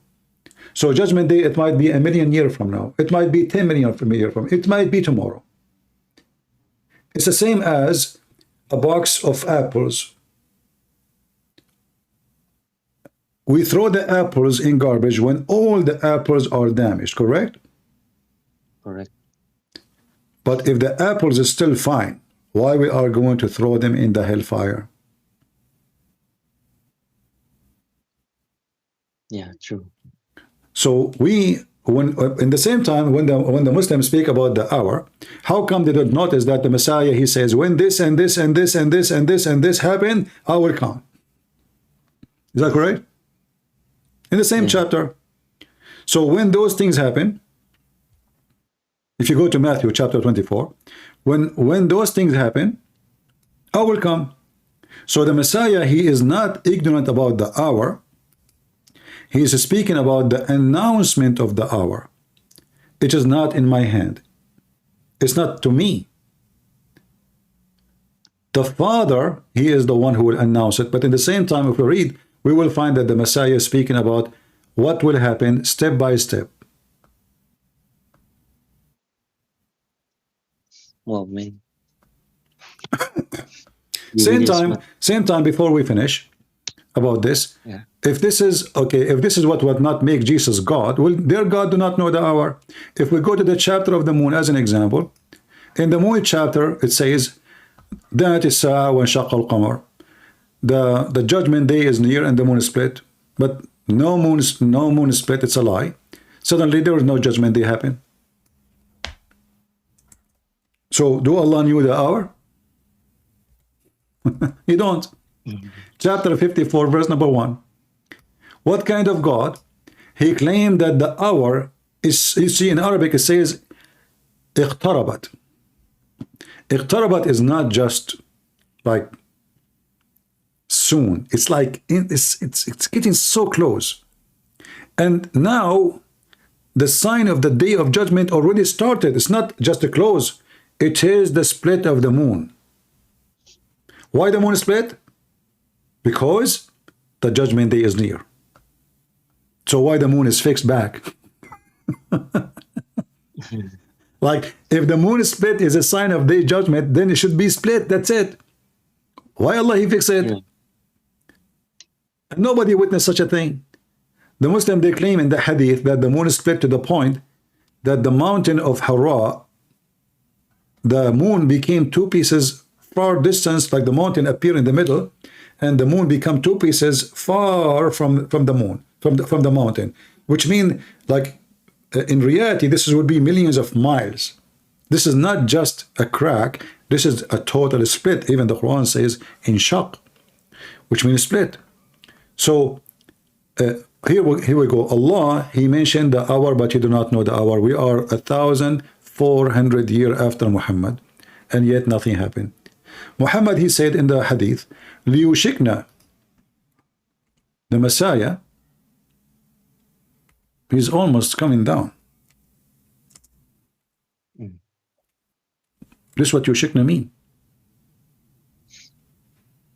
Let us see. Let us show you the hadith.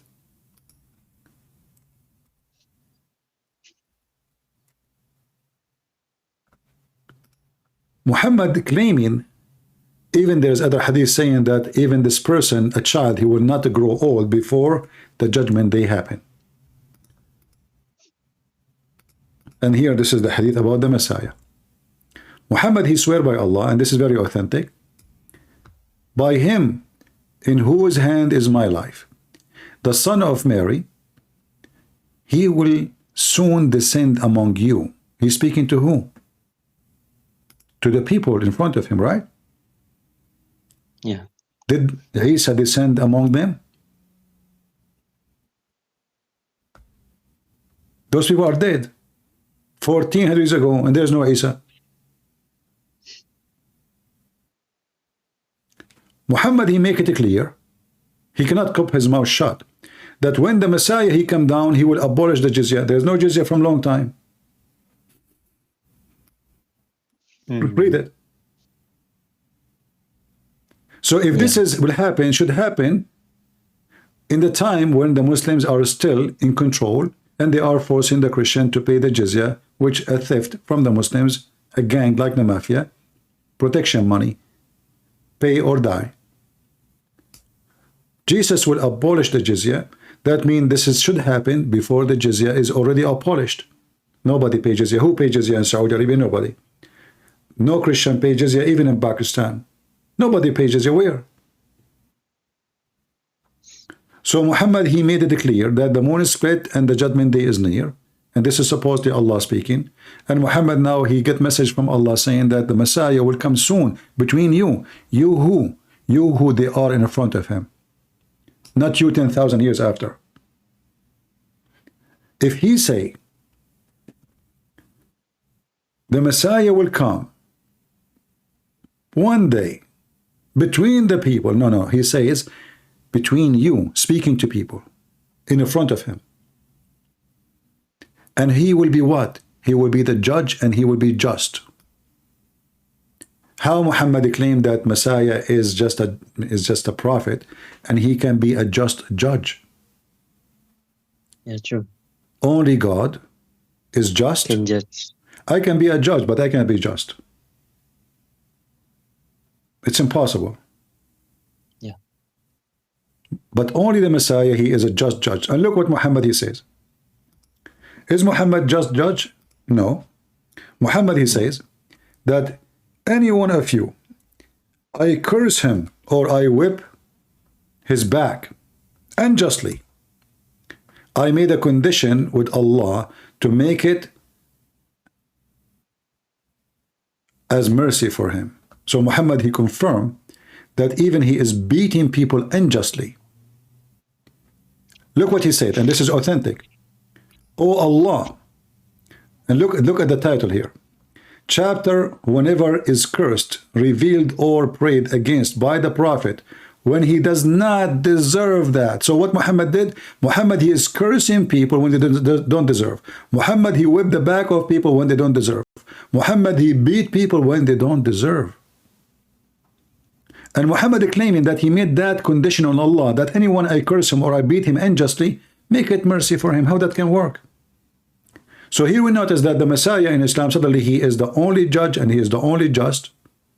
And this will be happening in the judgment day. Muhammad in his time, the one supposedly the Muslim, they claim he is guided by Allah. And he is the best of mankind. He is beating his people, cursing, invoking curse, saying filthy language, whipping their back unjustly. Does it say unjustly? Or I'm making things up? Here we go. Do you see it? The hell? Yeah. So everything the Muslim they say, it is the opposite. It is about their prophet. So the Messiah, if you go, when we talk about the Messiah, he know the day of judgment or not, you will, how come the Messiah they don't say, they don't see? Like in verse number 21, there will be tribulation such as was not since the beginning of the world in this time. If we go there, you will see the Messiah giving a lot of signs of days of judgment, which nobody knows. And then Muhammad, he tried to copy it, he put it in the Quran. So what the Messiah is speaking of, all of this is what the Messiah, he is telling us what will happen. Yeah. So from the signs of the day of judgment, the Messiah speak of, but the day of judgment is in the hand of the Father to announce it only. Why? Because simply, when the whole world is corrupt, that is the job of the Father to do the. It's not my job. It's not for me. It's for me to be the judge. And then what will happen? After all those signs happen, which the Messiah he count for us, which the Muslims they try to ignore, then the Messiah, then he shall send his angels with a great sound of trumpet, and shall gather together his elect from the four winds, from one end of heaven to the other. Now learn a parable of fig tree. And he continues speaking. So the Muslim, they don't mention that, you know. So then when they go to say, okay, but of that day and the hour knows no man, no, not the angels of the heaven, but my Father only. How come the Muslim, they don't see the rest? And how come they did not notice that he just said, my Father only? Yeah. Who? My Father. So even this one confirmed that Jesus is the Son, and the Father is the only one who will announce it. He's the only one who will tell about it. So they did read this one, but did not read that Jesus said, my Father. So they believe in this one now? If they believe, that means Jesus here is right. You know, this is telling the truth that Jesus is the Son of God. Yeah. And then he continued, he's giving you all the signs and all the explanation. And look what it says here. Therefore, be you also ready for such an hour as you think not the Son of Man cometh. Who then is a faithful and wise servant, who is the Lord has made ruler over the household to give the need a due season. And then he continued here saying, I mean, the whole chapter is really amazing, but the Muslims, they are trying to find a reason to believe or to make you believe that Jesus cannot be God. So Jesus cannot be God when he made the blind see. Jesus cannot be God when he is a son of virgin. Jesus cannot be God because now he is in heaven alive. But Jesus cannot be God because he does not know the judgment day. All those things we just mentioned, to be alive, every human die. In Islam, every human die. The Quran says Muhammad is a messenger between messengers who all of them they pass away. Yeah. Is the Messiah a messenger? For them, yeah, but for us, no. No, I mean, if he is a messenger, the Quran says that all messengers before Muhammad, they died. Yeah. And the Quran says if this is a book have contradiction, cannot be from God. Yeah, true. So how all the messengers before the Messiah died and the Messiah is still alive? Are we talking about the same religion? This is a contradiction. Yeah, there's so many contradictions in the Quran, like very stupid. Like you mentioned about the star and the creation day. Even Allah cannot remember which one he make first. Let me show you something very funny. In chapter 3, it says, Muhammad not, but a messenger. Messenger have passed away before him. This is false, by the way. It says all the messengers pass away before him. Why if he die or slain? What kind of God you do not know if Muhammad will die or slain? Why he's saying if he die or slain? Do you know why? Because there's no third option. Yeah. So I am God, and I say to you, I'm going to tell you a prophecy about how I will die. I will say, okay, if Muhammad, he says, if this verse says, if he was slain, you leave Islam. Well, and then Muhammad, he was slain. That will be okay. God, he said, Muhammad will be killed. Oh, look, it happened. But now this God, because he didn't know, Muhammad, he did not know how he will die. He have many enemies, they might kill him. But he might die still normally. So he added two options because he himself did not know how he will die. Yeah. But we will see the Messiah. He knew how he will die.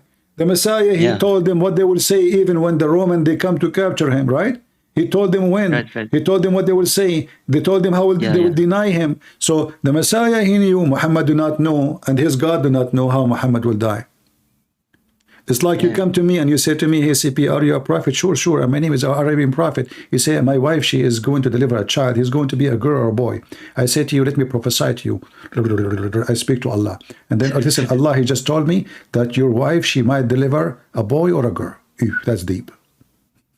Is there a third option? You come to me and you say, Christian Prince, can you ask your God, Allah, to the moon God, to tell me how I will die?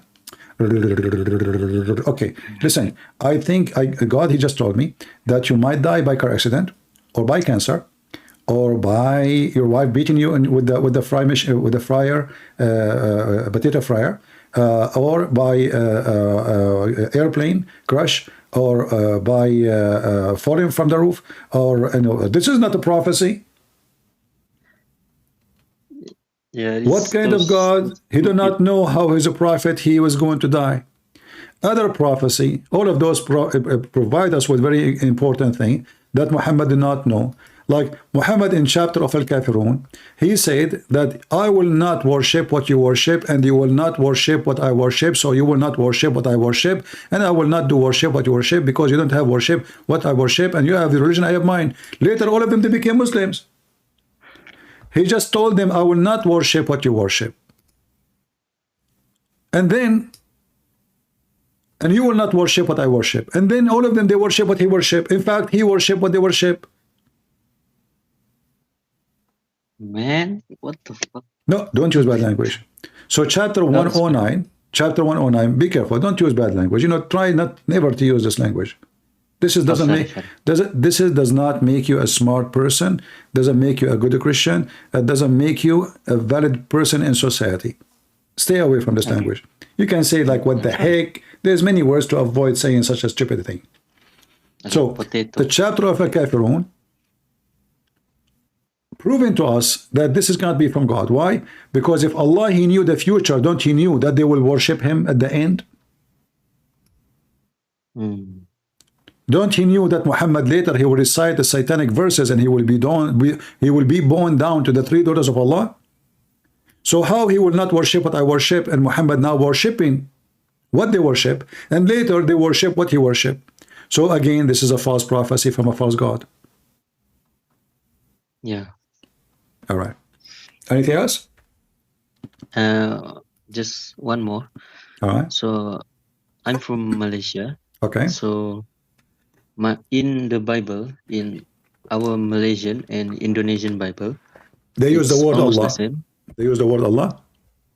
Yeah, about that. That's false translation. Avoid it. So you can use the Lord, you can use Elohim, you can use use any word use as a word for God in the Bible, but never use the word Allah. Never pray for Allah. Allah is not even a word. It's two words. It is A-L, which means God, and La, it's the name of the God. La is the moon God. So why a Christian? This is a false, if you have, I will tell you how to fix this.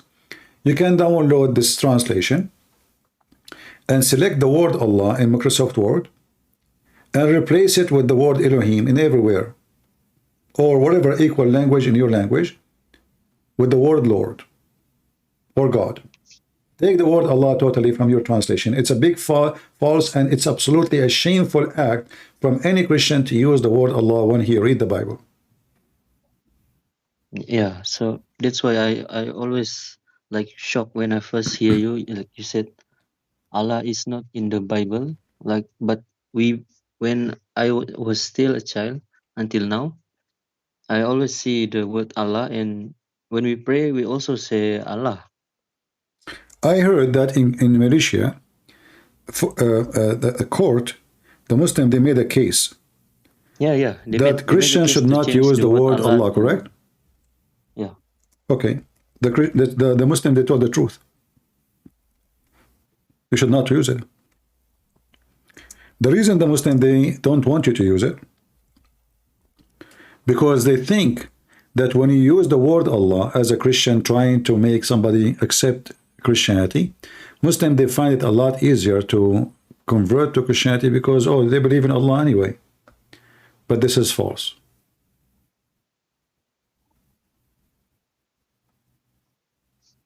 Okay, so I just say the Lord or Father like that. Yeah, they say that, no, there is, like, you can go, let us say, if you wanna make an accurate translation, you can go to the Bible and search what is exactly the word is used there. Like, as an example, you know, the Jews, they use many words to avoid calling God any name. So they call him Hashem, Adonai. There is many, Elohim. So you can, you know, you can use in your language a word which is equal to God, but don't use the word Allah. So you can download the Bible in your computer, search in Microsoft Word for the word Allah, and you click replace, and choose a word in your language, which is a word mean God, Lord, God, you know. Okay, I understand. Yeah, and you know, when the Muslim, they like I heard now that there's a new the order from the court that a Christian, they can use the word Allah, and I find it very funny and very stupid of the Christian there to fight to use such a word, disgusting word. They don't know what they are fighting for. Malaysia court rules non-Muslims cannot use Allah. Okay, we should actually, this is even better. I'm so happy. I wish all courts in Islamic countries where Christians are using stupid translation for the Bible using the word Allah, they will do the same. That will make me happy. We cannot find the word Allah in our Bible. Show me where this word is coming from. And we don't have the same God. Our God is a spirit. Their God is not even a spirit. So we don't have the same God. It's absolutely false translation. All right? Okay, so I will tell my Christian friends and family about this, so they will also know it. Yeah, you can download the Bible the same as you have in your language. Just replace the word Allah with the word Lord or God in your language and share it again, publish it. Okay, I understand. Right. And before I go, all right. Thank you for your time. And I hear that you like sometimes coughing, so please take care of your health. And maybe I think like people did not really appreciate you because you are very, very good debater. Like you're not like Sam Shimon and we don't want to talk. I mean, I don't like people to good. Talk negative about other person. There's no need for that. No. Okay. I said they are very good, but they don't know how. They don't really know the technique to expose the Abduls like that. Yeah. Because you are an Arab, so you can understand all the Qurans. So all the Muslims cannot fight you like you don't know Arabic. Yeah, so but I will tell you, really I'm drinking now camel urine, and I think things is getting better. I'm not coughing as before.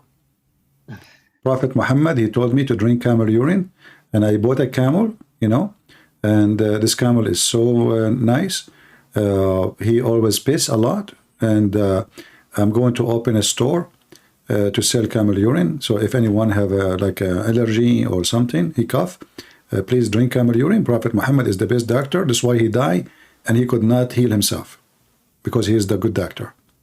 Yeah, don't worry about my coughing. Sometimes I have, you know, allergy. I cough from any smell, anything. You know, if I dust, if I, you know, I am a single man, so you can like, okay, maybe my table is not perfectly clean from dust, I guess. So if I hit the table, that will make dust, and that make me cough.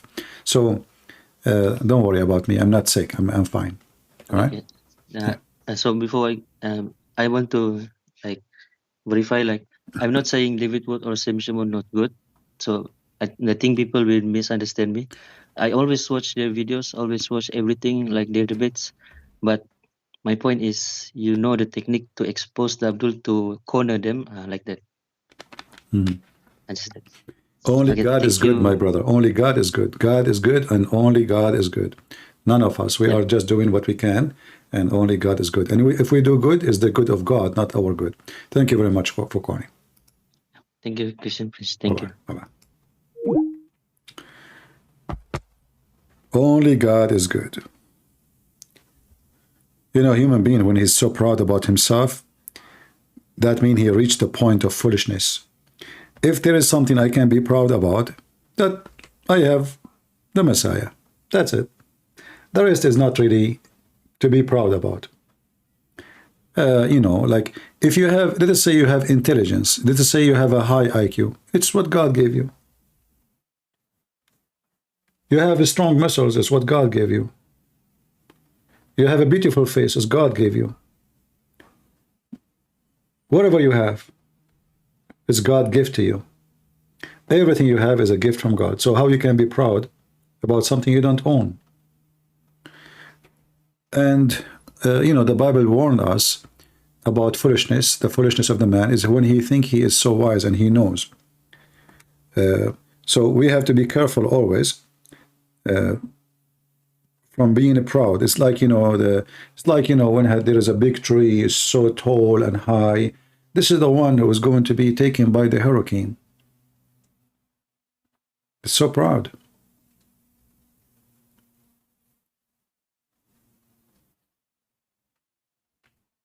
All right.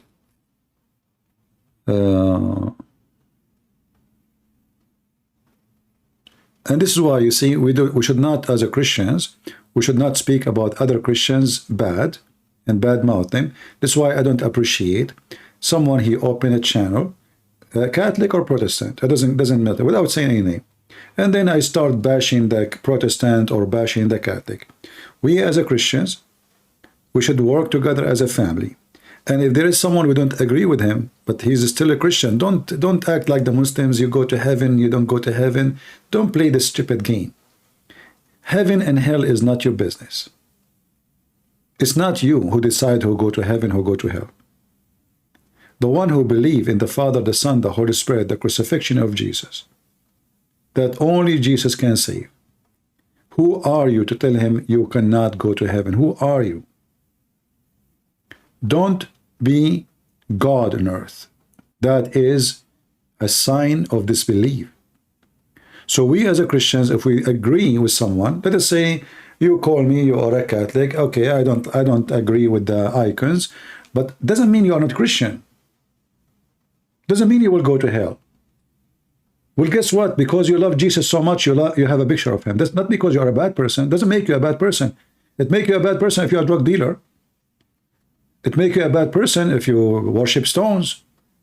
If you think there's God beside God. If you think that there is somebody else can save you. Not Jesus.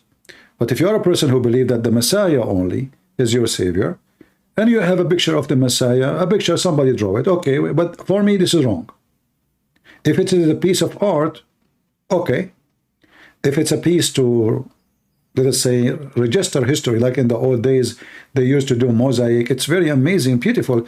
It's a beautiful art at the same time. It's preserved the stories of the Bible. That's wonderful. But it's not a picture to kiss and pray in front of it, etc. So those things I don't agree with. However, if you do so, that does not make you a bad person, and that does not make you not a Christian. The same for someone is a Protestant. So don't start giving the keys of heaven the same as Al-Khomeini. You go to heaven, you don't go to heaven. All of you are the same. Jesus said, whoever believe in me and I will live. Not who believe in Protestant or Catholic or Orthodox. All those movements, actually, I believe they are political motivation or motivated movement. It's about controlling government, controlling money, controlling. None of them actually is doing the work of God. They are organization.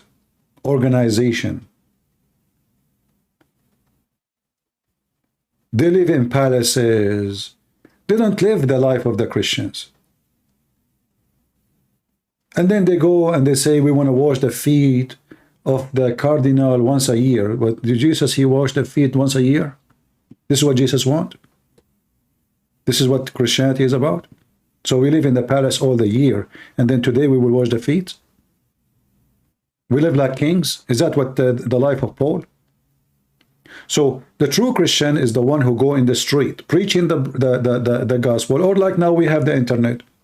So what we are doing now actually is, instead of going in the street I cannot find 1,000 people, and if I go right now in the street I will be arrested for bothering people in the middle of the night. So we can go now in the street without going in the street. So true Christian is not the one who have a palace and the one who wear a uniform and have a bigger cross and people kiss his hand and call who your excellency. What excellency? Was the Lord called excellency? We call him Jesus. I mean, if Jesus, we call him Jesus, how in the world we call a man excellency? And that you find it everywhere. His the Protestant, they have titles. The Catholic, they have titles. The Orthodox Protestant. I mean, what is this? What titles? I get upset if somebody call me pastor. I'm not. I'm not a priest. I'm not a bishop. I'm less than you. So they love titles. They love positions. They love to be on the front of the screen. I don't even open my camera. I'm not interested. None of you know me.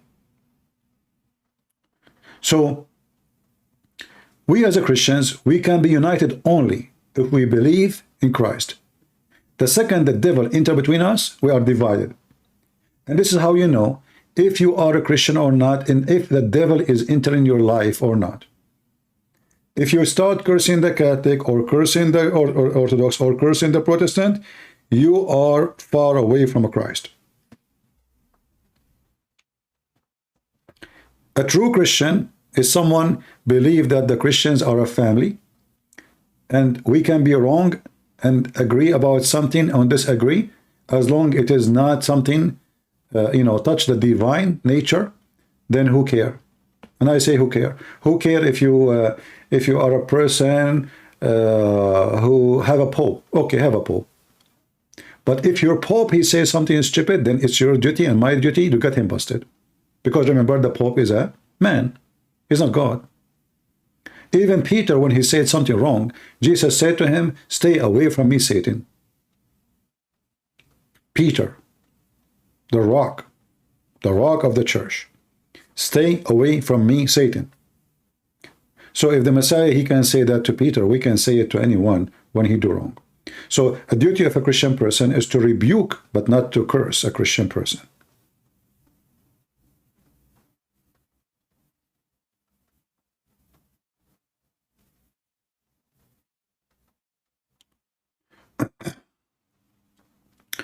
All right. Let us see if we have any Abdul want to call us.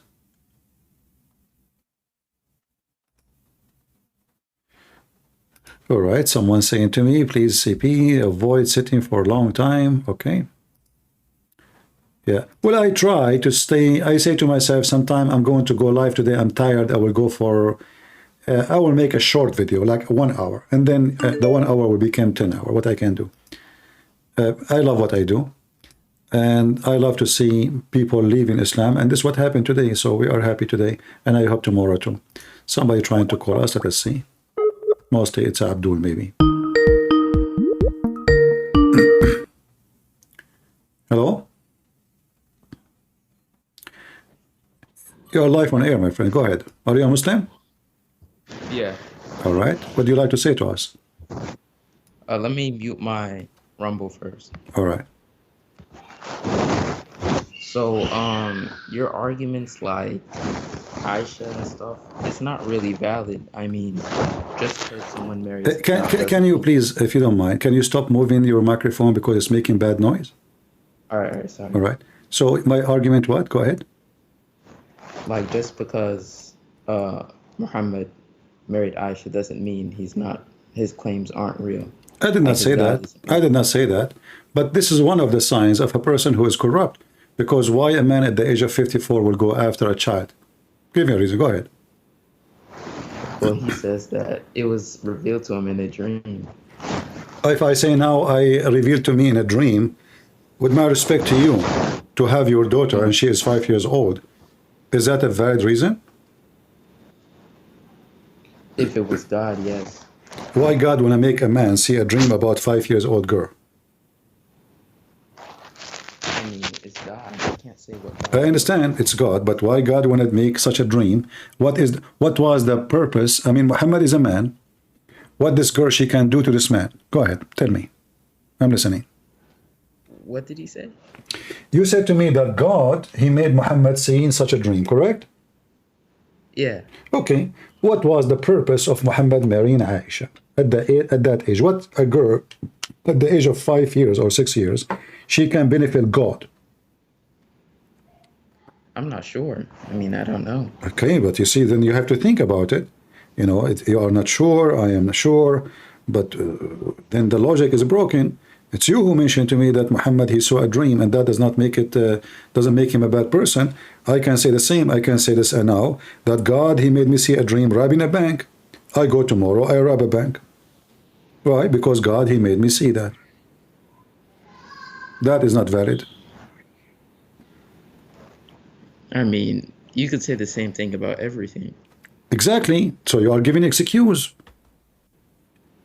I can say now, I saw a dream to kill you. Okay, and I shot you. The judge, he said, why you killed this guy? Oh, God, he showed me a dream.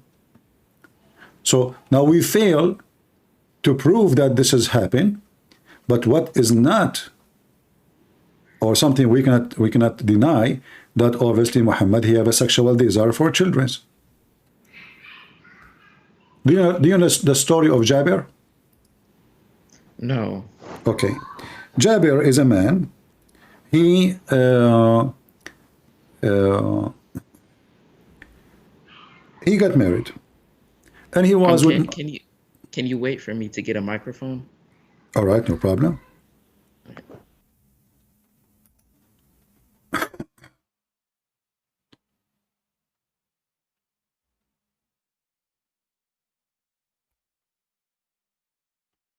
We will wait for him to change his microphone. All right. Can you hear me better now? Yeah, I do hear you. Go ahead. All right. No, you were saying something about Jabir? Yeah, a person, his name is Jabir. You speak Arabic, right? Aye. Okay. So Jabir, he got married, and he was going into like a ghazwa. You know what ghazwa, right? Okay, so he was going in a pirate business to attack the neighbors, steal their women and their money. And then when they were coming back, Jabir was in a rush to go home. Muhammad, he said to Jabir, why you are in rush? Did you get married? He said, yes. Jabir, he says, Muhammad, he says, did you marry a young girl so she can play with you and you can play with her? What do you think about why Muhammad is encouraging a man to marry a child? He's married, he's not complaining. He married, he said, I married a widow, a growing woman. She was married before. So why Muhammad, he is encouraging a man, he is not complaining. He is happy with his marriage, to leave his wife and marry a child just for the sake she can amuse you and you can amuse her. You can play with her and you can play. She can play with you. Is that the reason? Is that a statement of a prophet of God? Is that a wife? Imagine your daughter. She is married to a man and she was a widow, and then a man, he married her, and then the husband, he see Prophet Muhammad, and then Prophet Muhammad, he say to the man, your son-in-law, hey, did you get married? Yes, I got married. From who? Oh, from this woman. She is a widow. Why you don't marry a child so you can play with her and she play with you, so you can amuse her and she can amuse? Obviously Muhammad, he liked to have sex with his children. Otherwise, why is advising the man who is marrying a widow to leave the widow and go after a child? And what is the reason? To play with her and to play with you, to amuse her and to amuse you. This is what pedophiles they do. They have a fantasy about having sex with the children. They have a fantasy about touching their feet. They have fantasies about playing with their hands. This is what pedophile is about, is a mental illness. So my friend, I'm showing you the hadith in the screen. If there is any valid reason for anyone to give such an advice, I mean, everyone has their interest. You know what I mean? I know, but this is the interest of Muhammad. What is the interest of Muhammad? Is to have sex with the children? That will make him a prophet? How that from God? I mean, it doesn't make it false. So if a man, he encouraged men to have sex with the children, leave their wives who they are growing women, it's okay. I mean, it doesn't make it false. It's not. It make it what then? It make it what? It could be the truth, even if it's not. If it's not something that you like, it's still true. It's, what does this have to do with God? Having sex with a child, how that make it the truth? I mean, this isn't his message. His message is to have sex with the children, and that make Allah is the truth, and that make Muhammad a prophet. This is your opinion. What? You are saying to me that in your opinion that the reason he is encouraging people to have sex with the children because he is a true prophet. No, that's not related. So what is the relation between Muhammad a prophet and Muhammad encouraging his men to go after children to have sex with them and not to marry women who they are mature? What is the reason? Give me the reason. That's just his type. That's just what he exactly likes. He's a pedophile, his type. So the man, he answered him, you agree, guys, he agree, his prophet is pedophile. You know, he said, the man, Jabir, he says, Abdullah, my father, he died and left girls. I dislike to marry someone like them. I married a lady, a matron, so she may look after them. So Muhammad obviously is asking him to marry a baby child because he is a pedophile and he enjoy having sexual entertainment with kids. This is a clear evidence, my friend, that your prophet cannot be a prophet of God. There's no way God he will select such a man. First of all, is advising a person to think about other person. He's married. Is that an advice of a good man or advice of the devil? Do you like me to speak to your son-in-law and tell him why you married the daughter of this man? Let's say your son, your daughter, she married a person, and then I go to this person, I say, hey, why you marry the son of Muhammad, the daughter of Muhammad? Why don't marry a child? Is that the right thing? Be honest with me. I wouldn't say it's right or wrong because my grandparents married like really young too. You know what I mean? What your grandfather was and what your mother was. What your grandmother was? My grandmother was 11, and my grandfather was 21 or 22. I'm not sure. 20, okay, I will go with you. But does it mean that your grandmother, she married when she was twice older than Aisha? I mean, Aisha was married at 9, right? No, at 6. Or consummated at 9. It wasn't. Well, no, she was in the house of Muhammad at the age of 6. He was molesting her. Because he could not have intercourse with her, so he did not do it until the age of 9. But she was living in his house at the age of 6. Yeah, but he didn't touch her at... No, he did. Who said so? She is his wife. And the hadith says that her mother, she was feeding her cucumber and date so she can get fat, so she can send her to Muhammad's house. Yeah, so this was before 6, right? Exactly. So that obviously, Aisha, she is not good for such a thing. She's just a child. Are we talking about a goat or a human being? So now we feed the goat to send her to the butcher. She's a child. So when Aisha, she said, my mother, she fed me to gain weight because I was so small, and she tried everything until she gave me cucumber and the flesh of date to eat. Then I gained as much weight as she desired. To do what? So they can send her to the Prophet's house. So Aisha, obviously, when she is married, she is not even physically so small. And her mom now, she is feeding her like a goat. But this doesn't make it not true. Okay, you know what? You see, I'm not the one who mentioned this. It's you. For me, I don't talk about Muhammad having a child is a reason for anything. It's you who mentioned it. But give me, you, from your reasoning, give me one reason to believe Muhammad is a true messenger. Go ahead. I don't know. Give me like a second to think. Go ahead. Take your time.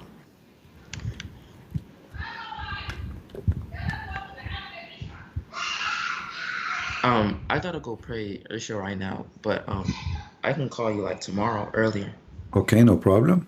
You know, you're welcome. What's your name? Uthman. Uthman. You're welcome, Uthman. You're a nice person. Right. Okay. So you promise me to call me tomorrow if I go live? Yeah, I will. All right. Take care. Bye-bye. All right. Obviously, he don't have anything to say. You know, he will look for a reason to make Muhammad a prophet. But as you see, Muhammad, he failed. There's no way a good man, he advised other man. Like imagine I have a neighbor and he is happily married. I say, why you marry this woman, man? Why? Huh? What's wrong with you? Why you don't go after the children? Do you know how nice it is to touch them? Huh? She will amuse you, man. This is the whisper of the devil. This is not godly man. A godly man, he will say to the other godly man, good for you, stay faithful. Love her, take care of her. Not go, why you don't go and marry a child?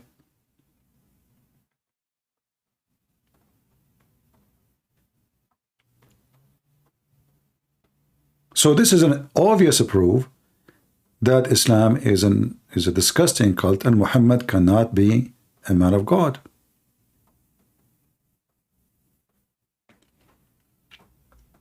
I encourage you all to invite more Muslims to call us. I want to say thank you. I don't know why today we have many Muslims calling.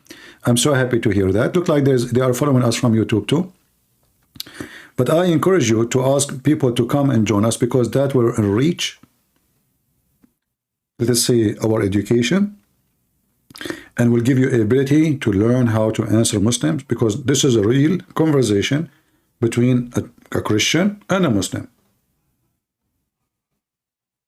So you hear what Muslim excuse is, and you hear what the Christian's answer is. So it's very important if you always try to invite and bring more people here.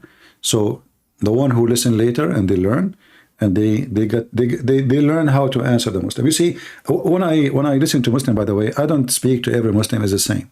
I don't know if you noticed that. Like the one who called me before, he was a very filthy person. I know him filthy. So I have to deal with him in the way I deal with a filthy person. The person I feel he's a nice, he's speaking with respect, I am even nicer than him. Do you know this? The reason I do that, the Muslim believe that if you are nice, that's because you are weak. So always they try to speak to you from the uppermost position, like they are superior. The second they see that they are facing a lion, then the Muslim, he will change his tone. So if a person, he speak to me nice and gentle, I will be even more gentle with him. I will give him a compliment. Like I told him, you are a nice person. I can say to him just bye-bye, okay, call me tomorrow. But I wanted to encourage him to speak the same way and not to be the same as the rest of Muslims. You have to listen carefully who you are talking to, what kind of a person, listen to his tone, listen to the way he's talking, and then you can judge how the response will be.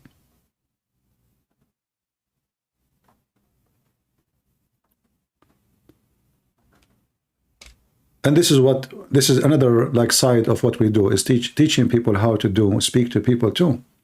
You know, people, they get so nervous when they are, like, you know, when you are debating. I don't know if any of you ever experienced such a thing. Like, normally your head will be burning. You know what burning? Because like now, like you are pushing all your electronic brain cells to, like, you know, the engine, you know, because you are like you are right now on a race, and now you wanna experience who is going to win. For me, I don't feel any kind of a stress when I am debating Muslims.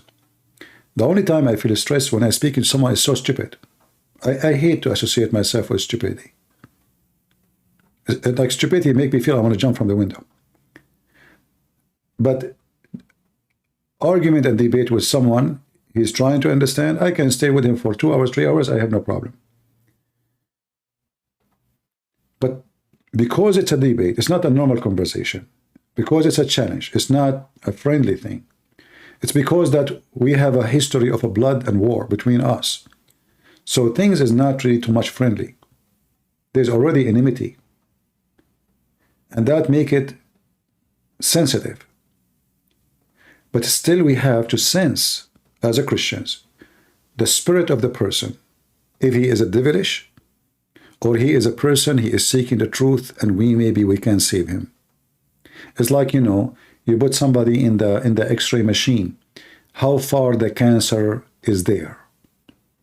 Is it tiny? Is it big? Is it taken over the body? Which means it's over, it's satanic. So you have to work your sensor so you can sense the spirit of this person, and you see how you can help him. And then in the second thing, you have to use his logic. Like you notice, he is the one who mentioned to me his own logic. It's not right to say the prophet is not a prophet because he married Aisha at the age of 6. This is his logic. So I went with him. But he could not give me an answer for what his logic is about. So try always to use their logic, not only yours. Use their logic against what they say.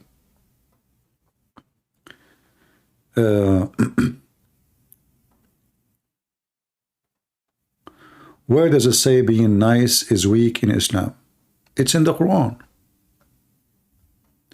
In the Quran it says that Allah, he put humility on the Christians and the Jews. This is why they are nice. So the Muslim, when they see you nice, oh, the Quran was right. See? Allah forced them to be nice. So instead of saying, oh, look how nice the Christians, they say, oh, Allah, he put humility on them.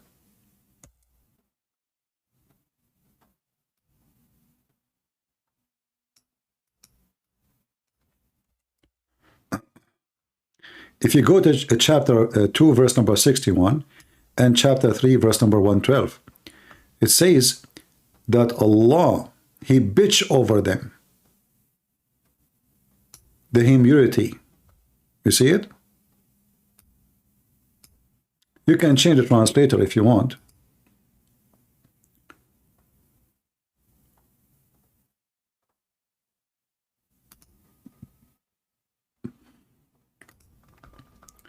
That's why the Muslim, they believe that your kindness is not because you are nice. That because Allah, he curse you. So when they speak to me and they are speaking as an uppermost, they think we are Christians who've been cursed by Allah, and this is why we are nice, friendly, and I am not friendly to them. They say, how come you are acting like this? You don't act like a Christian. So when you are nice, they make fun of you. They think that your God, the God of Islam, sorry, he cursed you.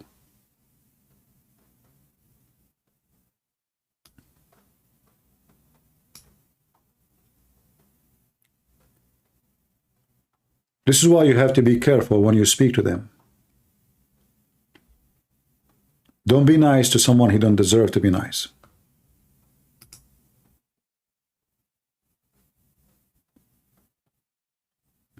Otherwise, they will take advantage and they will think about it in the wrong way. All right?